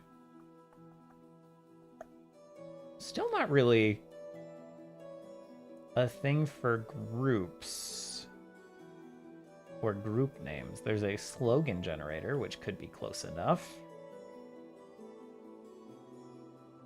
Idiom generator. What is a Grolix? And a battle cry generator. These could all work. Superhero team names. Let's try it. Let's give this a shot. The Infernals. It's going to be a lot of the, isn't it? French names? Hell yeah. Infinity Squadron, Ethereal Guards, Paramount Alliance. None of these are going to work super well for us, I don't think. Defenders and Outcasts Syndicate, Centurions, Goliaths, Nightmares, Hounds. Aberrations, Divines.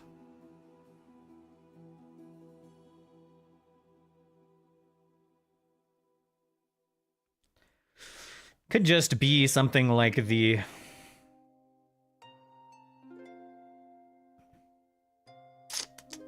like Star Ordained or...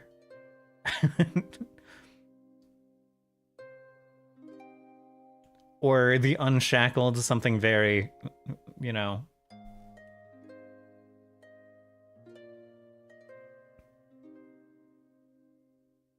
I'm from Texas. Oh.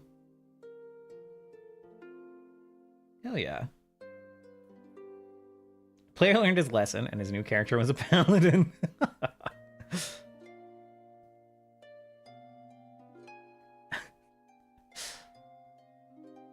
Adding a piece to the map, rotating a piece, top of the grid. Oh, interesting. Saving and loading.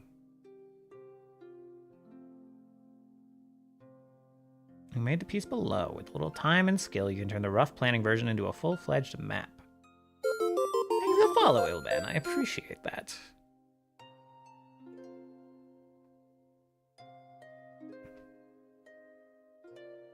Okay. Okay. This is definitely something to play around with at a later time, but this could be very useful. I've struggled with a good way to plan out my whole world map. And it's, to some degree, I'm happy to leave blanks.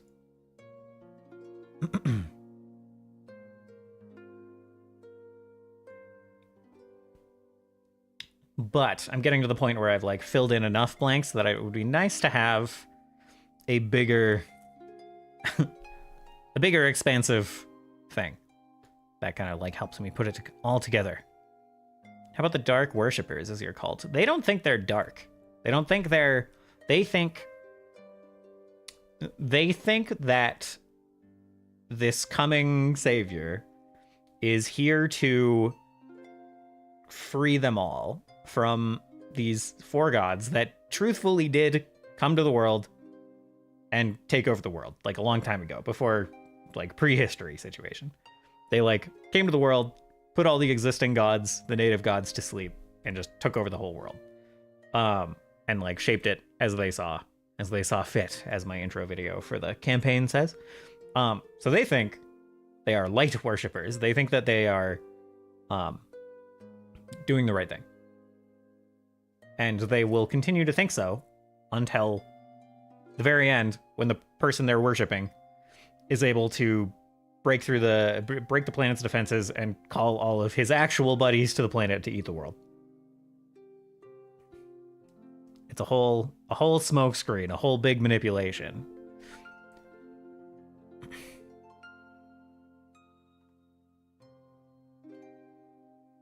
Okay, this dungeon builder, probably not as helpful as Dungeon Draft. It seems. There's no, like, randomizer here that would delight me.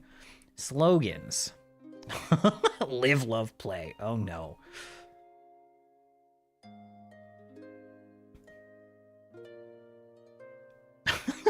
I'd expect excellence. Eternal pursuit. Life without strife.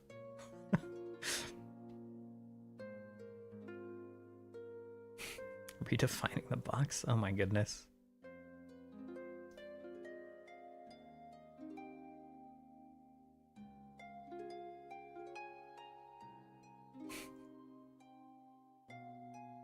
Huh, okay. What is it? Yeah. This Grolix thing. 10 random Grolixes. A Grolix is a series of characters often used in comics as a stand-in for profanity. Cute. Battle cries. Destroy everything. Leave them with nothing. For golden glory. In God's name. Witness our might. Death can wait no longer. Helpful. Not what I'm looking for.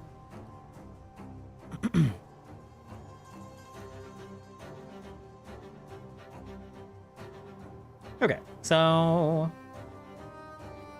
it's like a regular called stereotypical. Adventure group would collide with your guys. Let's see. So let's see.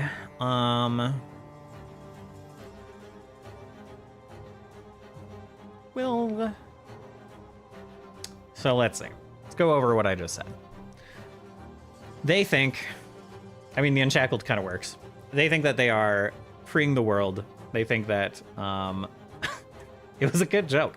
You deserved a laugh, Aki. I'll give it to you.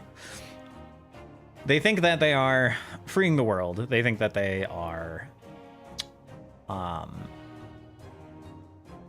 yeah, kind of returning it to the way it should be.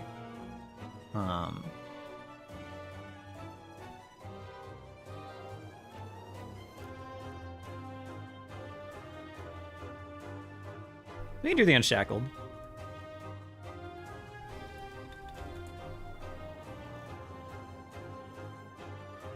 Always update. Yes, update all the links.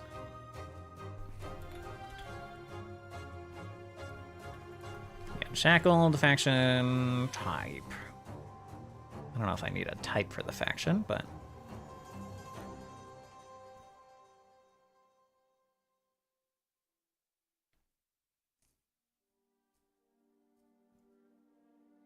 will reference itself. It is a part of its own faction. Home continent. Technically Dretzia. Technically the Commonwealth of Monte Colana as the home area. Let's see. Worshippers of the Traveling Star.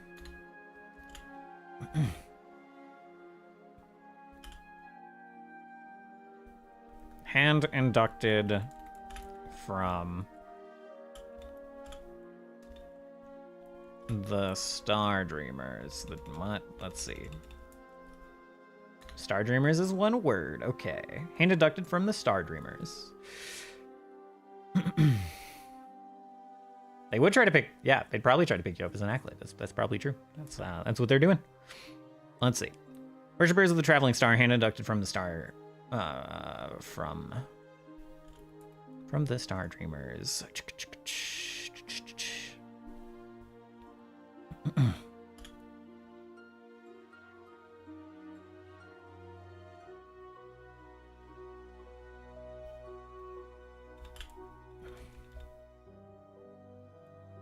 They have... Let's see.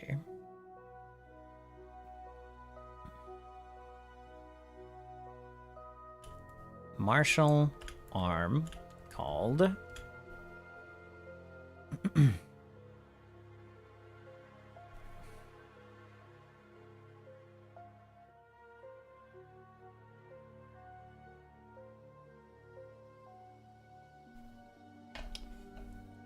Sort of the Savior? Is that two on the nose?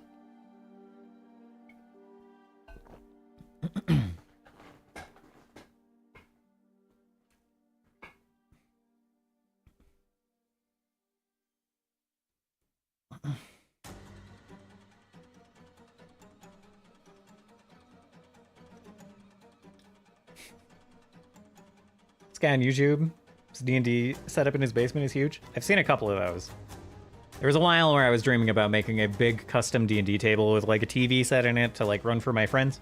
And then I realized most of my friends here that I know IRL don't like to play. so I just kept playing online and skipped to the big expensive table. Has a bar? That's sick. That's rad.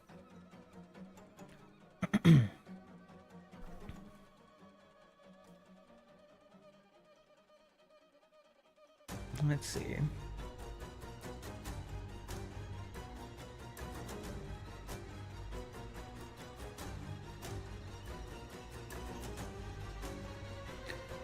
Worshippers of the Traveling Star, hand deducted from the Star Dreamers. They have a martial arm called...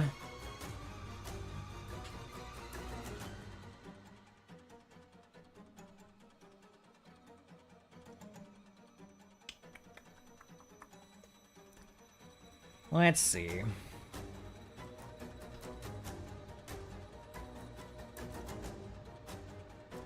The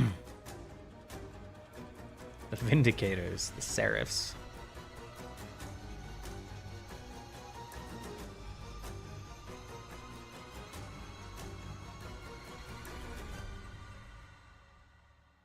I think it's either the Sword of the Savior or the Sword of the Traveling Star.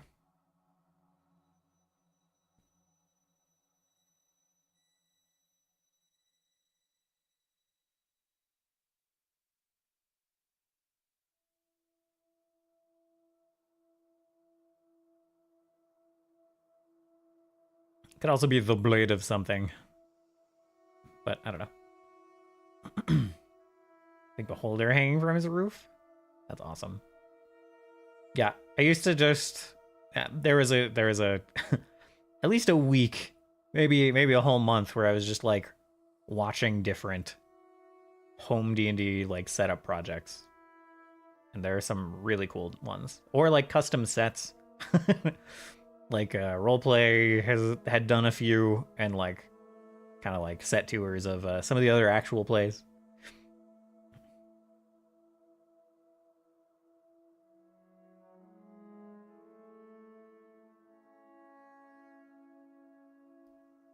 The singularities.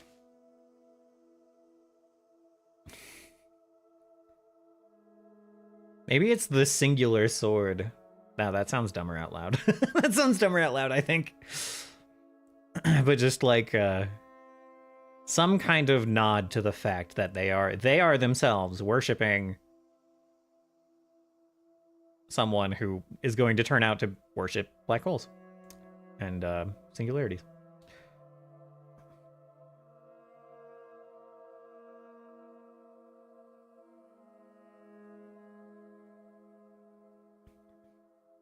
Twilight. Again, I don't want the name to suggest. Well, I mean, could be the Twilight or the Four. They could embrace the fact that they are you know, they could pick a name that strikes fear into the followers of the Four of some sort.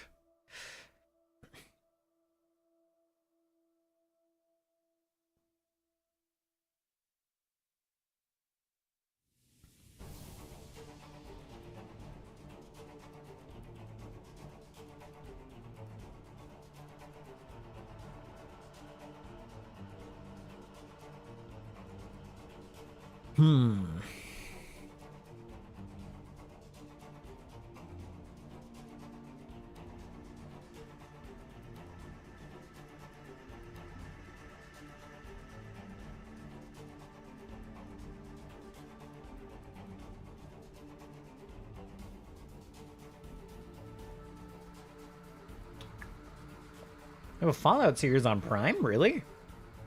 Why haven't I heard more about that?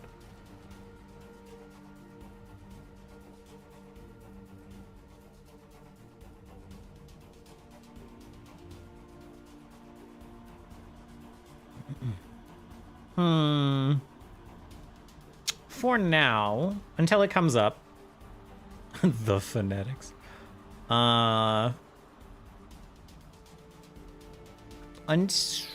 You know, for now I think I'll go with the Sword of the Savior. Kind of gets the point across.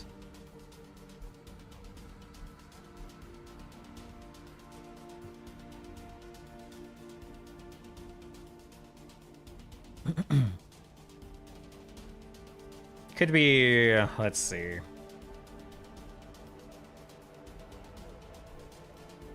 Thesaurus. Preparation.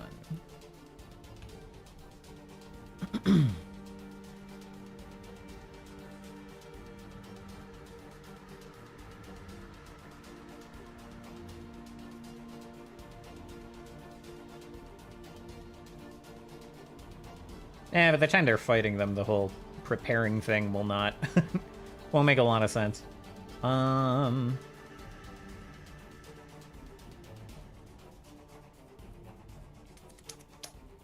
Safeguard.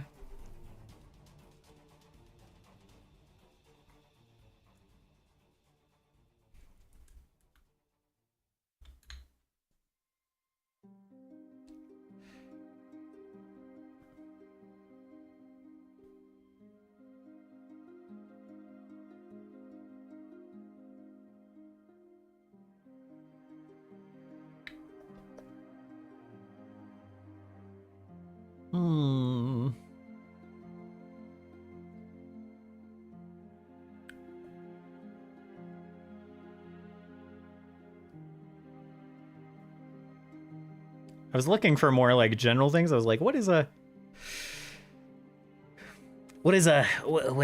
similar to weapon? The weapon of something, you know? And it's giving me like very specific things like cannon, bomb, revolver, ammunition, arbalest. And I'm like, okay, well, I mean, maybe I search for armament. Engine? Nah. Javelin of Justice.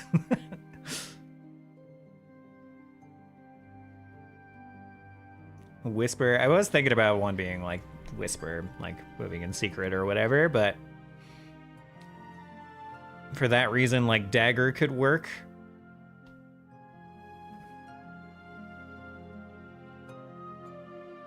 I do think they'll continue to try to kind of work in secret. Well, not in secret, but like they're gonna have an easier time if they move around with not as a big, huge group, not as an army.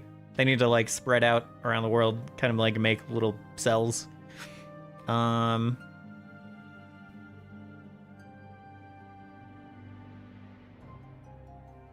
Spike is interesting.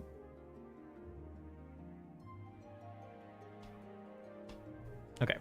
Let's look for armament.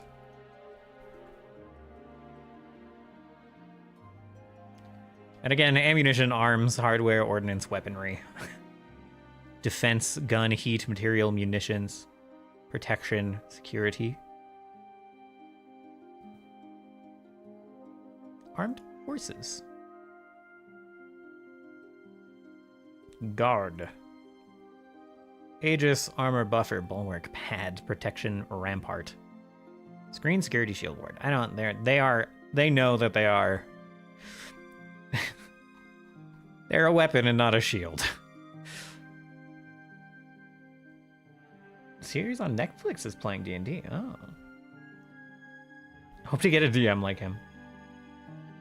Definitely want to always set your expectations appropriately if you're comparing DMs to actors or, you know, people who do it professionally or anything like that. Or even like me. I'm not an exceptionally good DM. I'm not an exceptional DM in most regards, other than the fact that I put in a ton of time because I get to stream it. I get to put in the time of like, it's not a waste of time. If I put in 4 hours of work prepping my own dungeon, or like 8 hours of work for a dungeon that they might beat in 4 hours, you know? Just has to be fun. Yeah. That is the most important thing for sure.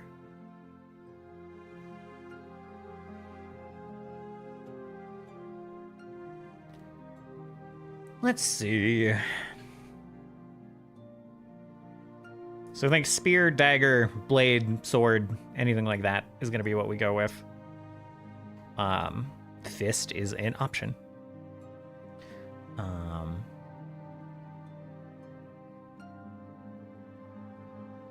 Gauntlet is possible.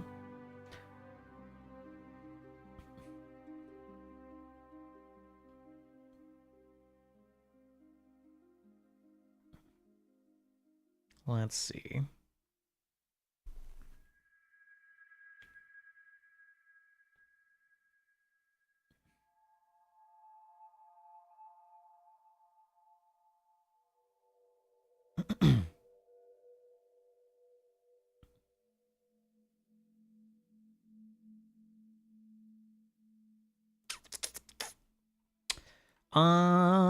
Fury is possible too. It's like Fury of the First World or something, but I don't think so.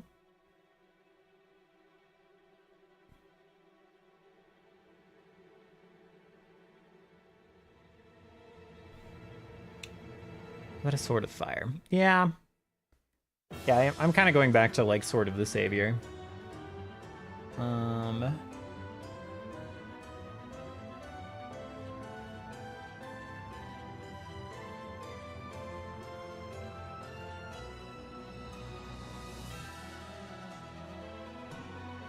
Oh.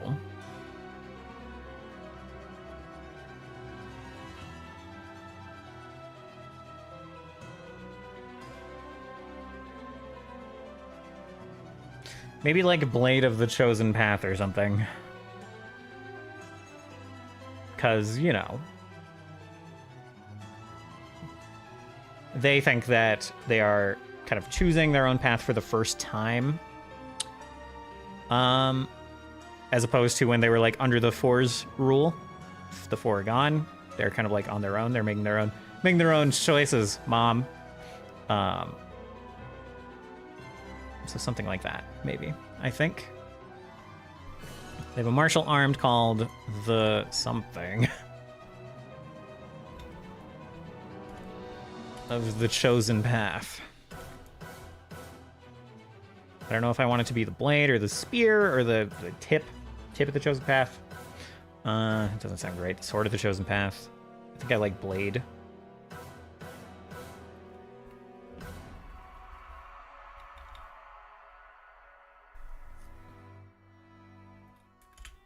Blade of the Chosen Path.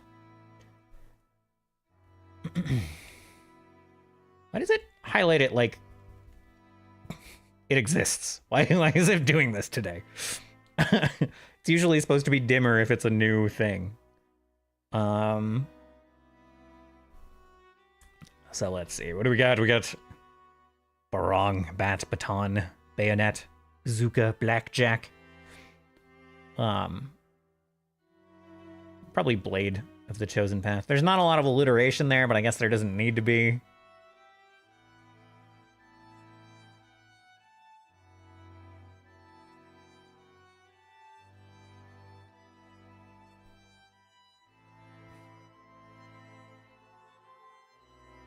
I like blade better than sword, so we're gonna delete sword from the list. Dagger could work. Some sick what? I don't know that I know what that word is.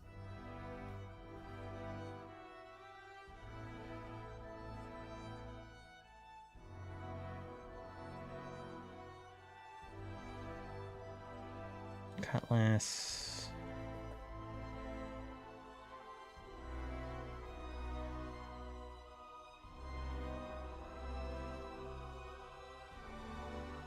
How is the strongest in the thesaurus the most similar thing to a spear is a bayonet?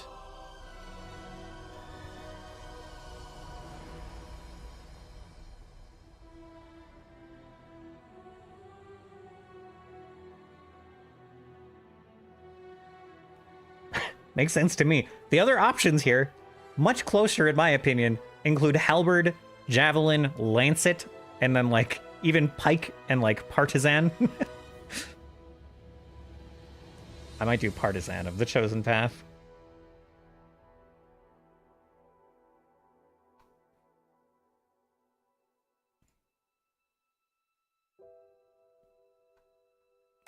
Noun as in spear. Seems closer than bayonet. I guess bayonet. The verb bayonet means stab, and the noun is just a thing. A bayonet is just a thing you put on a gun that bayonets. So that's fair.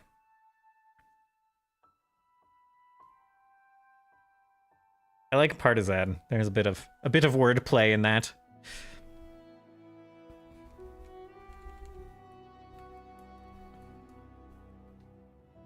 Even if it's a bit mouthy. it's gotta chew on that one a bit as you were saying it. The partisan of the chosen path. Partisans of the chosen path.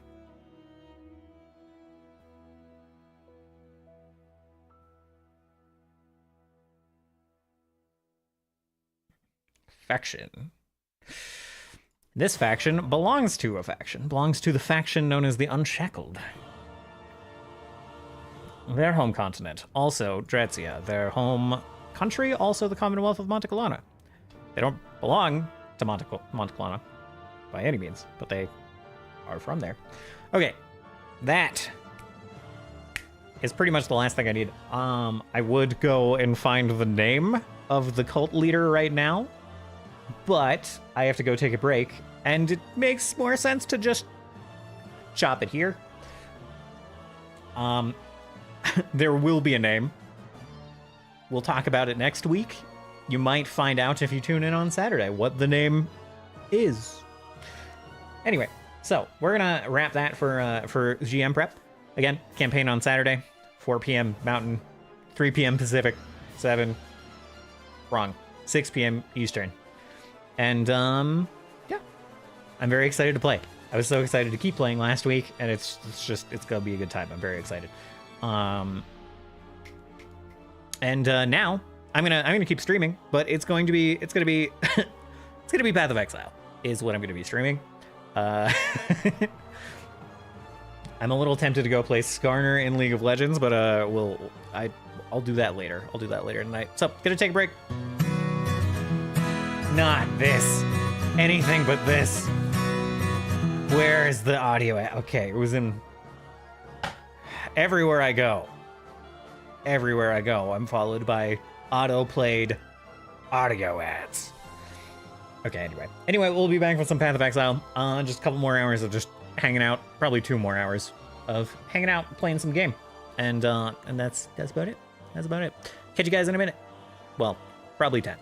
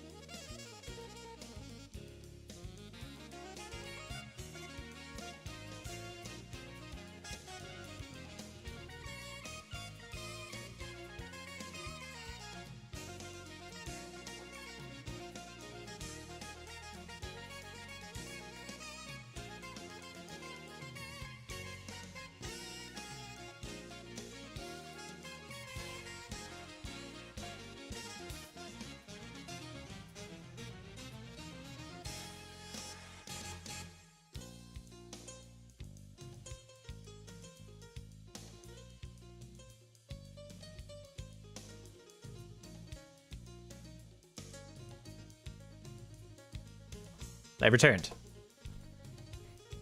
I returned, and I'm not hovering Path of Exile. Hovering the wrong game. Hovering the game we're playing tomorrow of Life and Land. But right now, it is Path of Exile. I have a 64 byte patch. That is wild. Alrighty. So where are we in PoE? I've done a little bit more gearing. I've started yellow maps. I have finally slowly cleared all white maps. Doggo's gonna get bored soon. Yeah. So, yeah, white maps are done. Going into yellow maps, I have the first, like, Soul of the Bright King. I have some okay gear. My wand is still a bit crap.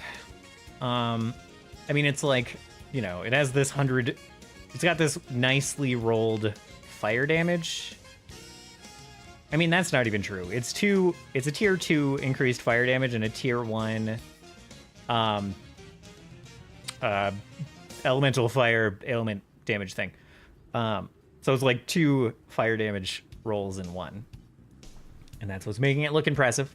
But I think a like +1 gem level would help more than this right now. So that's kind of what I'm hunting for on the weapon side. I got this nicely shattered shield that has +15 all res, and then I like threw a life essence at it a couple of times, and I got this cold and fire res on it too.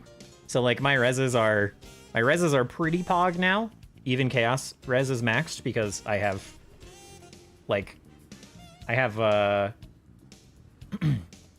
plus cold and chaos res on like a bunch of stuff, plus lightning and chaos res on the helmet. Yeah. So all my reses are capped, but I don't have any spell suppression. My armor's only 10,000 because I mean I just don't have like super pog armor setup going on at the moment. When I pop Granite Flask, I guess it's 14,000, almost 15,000. That'll be even more when I get a Granite Flask that has an armor increase as one of its affixes. Yeah, my flasks are not like well percented and well rolled. Literally the only one is my silver flask, which is the least important flask, because I'm just like waiting for high level versions of these other flasks to come along. I have not percented up any of my gear because I haven't gotten any trial invitations. Yeah, and my map progress is bad. Like literally the thing holding me back is the fact that I'm missing 3 tier 6 maps and I'm missing all but 1 tier 7 map.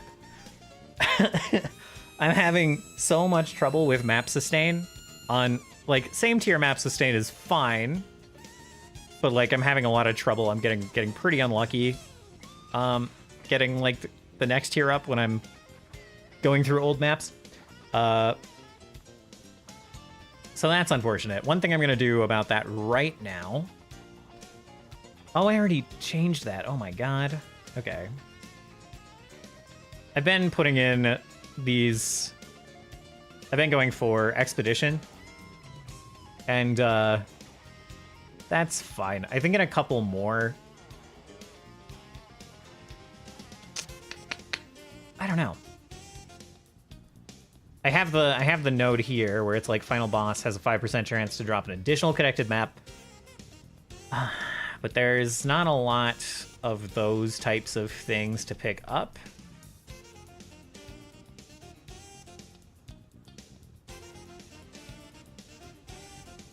For 1 monster in each of your maps to drop an additional connected map. So like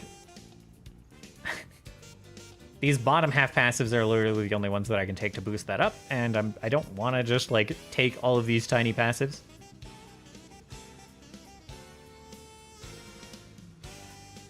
Yeah, so I was kind of thinking I would go to the sides and take these like Tier 1 through 15 maps have a 5% chance to become one tier higher, like going and taking these, but I don't know even how much those will help. I don't know. I don't know why I'm struggling so much with map sustain this time. Usually it's like fine by yellow maps. Maybe I just shouldn't think about it and just keep plugging in points, maybe. But up here we're gonna get gonna take this point that has the maps have a higher percent chance to be led by Rog. I think 2-gen is the other one I really want. I want Rog, I want 2-gen, and then I think I also want Danig, and I want to leave Gwenin unplaced, because gambling for random items is just not that interesting compared to Rog. So Rog is the first one, because Rog is Pog. Very good at crafting things, especially if you need to get spell suppression. And the other two are just nice support for that. So those are my next 1, 2, 3, 4, 5 points, and then who knows what I'm doing after that. The other expedition nodes are a little bit mid. I guess I'd want the logbook one. It's kind of a far sprint to get at the moment, but maybe I'll like go up through Delve, because I also need Delve.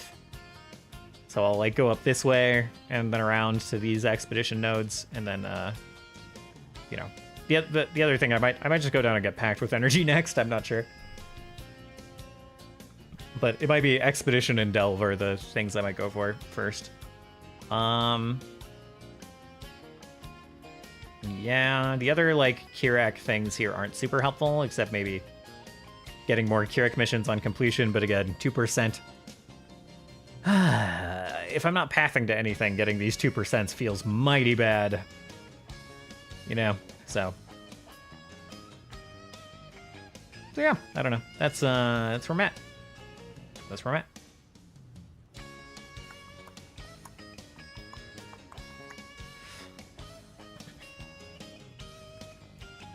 Yep. So we're just gonna run some maps. Not that I have that many maps to run, but we're gonna run the waste pool. Oh, you know what? Maybe I guess I had these heists. Had these heists lined up. I might as well do those and like see if they drop maps. I also have drank like no water on stream today, so gonna do that. Move that a touch closer. I'm only gonna go until my next break. I'm only gonna go another 2 hours or so, and then I'm gonna call it. I have a little bit of contract work I gotta do. Does someone say my name? So yeah. What do you do with all the heist coins again, besides go to the heist area like 6,000 times? They are useful. I can show you a grand heist map in a minute, but they're useful for revealing extra rooms in a grand heist map. You can kind of like pick and choose. You see like, oh, there's a hidden blight room and a hidden essence room. I'm gonna spend coins to reveal those. It's kind of a waste of coins to reveal too many rooms. Like if you can only, you know, right now I can only really open 6 big chests. So so that's kind of my limit.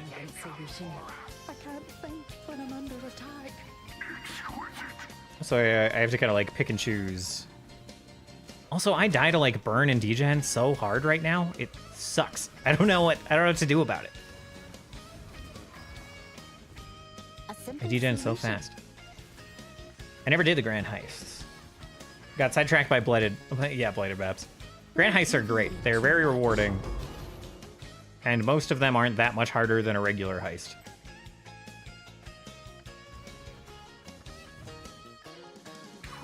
I guess I can open more of the side chests in this one.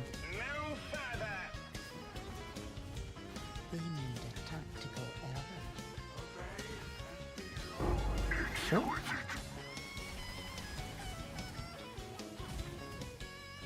I think I can open up one more before I get to that one in the corner. You put the axle, then you take the ball bearing out.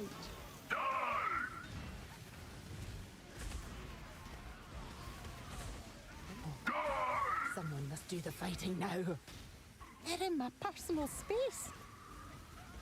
This clock is on. I'll pick up the Hydra Skill boots. Chiming. I already have one of these, but that's fine. Halt! You've seen too much! We will be detected if we are not I don't really careful. think I need to pick up any of those. Okay. But sometimes there's an elegant solution. Sometimes. We survived. Stop it! Let's go! Oh, the silver brooch, I think. Must go faster. Must go faster.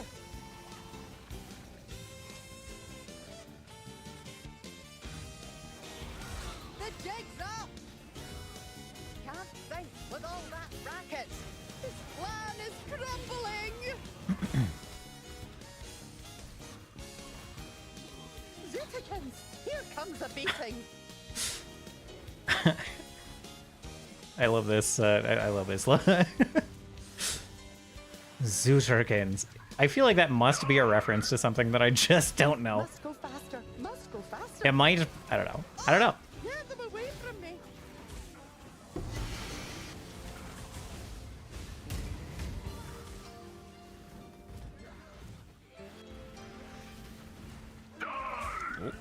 No time to waste. Well, that sounded like something I might want to pick up. Delirium scared. I was correct. Joe. Let's see. Carry the 7. They're going to distract me. Anarchy scarab. Okay, lots of scarabs.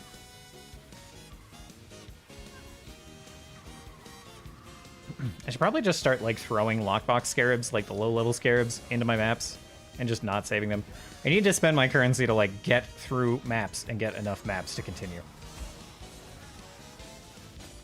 Does this mean we're friends now?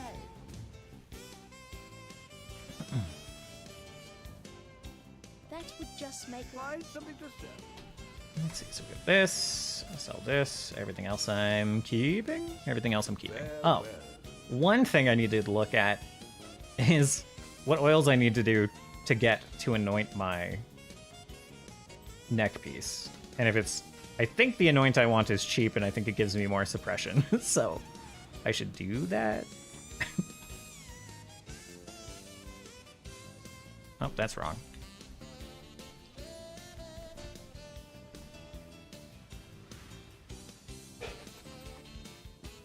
Welcome.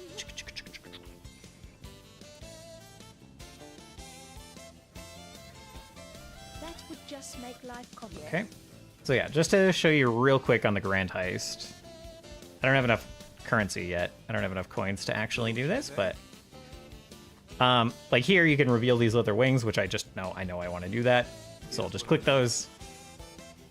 You always want maximum number of wings. You also have a limited number of reveals, so it's not just coins that you're limited by. You have to do enough heists that grant you reveals to then like reveal everything. Oh my god. What the? You can get reveals from other people? I didn't even know this. I don't have reveals from other people. But you can. What the frick? They just give you a discount though, so it's fine. I assume you do that by doing their special, like you probably get one of those reveals every time you do one of their later contracts, one of their end contracts. Maybe. Anyway, so you can see here, like, if I want essences, I can reveal the essence room. If I want fragments, I can reveal the fragments room. If I want currency, I can reveal the currency room, etc. So, like, this would just be a Pog essence wing. It already has 2. I can add a 3rd. Never reveal fragments. Just never reveal fragments. That's so... It's yeah. Never reveal fragments. I don't even think that the fragments can give you Elder and Shaper fragments. I think it's only, like, at Ziri fragments. And that's useless. So, don't do that, is my advice. But maybe I'm wrong. Maybe I'm wrong. Anyway, so you just gotta pick your rewards. You build your own heist a little bit. Yes. Do I even have enough left to, Just don't ask me to help you move. that example might have Fail the group. put me over the... over the... Okay, I might not be able to do heists at the moment then. That would just make life I gotta find some more coins. That's funny. Okay. So let me real quick. Do I have half a building up? No, I closed it. Community. And it should show me. Yeah. I think it was called Entrench.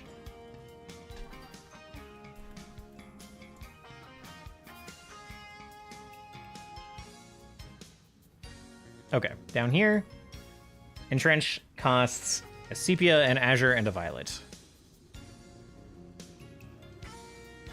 And yeah, it gives you extra suppress chance, and you gain... Oh, your life flask gains charges when you suppress spell damage. That's incredibly helpful. Okay. So that's nice. Sepia is definitely cheap. Azure and violet, dunno. No idea. I think... Okay, so, well, I have an indigo. I have a violet, so I just need to get up to an azure. I don't want to, like... Oh, okay, it does it one at a time. That's nice. So if I do clear, I will have 11. That would mean I can get 3 of this one, and I could get 1 green. I cannot get up... I cannot get up to the one I need. I cannot get up to the azure. So, here's what we're going to do instead. Let's grab these blight scarabs I'm sitting on and just pomp them on in. We'll just do a blight on every map for a while. Even though I'm not specting it, it's fine.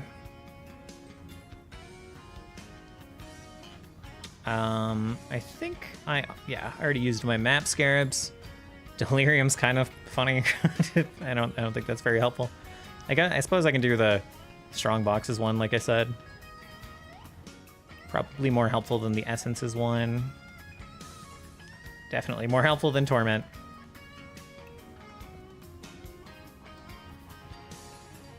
I don't really need the betrayal one. I'm already spec'd into that a little enough. Okay. I mean, that's fine. We'll do the blight scarabs. We'll run our waste pool.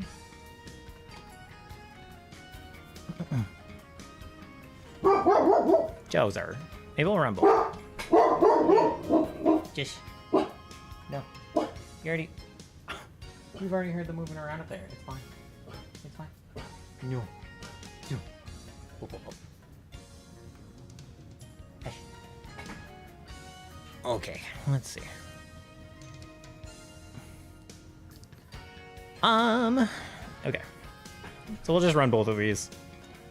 I'm going to upgrade them to rare with a binding orb. Oh boy. That's fine. Actually, that's all fine. And that's all. Don't like the reduced effect of non-curse Rs. Don't like that. I think I actually value my... I don't have a ton of scours, but whatever. We'll eventually have a ton of scours. It's fine. Monsters reflect fizz. Don't care about that. Except that Wave of Conviction does a tiny bit of fizz. I think it'll be fine. I think it'll be so small that my armor will reflect... We'll handle it, but that's kind of scary. Okay, it's fine. I also gain reduced flask charges, but who cares? Who cares? So we're just gonna run some maps. We're gonna fish for some Kirak missions. I guess I'm at the point where I can... We might as well use the free blight encounter before we use the scarab, huh?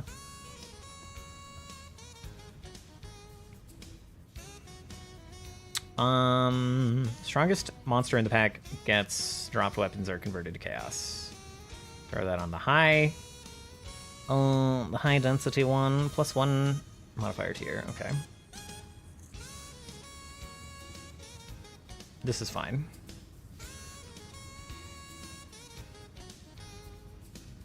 Hit your enemies on hit with spells, you're shooting bow, it's fine. % more damage granted to pack members on death. We'll put that on the smaller pack. Alright. Okay. So, how's the build looking lately, huh? It's looking alright. Things burn pretty well. Doesn't look as alright as it would with the explosions. Also, this delirium might just... might make everything really framey, I'm sorry. I guess it's fine now.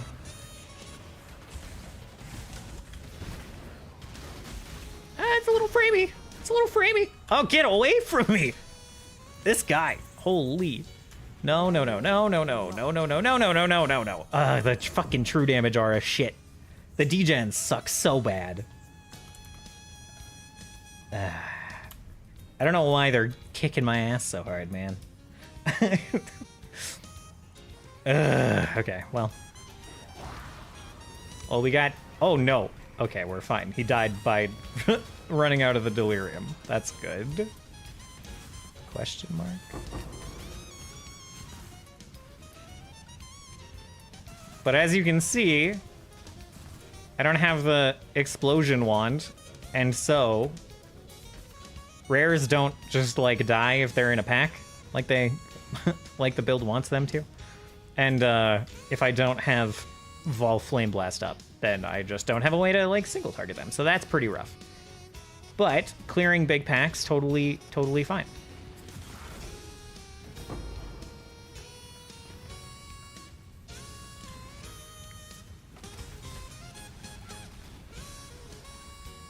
Like, the big packs, they just absolutely melt in a very satisfying way. Once I get the explosion wand, it'll clear even faster.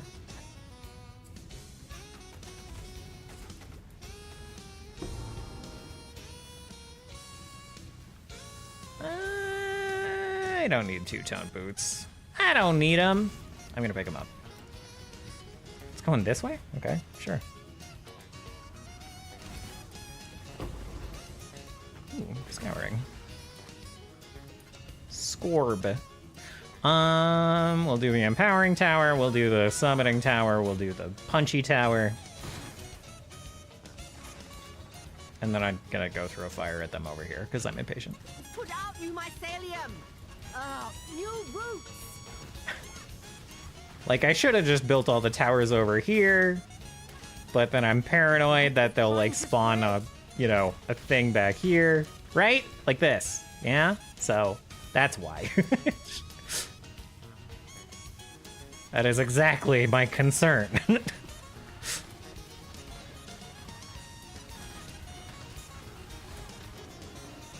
We'll just throw a flame blast in here. I'm sure we won't be punished for it. There won't be a rare that pops up and kicks my butt.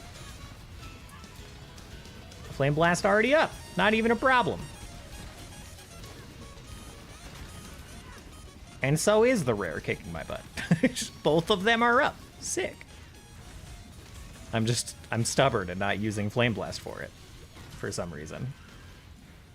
Here, let's throw down the flame blast and upgrade some junk. We'll do the lightning up here, shock them, get a bit more damage from shock.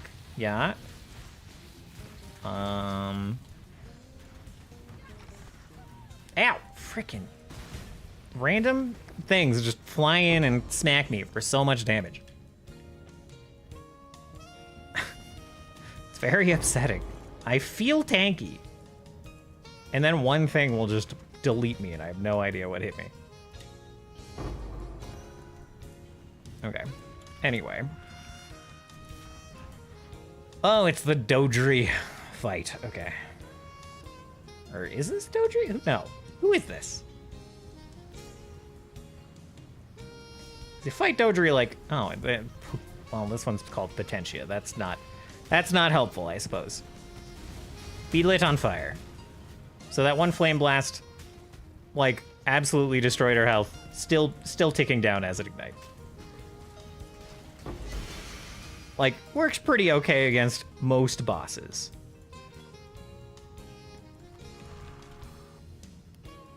Pretty good for Blight, yeah. Yeah, works pretty good for Blight. Again, until something like range hits me and I just, like, fall over. But until such time, it works great.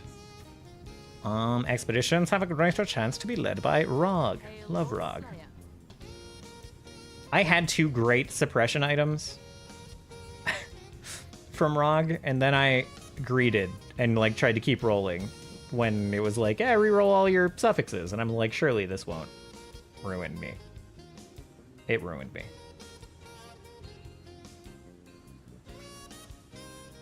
Okay. Well, we got a green oil. It's not what we're looking for, but we got one. Expanding our oil options, I guess. I was gonna say repertoire, but that doesn't really work, but it's fine. Go two-toned in the bases, and we're off again. This time here, and we throw in the Blade Scarab. Okay. Monsters grant 600% increased experience. Oh, that's just plus mods. Put it on the group of the high pack.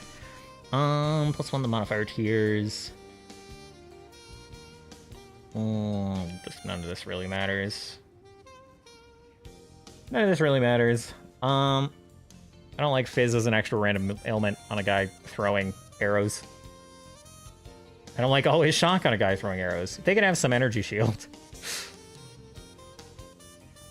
Global crit on the melee guys. Always Shock on the melee guys. Fizz as an extra ailment on the water constructs. How's that sound? Sounds great to me.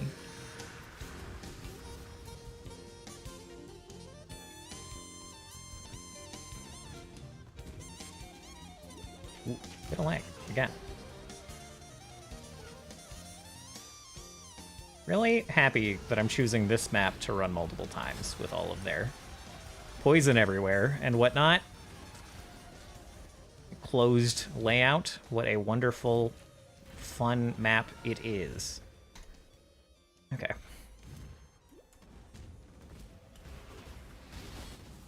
This is a dead end. I know that's a dead end. I always go in that room.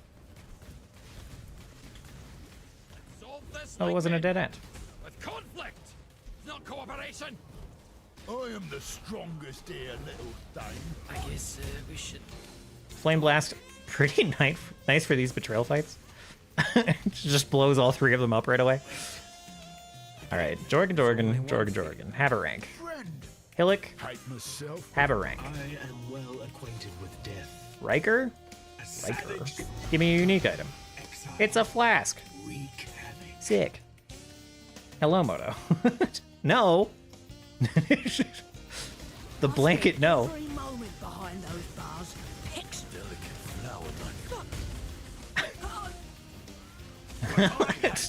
Hello, Twitch user Aki. Go Ashley. on. Do it. You're no. I don't know. Haku. Choose an Have a rank. honorable death. Haku moves to intervention. Where do I want Haku? Intervention. Bug, actually. Sick. Get executed. Absolutely brutal. Chimeria. I'm supposed You're an to asshole. betray here. Do I want Chimeria here? No. Well, yeah. I do need Harbinger Orbs. I need some deterministic Harbinger Orbs, so he stays. I know exactly where I want to mount yours. And Oh, Ashling. appreciate it. Intervention intelligence. Sick. The question now, Exile, is whether or not you're full right, June. mission. Hello. What do we got? Unlock the intelligence craft. Oh my god, dog. Hello? Are you bored? He goes from big wired walk to totally asleep to once again very displeased. Once we're done with stream, I'll play with them a bit before I switch to work. He did sleep. Yeah, it makes sense that he is once again ready to go. You allowed him to recharge. Yeah, he did sleep so good for all of the Pathfinder prep. I could be convinced. He could actually be grumpy enough to convince me to like end stream early and go play. It is possible. This is a terrible map for Expedition. Holy. This is so spread out and shitty. Oh my god. Immune to chaos damage. Rare weapon. Rare items fine. I don't really want him to block spell damage. Additional rare weapon. Don't really care about any of those mods. Rarity of items dropped by monsters. That sounds good. Expedition logbooks. That sounds good. So, like, somewhere over here? Like that, I guess?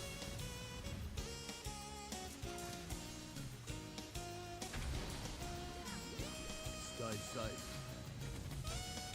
Don't zap me. Don't zap me. Don't do it. My health is looking good so far.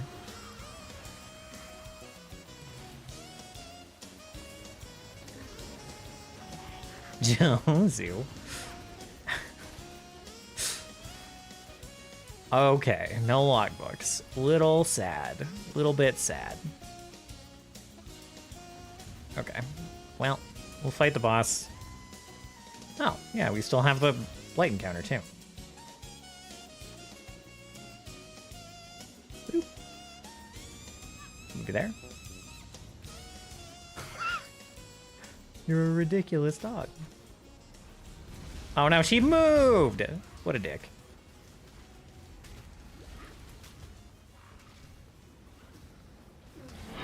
Okay, well now she's dead. Okay.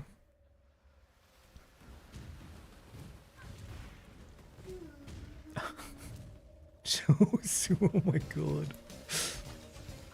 So neglected. I know. I'm sorry, baby. Oh, it's a trial. There's so much here. What a good map this has been.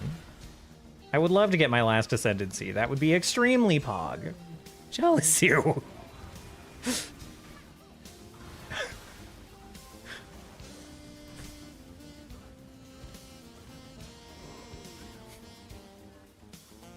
Okay.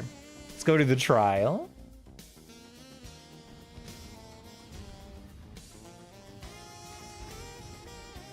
Let's see. Okay, that doesn't really work. That's fine.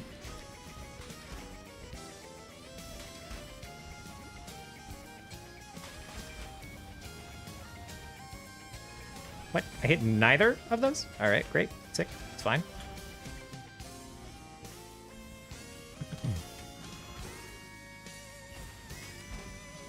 Buddy.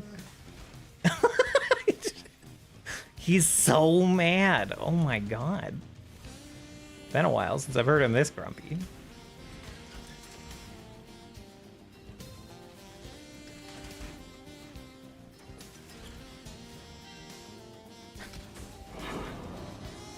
Okay.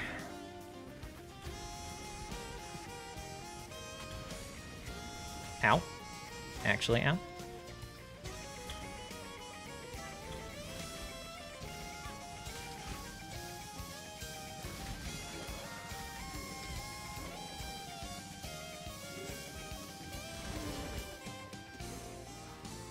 Do I hit the strong box? Definitely not before I get the offering, I guess. But all may find you when the night falls. Okay. You know how people keep comparing PoE to Dark Souls and such? Imagine these rooms.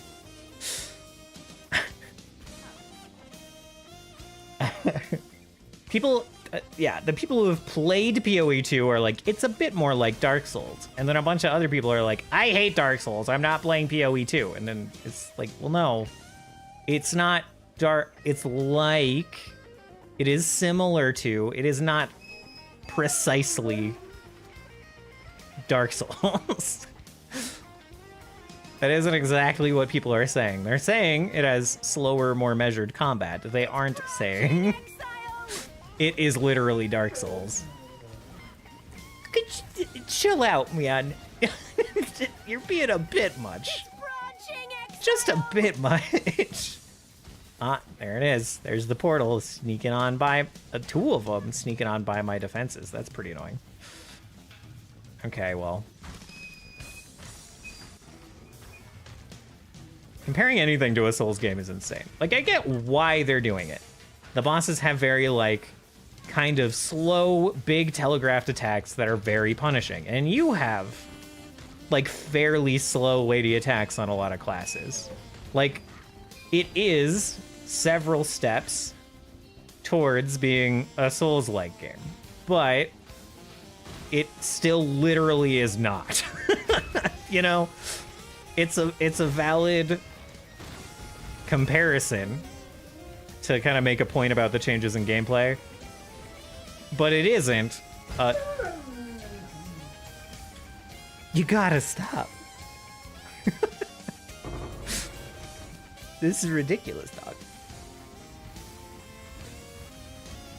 And I was like, can I blow your mind? Hi, you're very cute. I am busy though, but you are very cute also. Both can be true. Both of these are true.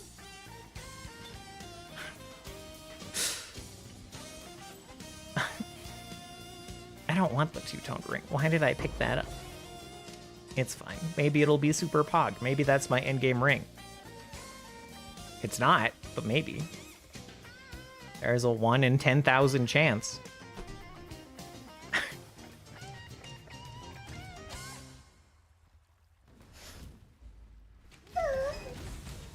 Dogger. Dogger, please.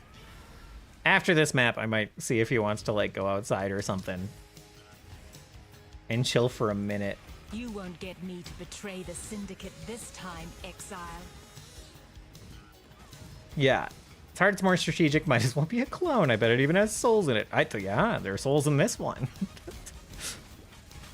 The other thing that's definitely true is that PoE 2 is going to feel a lot more like PoE 1 at the end game than people think. Like, people were pretty quickly on certain classes, if they, like, found a good weapon, they were just blasting the maps that they were on. So, like, you know, Torah in... You have gems with quality. I don't know. That's not going to be good, but whatever. I wonder what a... I've never fought Lycia. That's not her name. Lycia's the other one. I've never fought the Betrayal boss at, like, a low level with a gear I'm not sure about. Do I throw away? I definitely want level up Torah in another spot before we fight the boss. So do I throw away Torah's spot here? No, it's a 21 to 23% quality gem. That's very valuable.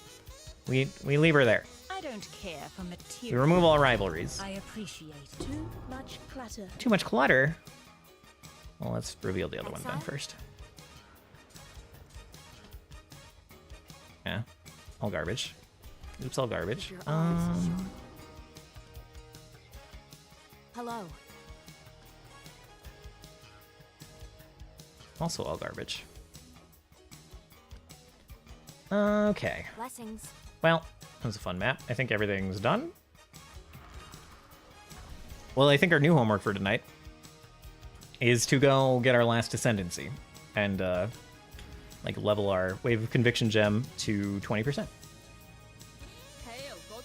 I think that'll be our next homework in a minute. I do also want to finish getting the spell suppression oil anoint, but the weather is jacking my shit. I'm sorry, just like, yeah. Still lots of like pressure changes and rain and stuff going on.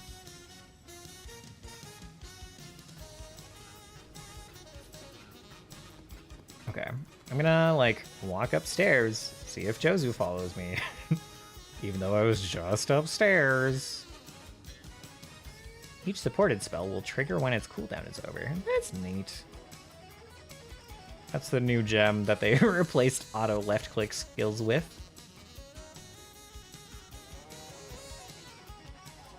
We'll keep that one. I should have checked what percent did on that spell. I'm very curious. I actually want that invitation, but it's fine. It has settled down here, so I haven't had a lot of, like, weather-related sinus issues or anything.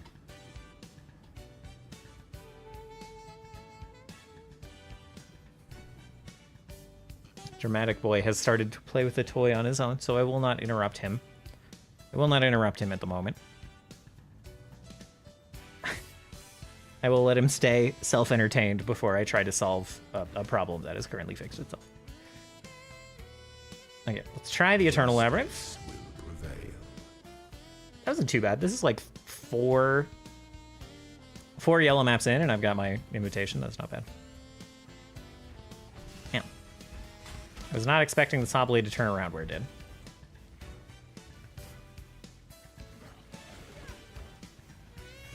We should be methodical and not zoom too much. I would like not to die in here. We should probably also not open the strong box, but you know what I'm gonna do? Gosh darn it. I'm gonna open the strong... Detonates nearby corpses. You son of a bitch. You tried your best. There was nothing. There was a deicide mask and a savant's robes. I'm pretty... Well, actually, no. This layout's fully ran. Get me out of there. Jesus Christ. This fucking trial's going hard today. It's trying to be so picky. Picky? So tricky.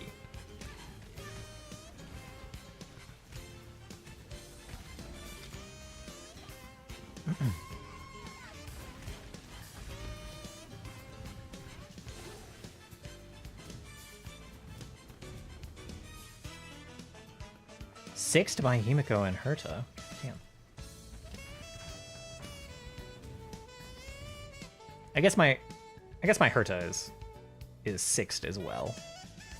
Oh no. These are both silver key. Surely I don't need the silver key to open any doors, right? It's not gonna... Okay, well, we probably need to find one of them. Probably better safe than sorry on that front.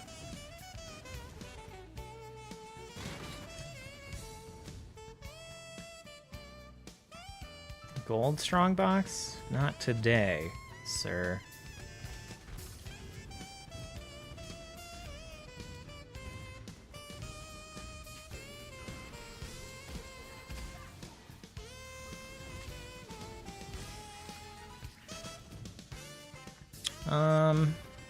This has got to be the end of it, yeah? Yeah. Let's go over here. Oh, God. Let's turn off the map for this. Yeah, that Saw Blade's fucking kind of a dick. These Saw Blades are all kind of a dick. They are bouncing all over the place in real weird ways.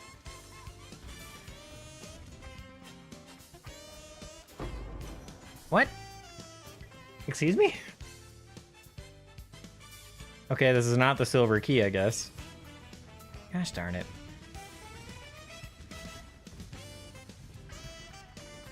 I guess that wasn't elaborate enough to be the silver key.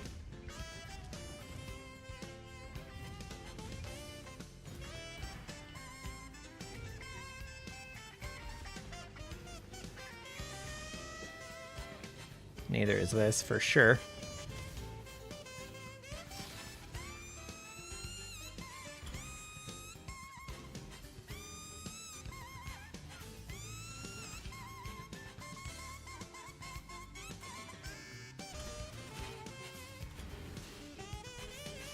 Oh, this is fucking great. Okay. Let me just take a look at what this is. Shrunk in a chest. Nothing good for sure. Okay.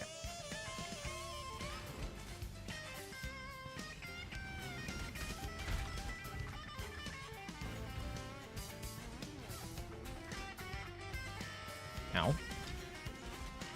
Silver key is always for Buddy, please, man.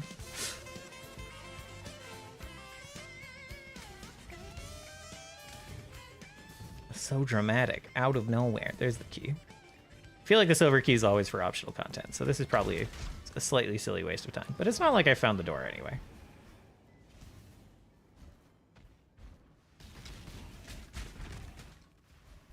I guess when I get to the trial, I will go try to let him upstairs. Okay, I gotta go around the other way. Ah. Oh, come on with that. That's bullshit.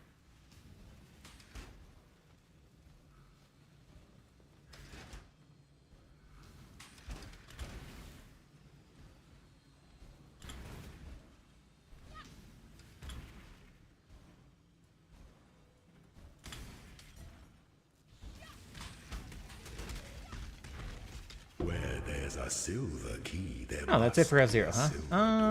silver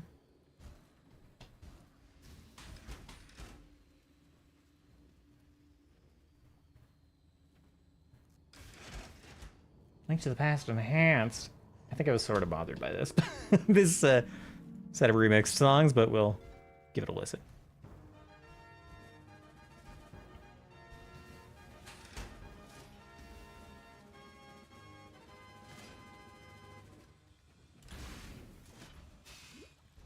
Love the sound of saw blades.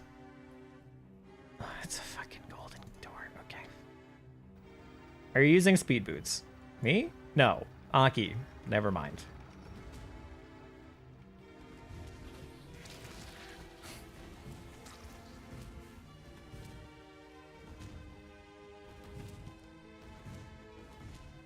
There's the golden door. Let's go find the golden key.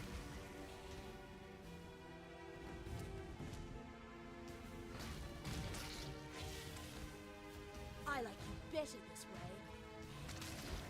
I'm so, like, not delighted to do trials for ascendancies. It's really weird. I don't mind going through them to get, like, gem quality for, like, skill gems. Kind of fine with that. And, like, the other stuff. The other loot options there.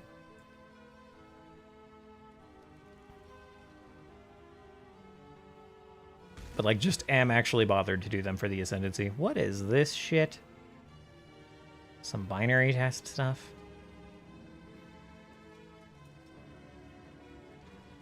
Okay. Not exactly.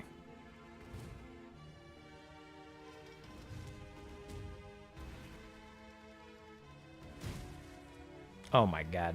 Not this one. I hate this one. I don't even ever remember if it's like all of the faces need to be in or out. Son of a gun.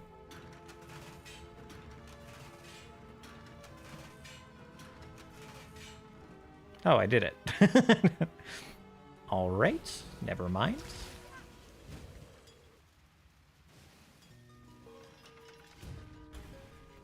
This isn't even where the golden key is it?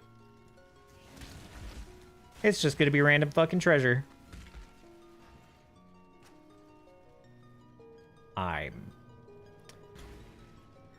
I am irate.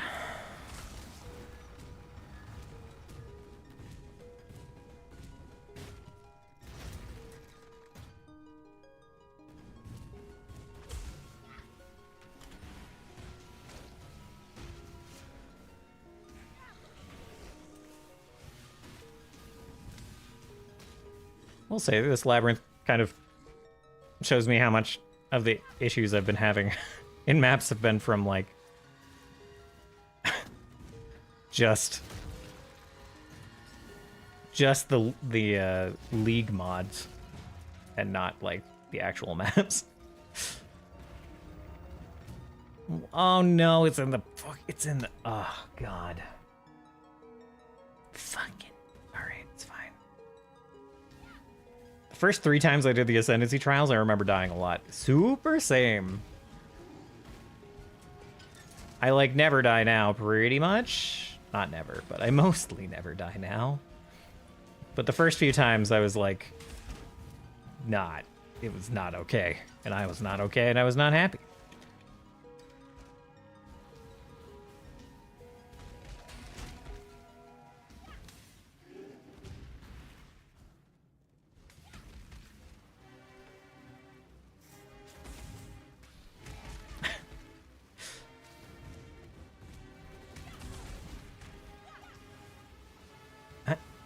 It's really funny seeing Mathel doing, and he just will casually just be looking and talking to chat and do it in like 0.3 seconds. That's what I'm on. That's what I am with a build I trust and good gear. But like, I don't have spell suppression. I'm like not super familiar with this build. I know I die to degens and bleed really fast. So I just am extremely careful. Which actually in my experience just that's when I die. That's when I die to these, is when I'm not zooming. Not zooming means I get hit by more shit like that. Not zooming means I stutter step into the fucking saw blades and die instead of just eating one hit and like, you know, getting through with like a tiny bit of health missing. Instead I panic, stutter step, and die. You know?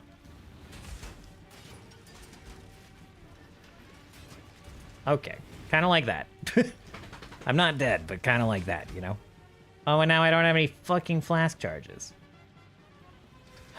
Now I'm actually concerned.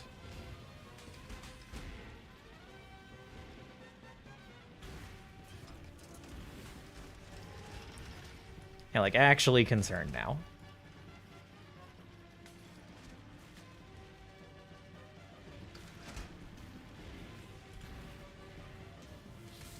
Now I'm fine. Now I'm just actually fine. Where there's a golden key, there must be a golden door. Hello? Lever? Hello?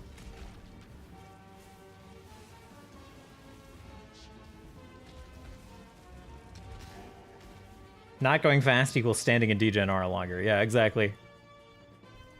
Like, it just means you're gonna get hit by stuff that you'd, like, blink through.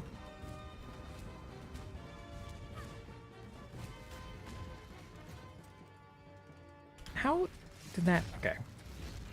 Door not even in the way, but got stopped. Okay. I will also say... Shield charge is like maybe the most annoying movement skill in here, and this is maybe the most annoying place for shield charge. Golden with possibility. There's just like so much shit that stops you. Oh, the weary traveler draws close to the end of the path. Okay, Dog has gone. Dog has gone elsewhere to entertain himself. Must be shared equally amongst all of its citizens.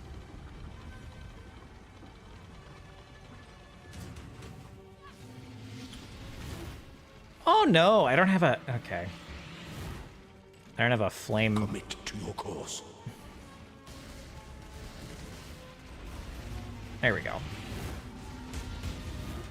That should eat up some health there. Not that much, I guess. You are inexhaustible. Don't give me the end line and then try to cut my head off. Is but a husk for its descendants. Don't act like we're cool and then do that shit. Another silver key. Great. We're gonna ignore it. We already have one.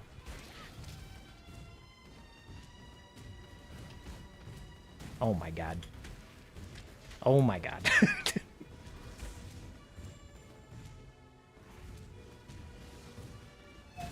Oh my god, buddy.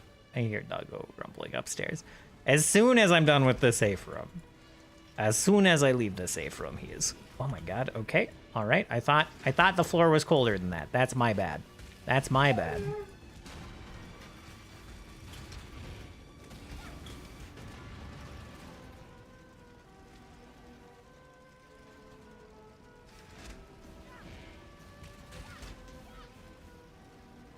To be fair, I also can't believe we said the same thing, but shield charge is also like the best. It is the worst, but it's also the best. It's so zoomy. That was a lot of saw blade. That was a lot of saw blade.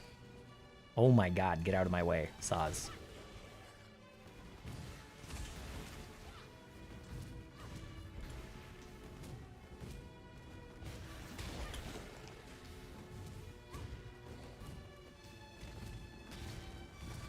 That's on which way the fucking door is? Not this way.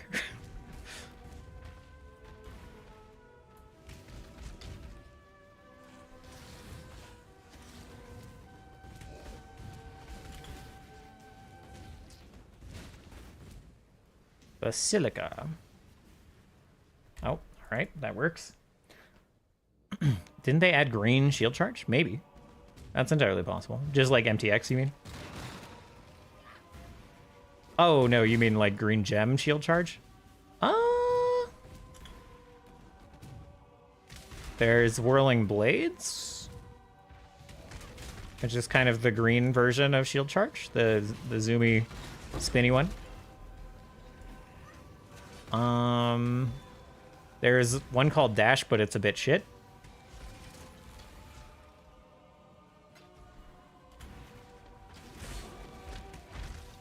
It's fine, I don't actually care.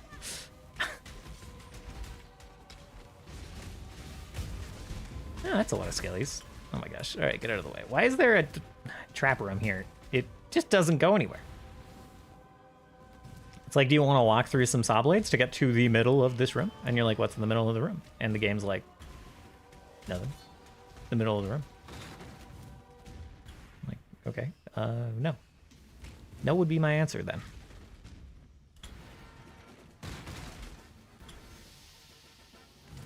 It was to the left. Spiders.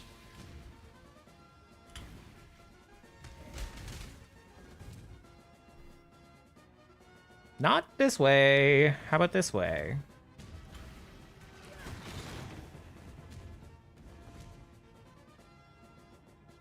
Nah, not that one either. Son of a gun. All right, well now we gotta guess whether it's all the way on the left or all the way on the right, and that's just not my favorite. I feel like this has the most chance of being wrong. Yeah. Oh, fuck. All right. That's how I pick. What could lead me to the most disappointment first?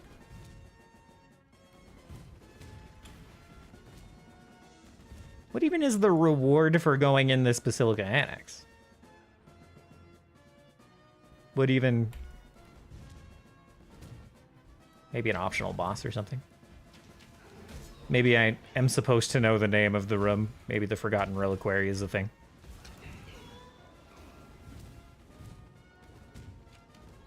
More gems. That makes sense. Get that D-gem piece of shit. Just stay away. Stay away from me. That is what I have died to perhaps the most on this character, is the White Circle of Death.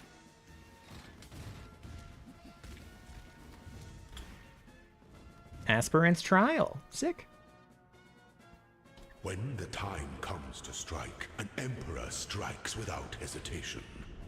To enter an emperor is only as efficient as those he commands.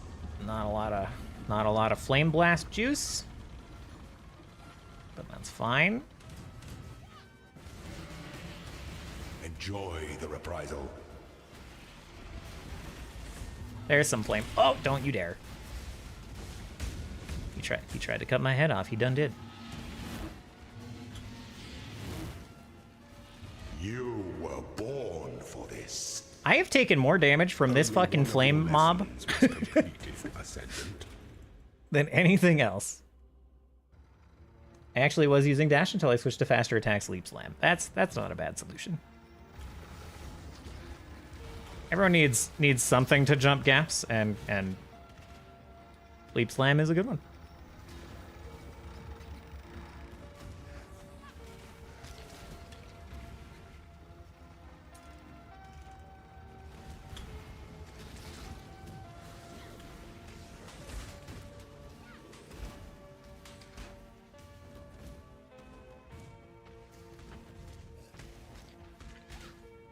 I gotta open the gem cutters. It's pure Herald of Ash. Okay.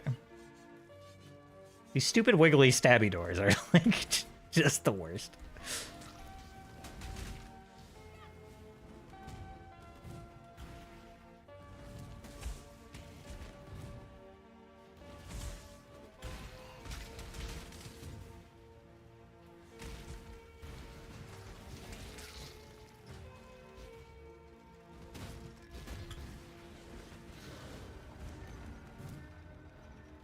Nope, not going that way.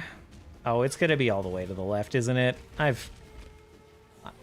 have Seen this before.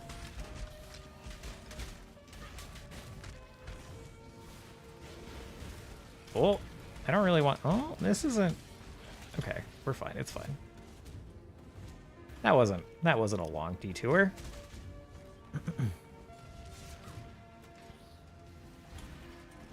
Like literally getting stopped by that one wiggly door slowed me down more. Choosing a mobility skill is a core part of these games that I wish I didn't have to engage with. That's fair. I went from this game, where there's like only a couple of right answers, to Last Epoch, where they primarily only give you wrong answers. Like there's, like everything's a wrong answer. No mobility skill is like super pog. And neither of those were very satisfying outcomes.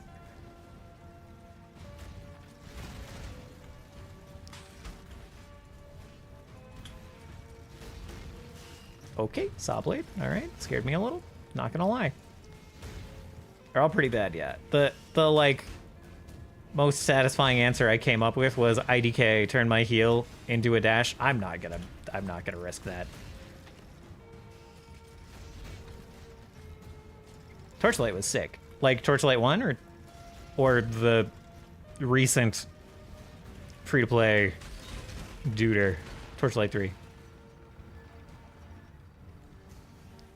Yeah, Shield Rush is not my favorite in that game. It's nice for big long hallways, and it's bad for dodging things. I don't even remember exactly what my dash was in like Torchlight 1 or 2. It's like just not a thing I recall having selected.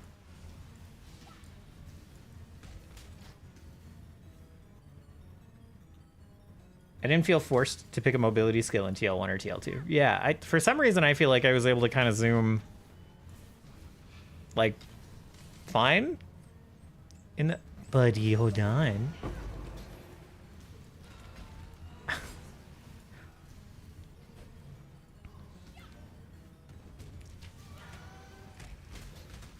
I don't remember if I just like had a lot of movement speed options outside of skills. I just don't remember.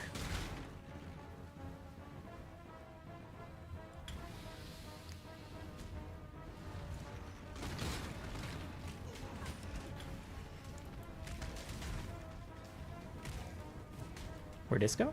Domain paths. Nope. Nope.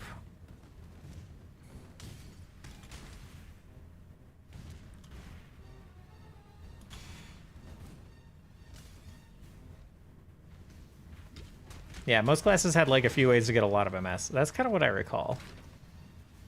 I don't super recall pressing a move fast, like a, you know, like a mobility skill every 2 seconds, like dodge rolling around.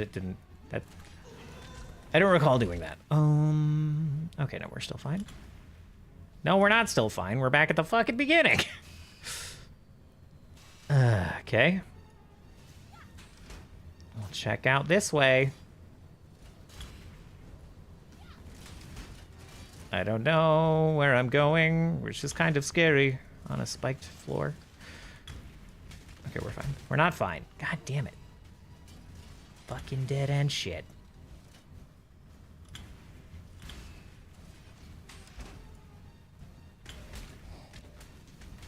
Dead end shit. What the fuck is this? It's just a whole ass trap. Now I have to go through the fucking spikes again. There's nothing over here, man. Oh my god. Oh, there was this. Oh, fucking Christ, don't die.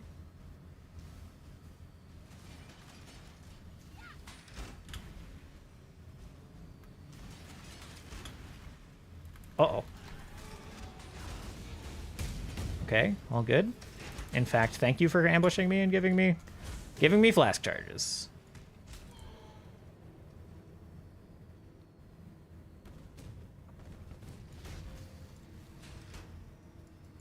I fucking hate this shit.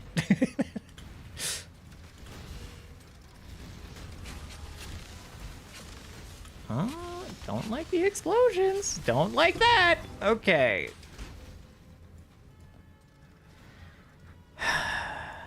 This is turning real fucking stressful.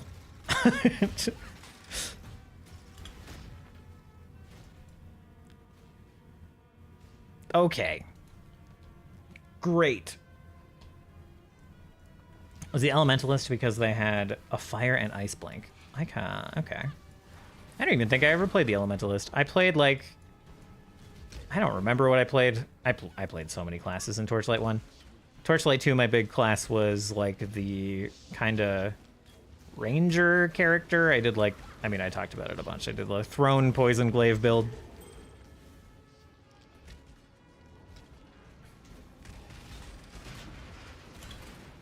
Okay, what the fuck? I didn't know I was walking into a big old spike floor. What is this shit? Why? I feel like somehow Labyrinth has become more annoying. I feel like they changed Labyrinth and just didn't really... Maybe it's just the layout this week. Maybe I just picked a bad week to Ascend. Because this is some shit. Bad day? Does it reset every day? Not every week? Whatever. An aspirant can afford to be promising. Every day, yeah. An Okay. emperor must keep those promises. All right. All right, Azaro. Our throne is the most Okay, yeah, right into the trap of the It's fine. war. Everything's fine. Everything's fine. I'm not annoyed. You're annoyed.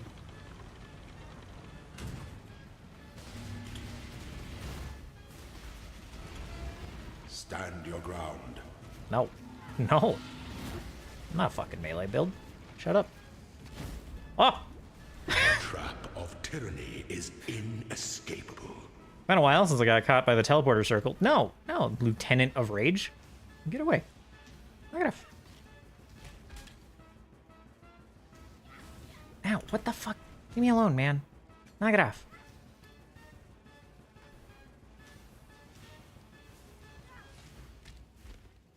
Okay.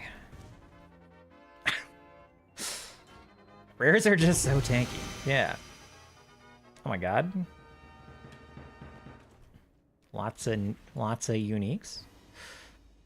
Okay.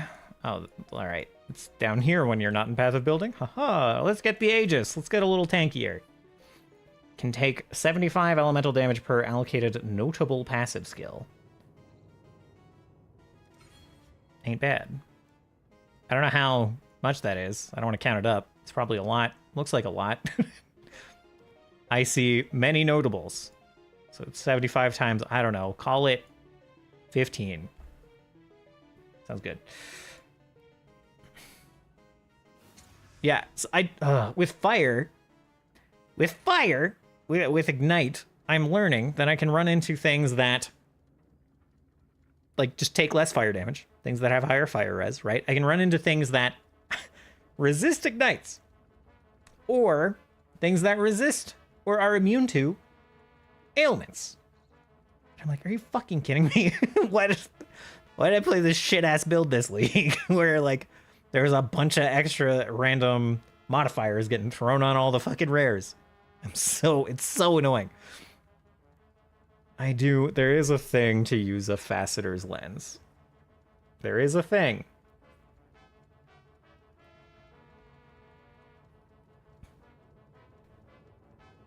There is. Did you get the more projectiles yet? I don't know if it got removed. I'd seen the more projectiles, yeah. Just a bit scary. Oh, I can see up here. It's a 2K Elemental Aegis. That'll help with burn degens quite a bit. That's nice. I have no I don't have a single quality option? What the fuck? Okay, well, let's take a quick look at the challenges. I don't even remember what it is. It's down here somewhere. I'm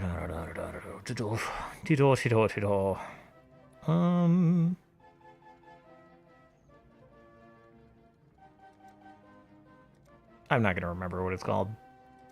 Paramour's Apex, no. How do you get the last ascendancy again?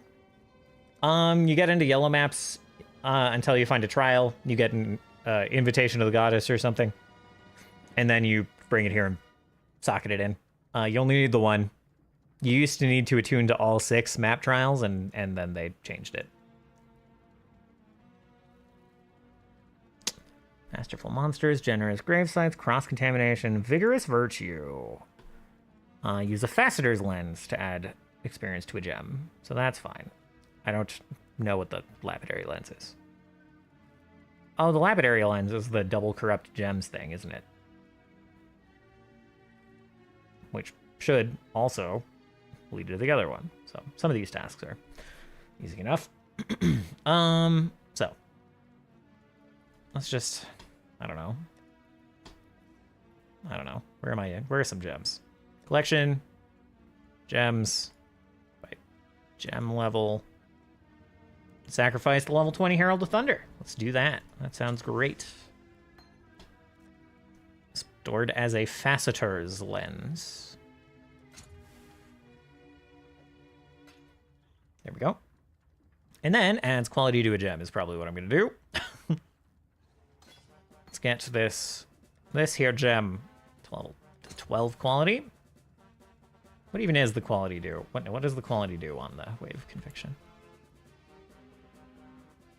Penetrates elemental resist. That's really good. That's quite good. Okay. This is not. Yeah, this is not the unique I am looking for. In fact, oh, wait. I didn't have... Wait, what? Really? Oh, it was the... Oh, okay. All right. I thought I had both of those uniques already. Okay. All right. This one I do already have. Oh, we have this one too. The Winter Heart. Okay. Well, that was nice. An okay fire resist fracture. Actually, let me see. Do I need... Okay. I'll throw it in there. Okay. Do I just toss this silver key out? I guess so. Okie dokie. Well, that was nice. Very happy to have Elemental Aegis. Very happy I don't have to worry about reflected elemental damage. Wow.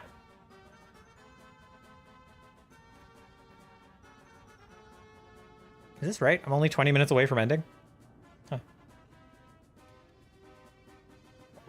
I keep hopping between stacking bleed and not stacking bleed because I was like, things are killing me. I don't think I can stack it, but now it's more bearable and I'm finally getting more defenses. Yeah. Yeah. The constant back and forth for sure. Godslayer. Now, do I use this faceter's lens right away?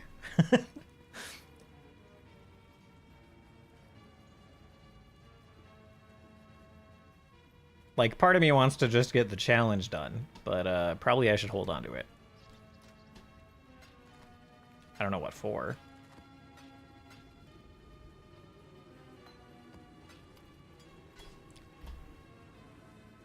Can I throw it in here? Yeah, okay. It can socket into the currency tab. Let's see. Oh! How do I get the shore map? What dropped the shore map? Huh.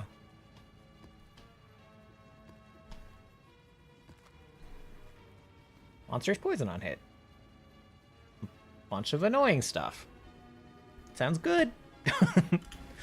Let's do shore.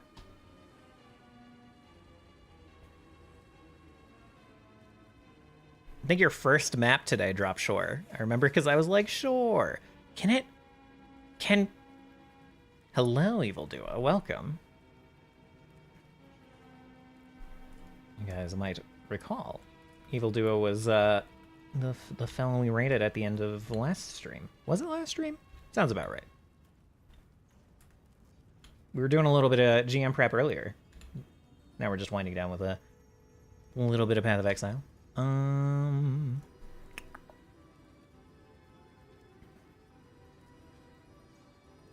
Let's see. What was I gonna see? Where's Shore?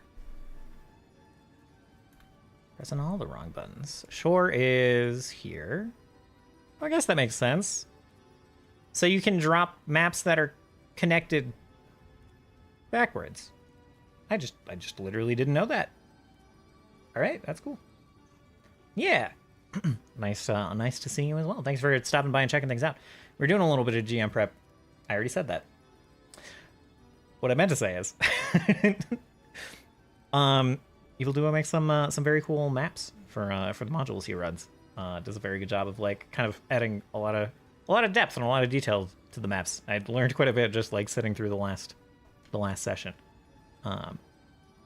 showing some of the kind of cool things you can do with Dungeon Draft. So I highly recommend you guys check him out. And yeah, I guess it just dropped when we were doing Waste Pool because it's connected the other direction. I kind of thought you needed to get them from like the lower level map, like from Siege, but I guess it goes both ways. So you don't need to worry as much as I usually do about like completing the whole Atlas on the way up. You can kind of just keep rolling through. The next map will be a big one, so it'll take a while to complete. Very nice. I have to do a big one relatively soon too. Setting up kind of like well, there are players in the chat, so I won't I won't spoil anything. But I mean, I think Moto knows that somewhere in this intro arc, I'm gonna want a fairly chunky dungeon for people to walk around in. We can let's throw Anarchy on here. Why not? Let's get some Rogue Exiles. Converts on death. That's fine, I guess. Dropped armor is converted to Orbs of Fusing. We'll just throw that up there. Converts on death. Well, I don't know. We'll do one with the pack leader. Chance to suppress damage. We'll throw more pack size, more pack size.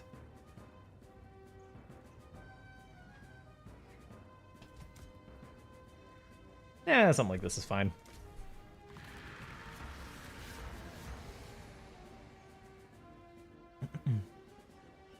And the next is the next map you're working on. Is it also part of Phandelver and Below?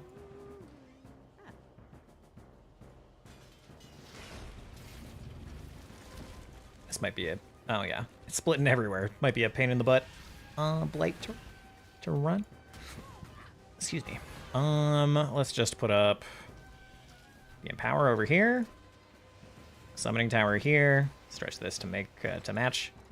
And then throw this here. And then we'll run and burn the other portals as they come out. Still have about 8 or so to do. Yeah. Yeah, modules tend to be pretty, like, dungeon or area map heavy, I suppose. Now that I think about it.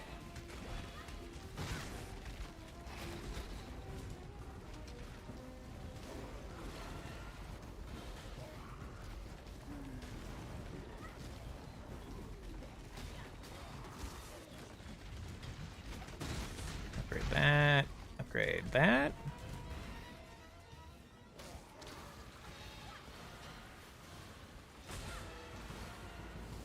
Nice that I didn't branch beyond these 2 branches. That would have been very annoying.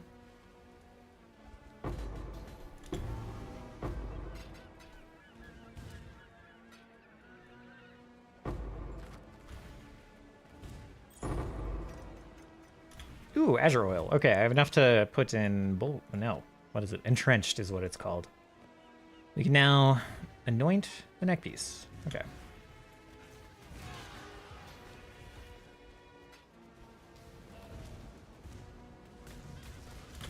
Get out of there. No, thank you.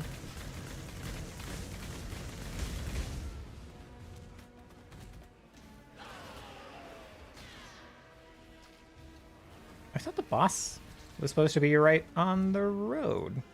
Well, that's fine.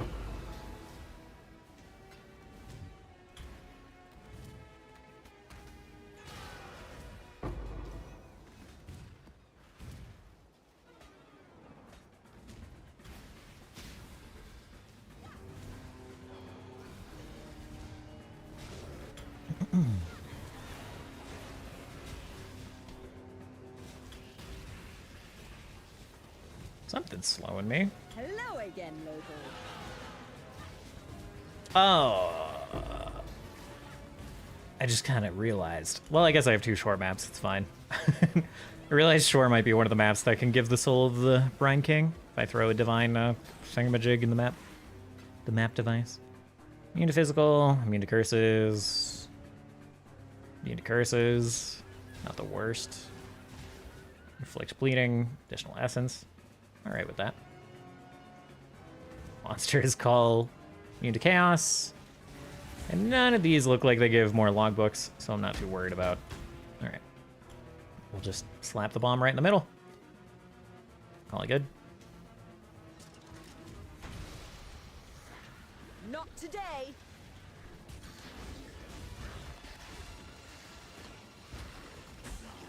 One thing I like about the Vol Flame Blast, that big circle that kind of like destroys everything, it sets a lot of things on fire. It does like decent upfront damage, but then sets things on fire. And so a lot of things will like die after the skill has finished going off and just give me a whole bunch of soul charges back to fire off the Vol Flame Blast again. So very convenient that way. Oh my gosh. They so tanky. And they healing. Uh-oh. I might have to put on. Okay. Stand by.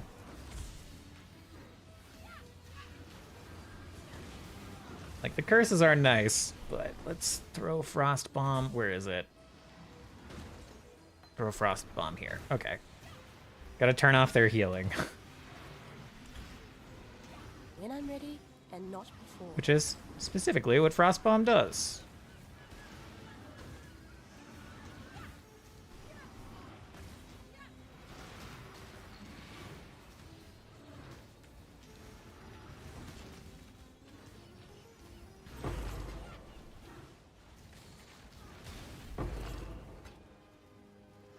Okay. I think that's all good.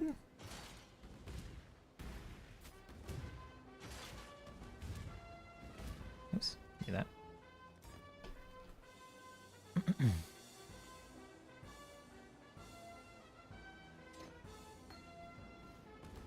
I keep forgetting about the loop filter. Guess I'll do it now. Yeah, I went and I customized mine a bit after the last stream. So I turned off... I guess I didn't... I don't know. I turned off a lot of the things that weren't, like, armor evasion pieces. Too much. Other than, plastic. like, the very good crafting bases. Because I might still want some crafting stuff for an alt at some point. I need something that can kill bosses, which this... Like, endgame bosses, which this build is, like, not as nice as this Flame Blast thing is. It's not ideal for bossing.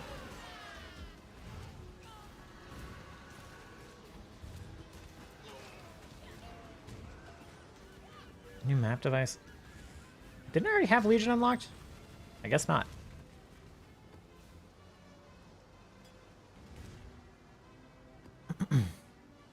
Silo, very sick.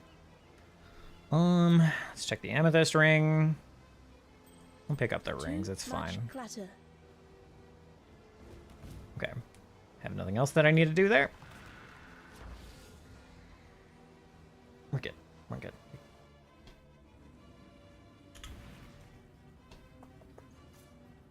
Get more guaranteed, well, closer to guaranteed chance to get expedition. What are we at even? It's gonna be, yeah, it's basically gonna be at 80%, 81%. I don't even know if I want to put the other...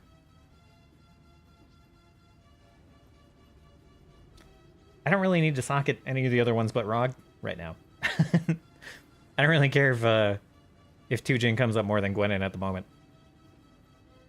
So I think we'll stop it there and we'll keep putting points in, like, I don't know, essences? Who knows? Something else.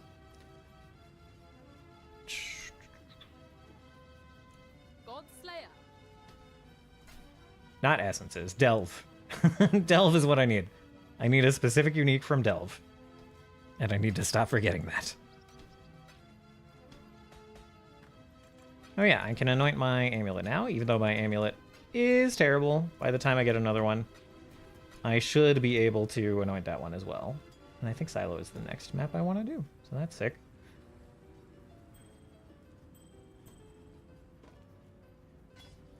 Oops. Another leveling unique, very nice. I think Victoria's Flight is usually one of the more expensive ones, too. If I were playing on a trade league, which I am not. I don't like players can't inflict exposure. I should scour it instead of just throwing a chaos. Reduced flask charges, temp chains. That's so annoying, but it's fine. It's fine for a yellow map. Oh, hold on. Do the annoying. Do the annoying. I just got the resources for it. Do the annoying. I don't know why I'm putting them in here.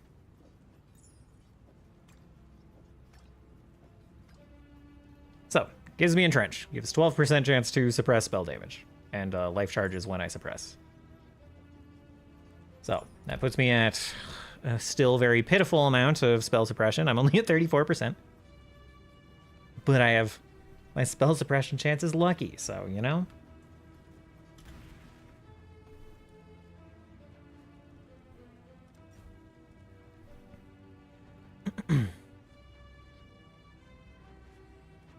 Okay, interesting.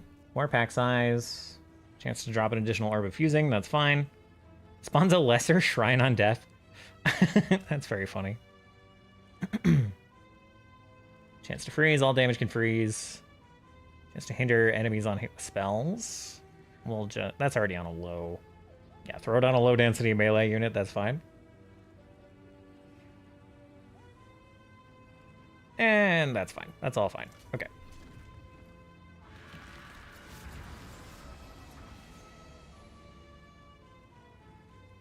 Okay, and sure, it wasn't a Soul of the Brine King map. That's convenient. Okay. How do you remove bases on Filter Blade? I just wanted to remove all the non-strengthened strengthened ones. Let me... I don't think... I probably won't die. So, let me open this up. And load my filter. So you go to Customize. And then, the one you're most interested in is just... where is it?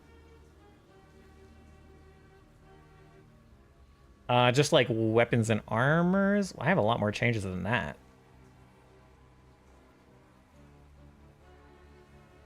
Maybe this is something else. Okay. So weapons and armors, you just go in here, and I've like turned red like all of the regular energy shield bases other than shields. I like clicked on tiered, and then I just like clicked on all of these. If I wanted to keep fingerless silk gloves because they're a good crafting base, which honestly I should, then I can like select tier 2 and click it so it still shows up. Yeah, that's kind of the big thing. Yeah, just turn them red. Turn the ones you don't want red. Yep.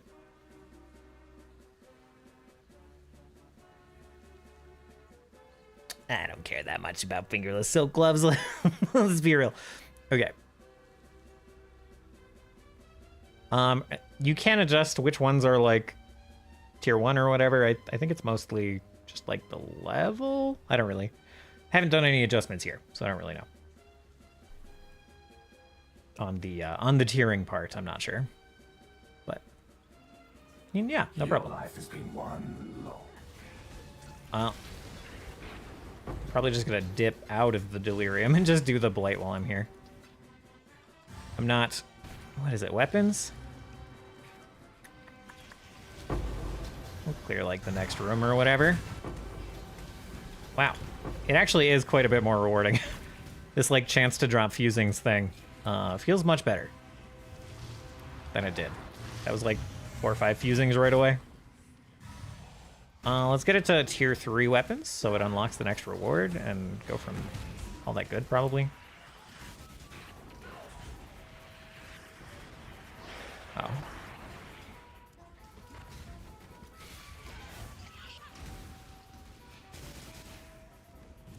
Okay.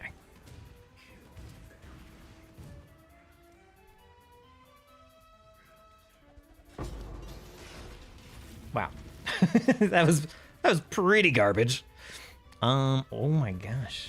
Okay, we'll put this up over here. Power and summoning.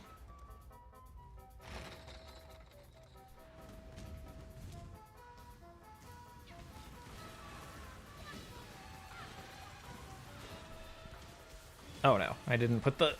Oh, I did put the curse back. Didn't I? I did put the curse back. Okay.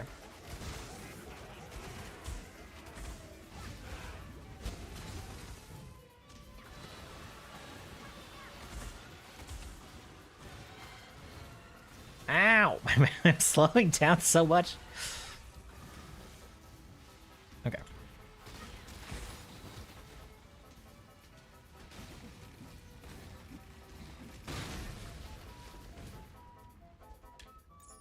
Wow. I know I'm only in yellow tier maps, but some of this is feeling a little unrewarding. Okay, bladed dry sea. Okay, okay. I don't think a bladed map can count as... I think a dry sea's done anyway.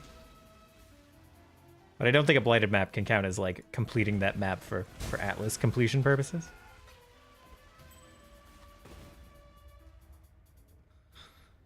Regen life. Hits can freeze, movement speed, attack speed, blah, blah, blah. Overwhelm fizz reduction. That's a little scary. Doesn't really matter if I die, though. All right. Plop it here.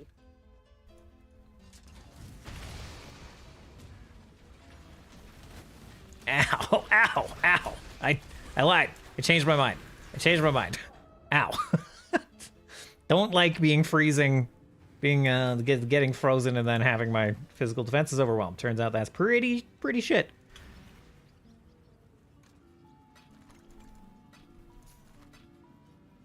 New Quicksilver. That's nice. It's almost the right level.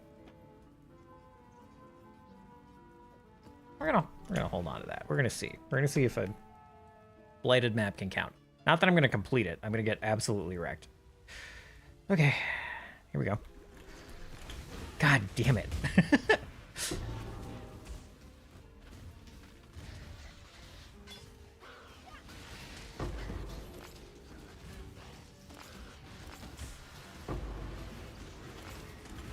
Okay, we got through it on the second try.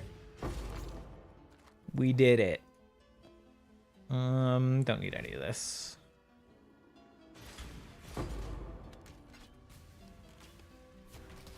Oh no.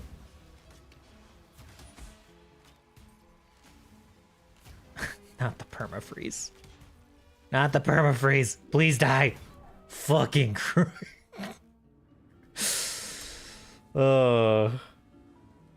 I thought that was a regular mob and not part of the expedition. No, he was in fact permafreezing. Okay.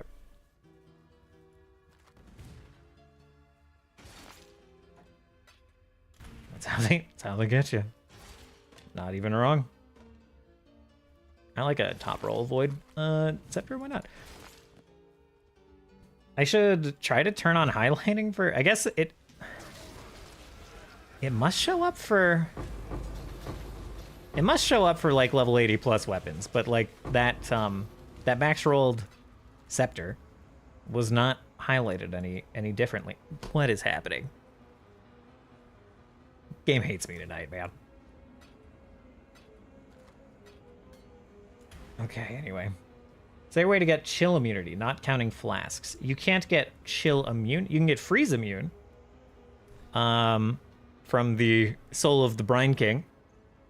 Once you capture 2 souls of the Brine King, which you can do by tier 6, I think, this league.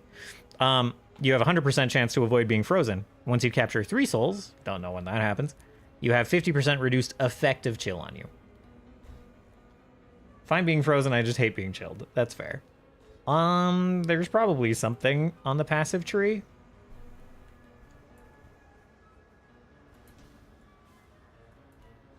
Chilled past tense is... Can't be chilled while at maximum frenzy charges in charge mastery. 20% chance to avoid being chilled down way down here. That's the charge mastery again. Yeah, I guess there's not a thing on the passive tree. As James Bond would say, frozen, not chilled. I'm close to that one on the bottom. Yeah, it's only 20%. But it's something. If you're already getting something somewhere else, like on gear, you can get it on gear. I think there's like a chill related affix on what do you even call it? Like if you influence an item with like Searing Exarch or Eater of Worlds, I think one of those can help you avoid chill, but I don't remember 100%. Looking at that talent tree, yeah, I mean, yeah, it's a lot. But the trick is you don't look at everything. Like, I don't know what 90% of these do. I know what the ones that I've taken do. I know that I've taken this one to get more curses and this one to get more life. You know? Like, these clusters and these clusters I've taken for life. And this cluster, and this cluster, and this cluster. I've, like, spread out to get a bunch of life things. But yeah. Like the fire damage one here, and there's like a damage over time one here. So like, yeah, I don't know what most of the things in the tree do. I'm not looking at any of the tree. There's probably people out there who know exactly where everything is. That's true. There are people out there who know where the most impactful things are, for sure. And like every class, like the middle, there's like something in the middle here that's going to give you more life. Like to explain that, like this is the starting point for Witch. This is the starting point for Shadow. And they both have like this middle node that gives them more life. It's like slightly different. This one gives 10% increased maximum life, 20 strength, more life per kill. Mine on Witch gives increased maximum life and increased mana. The one over here gives increased maximum life and flat life. One down here, increased maximum life, max life, strength. So there's like similar things in different locations on the tree, just so each class can kind of get it. So yeah. So a bunch of them are very niche, yeah. But a bunch of them are also like similar. Like all the fire mastery ones are going to be a little bit similar with a little bit of a different angle. All of the curse ones are going to be a little bit similar. That kind of thing. Last Epoch was the baby version of this. That's true in a few ways. It's more digestible in Last Epoch. Instead of having the one big massive tree, you have a bunch of different small trees for your different skills, instead of one big passive tree that affects all of your skills.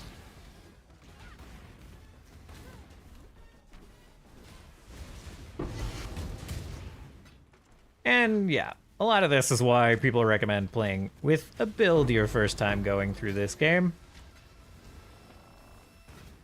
And why many people stick with running builds every time they play this game. I'm gonna try to break out of that for Path of Exile 2. I'm not that interested in breaking out of it for Path of Exile 1. I'm like more interested in figuring out how to make the gear I need than figuring out how to make the builds themselves. Didn't I click this? Wasting shrine time here, man.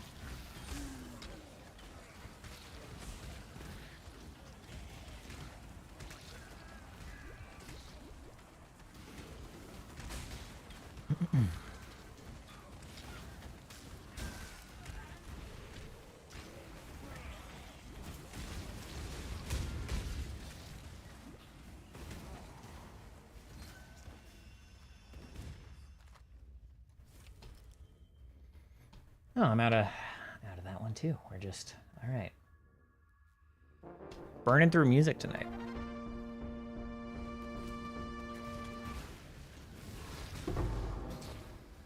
Apothecary gloves. Too much clutter. Too much clutter. Never mind. Leaving them behind. Ouch. Ouch. More fusings. Dig that. Dig that a lot. Need a lot of those.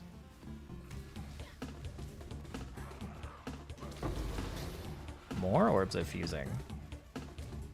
Very, very pog. Still only one stack, but that's fine.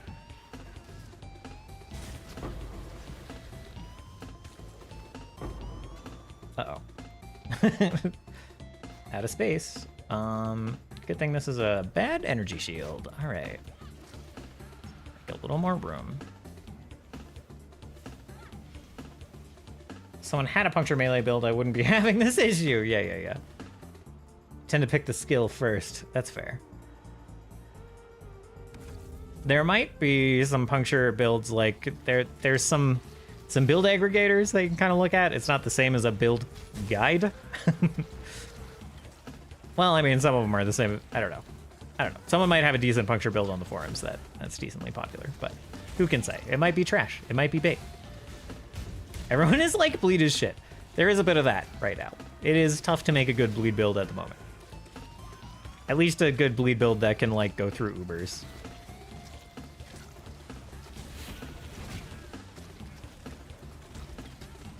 Which is like kind of people's weird benchmark right now. Too much clutter. I do actually want that chrome. And I want to be able to buy things from the ritual stand. So let's just go ahead and run back to the hideout, huh? Hail, Godslayer. Get some jeweler's orbs. This. I think I already have a storm, whatever this is called. But...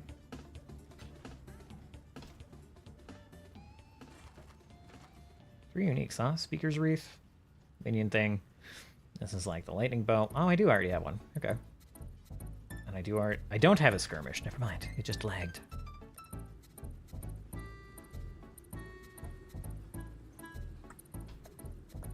Put this in here. This is for crafting.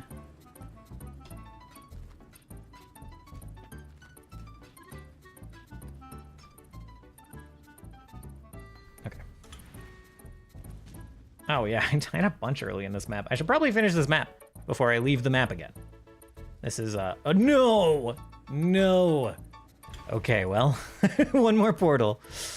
That was really dumb. That was really dumb. Okay, anyway, okay, you can grab this belt just for the unveil. Oh, increased armor on this knife. What a synthesis. It's a bit bad. We can take, oh my god, the scholar, okay. I'll take this, I will defer this into this. And I guess the Alk. And I guess the Blessed Orb. And I guess we'll re-defer the card. I still have so much defer. Okay. We'll call that good. I don't need to defer anything else. Almost a good chest piece. I mean, it is a good chest piece. I don't actually want life on my chest piece, though.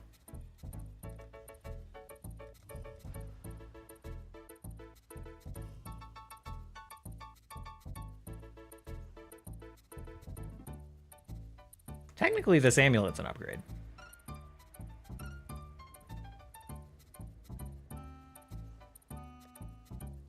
But I don't want to look at it. I don't want to look at it again. This monsters dropping shrines thing is so funny.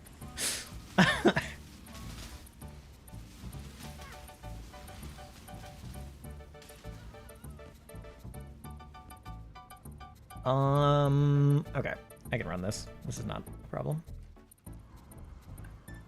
There was like a bow puncture build with, I think, Gladiator, but it was old, did not work anymore, but still with bow. It ended up falling back on split arrow as main skill, which makes sense. That what else will you do while you're waiting for bleed? which is likely why bleed is bad. Yeah. Yeah, it doesn't stack the same way poison does. It doesn't work the same way ignite does. It's just kind of like a little bit hampered in a lot of ways. Oh, get away from me.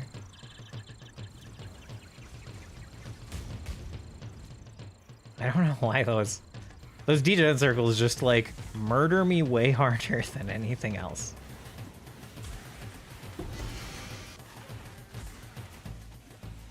Oh my gosh. Very dense corrupted area. Holy.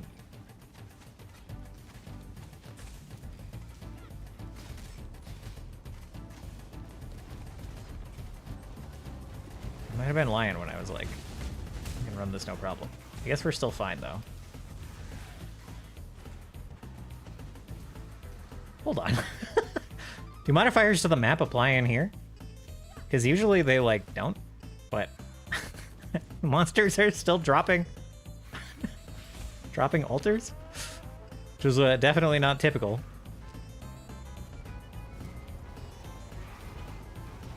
The season does. That's very funny. Oh, I have to be inside this guy's shit-ass circle? God damn it. I hate these as bosses to corrupted areas. Okay, we're fine. We did it.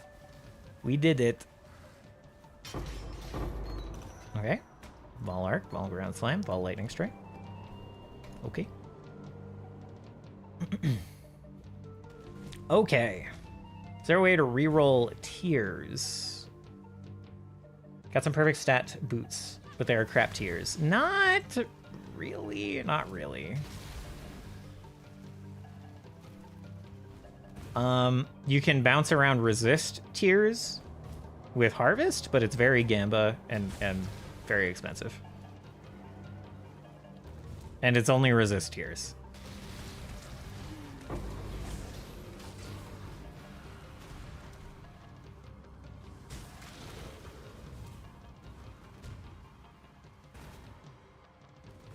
Not important anyways, was just curious, yeah. Yeah, totally. Ooh, life ring 5. That's nice. Ready to die. Oh no. This guy. I mean, I should just know that he's the boss to this area, but this fucking guy.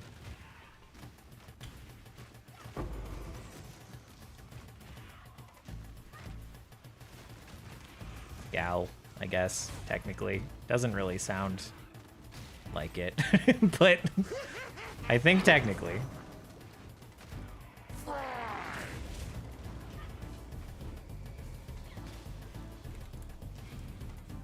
If I remember the story right.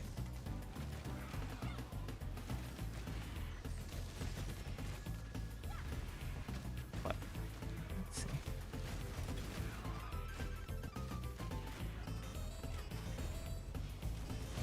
Murder? And murdered. Excellent.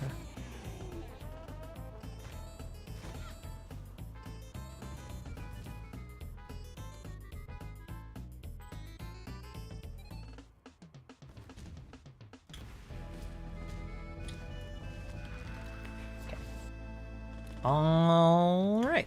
I think that is... Where am I? I don't even know where I'm putting the point in. I said I was going to go this way through Delve. Yeah. And then get up here. Not giga efficient. But, I think that's the plan. Not that any of this increases the chance of getting Delve. I should put that in down here, actually. This is a quick, like, 4 points that'll get me more chance to get Delve, which is, like, 40% chance to contain Delve, which is very good. So I might do that. I might do that. That's probably the better option than this, but I don't know. I don't know. I'm so, like, split between multiple intents. I should focus on finishing the Atlas, which technically none of the things I'm picking are good at that, but, you know, whatever. Anyway, I'm going to stop babbling about Path of Exile. and find someone to raid. Thank you guys for hanging out for the GM prep tonight. It was delightful. Tomorrow we're going to be doing a little bit of a not actually Zomboid RP. We're going to be helping with an event or playing in an event for our Zomboid RP server.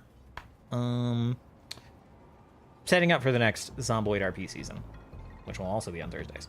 We're also going to play I keep forgetting the name of the game, but we looked at it earlier. That's City Builder. Finding it. Of Life and Land. We'll be playing Of Life and Land tomorrow. In the time in between Zomboid. Might be late at night. Might be early on in the afternoon. Not evening. Not sure yet. And then Saturday is, of course, our Pathfinder campaign that we were prepping for earlier. The currently 6-person, might eventually be 7 or 8-person again campaign. We'll be going into session 2. We'll be the players will be kind of figuring out what's going on in the city. We've got the band in the same room. They're not sure they're a band yet, other than perhaps the scene of Akshin, who's ready to start jamming and playing with these folks. Nah, no problem, Aki. Yeah. That'll be happening Saturday after, in the evening after that. What did I say I was doing after? If we don't play Of Life and Land tomorrow, that will be on Saturday. If we do play it tomorrow, I don't know, we'll play it by ear on Saturday a little bit. Could be a little bit of Final Fantasy VII Rebirth. Could be a little bit of Path of Exile, because I can't help myself. Or maybe we'll do some music, because I definitely owe some music. We haven't done a lot of that in a couple of days. So, who knows? We'll be doing something after this session on Saturday, and you'll just have to show up and see, I guess. I guess it's gonna be a big ol' surprise mechanic, a big old loot box.